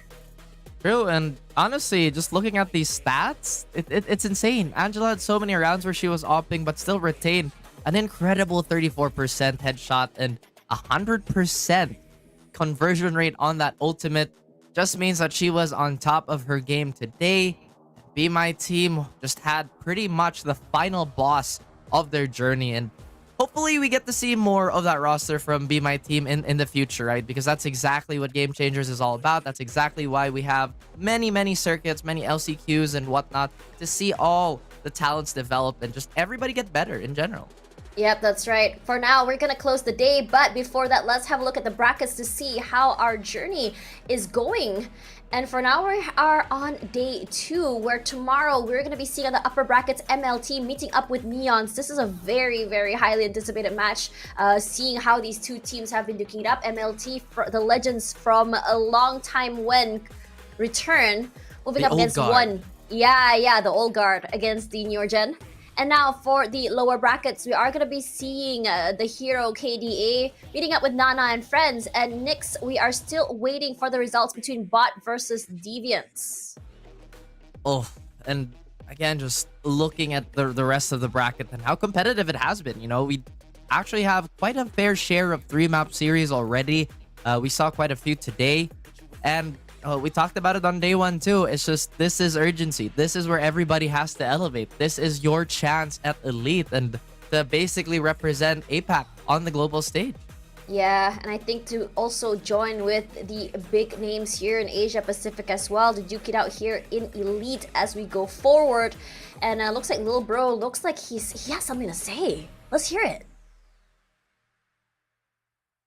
He says he's shy. Oh, he's really shy. Well, I got him. Don't worry. I speak, Lil Bro. But thank you so much to everyone who has been spending the whole day with us, watching the VCT Game Changers Asia Pacific LCQ. Your support for the Game Changers means so much to us to grow this particular scene for the girlies and the non-binaries. Regardless, TASHBUNNY here alongside Raf. We are your host and your analyst for today, and we'll see you guys tomorrow.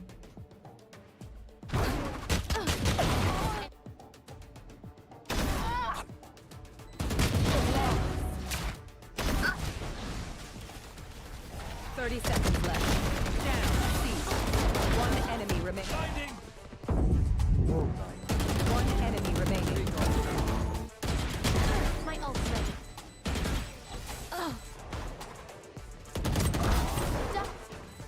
Last player standing. One enemy remaining. One enemy remaining.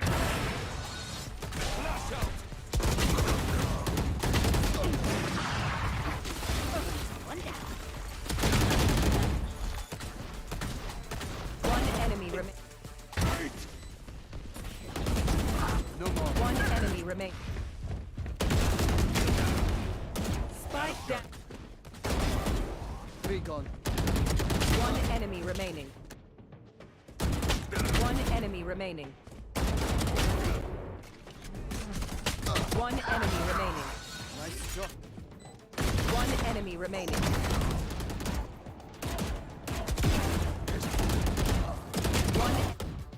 One enemy remaining.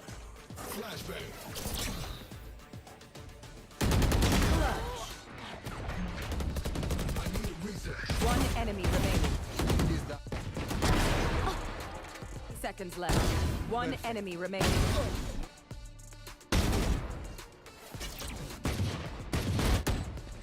One enemy.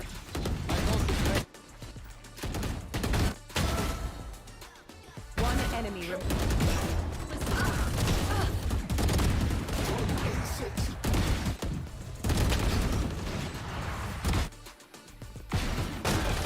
planted. One enemy remaining.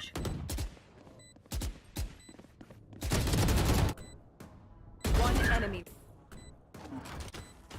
Thrifty. One enemy remaining. Three put an orb in me.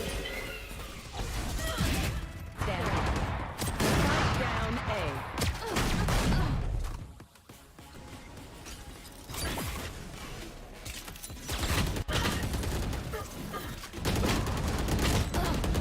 One enemy remaining.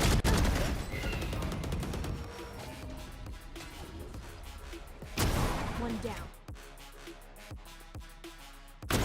Yikes. Flawless. One enemy remaining. Headshot.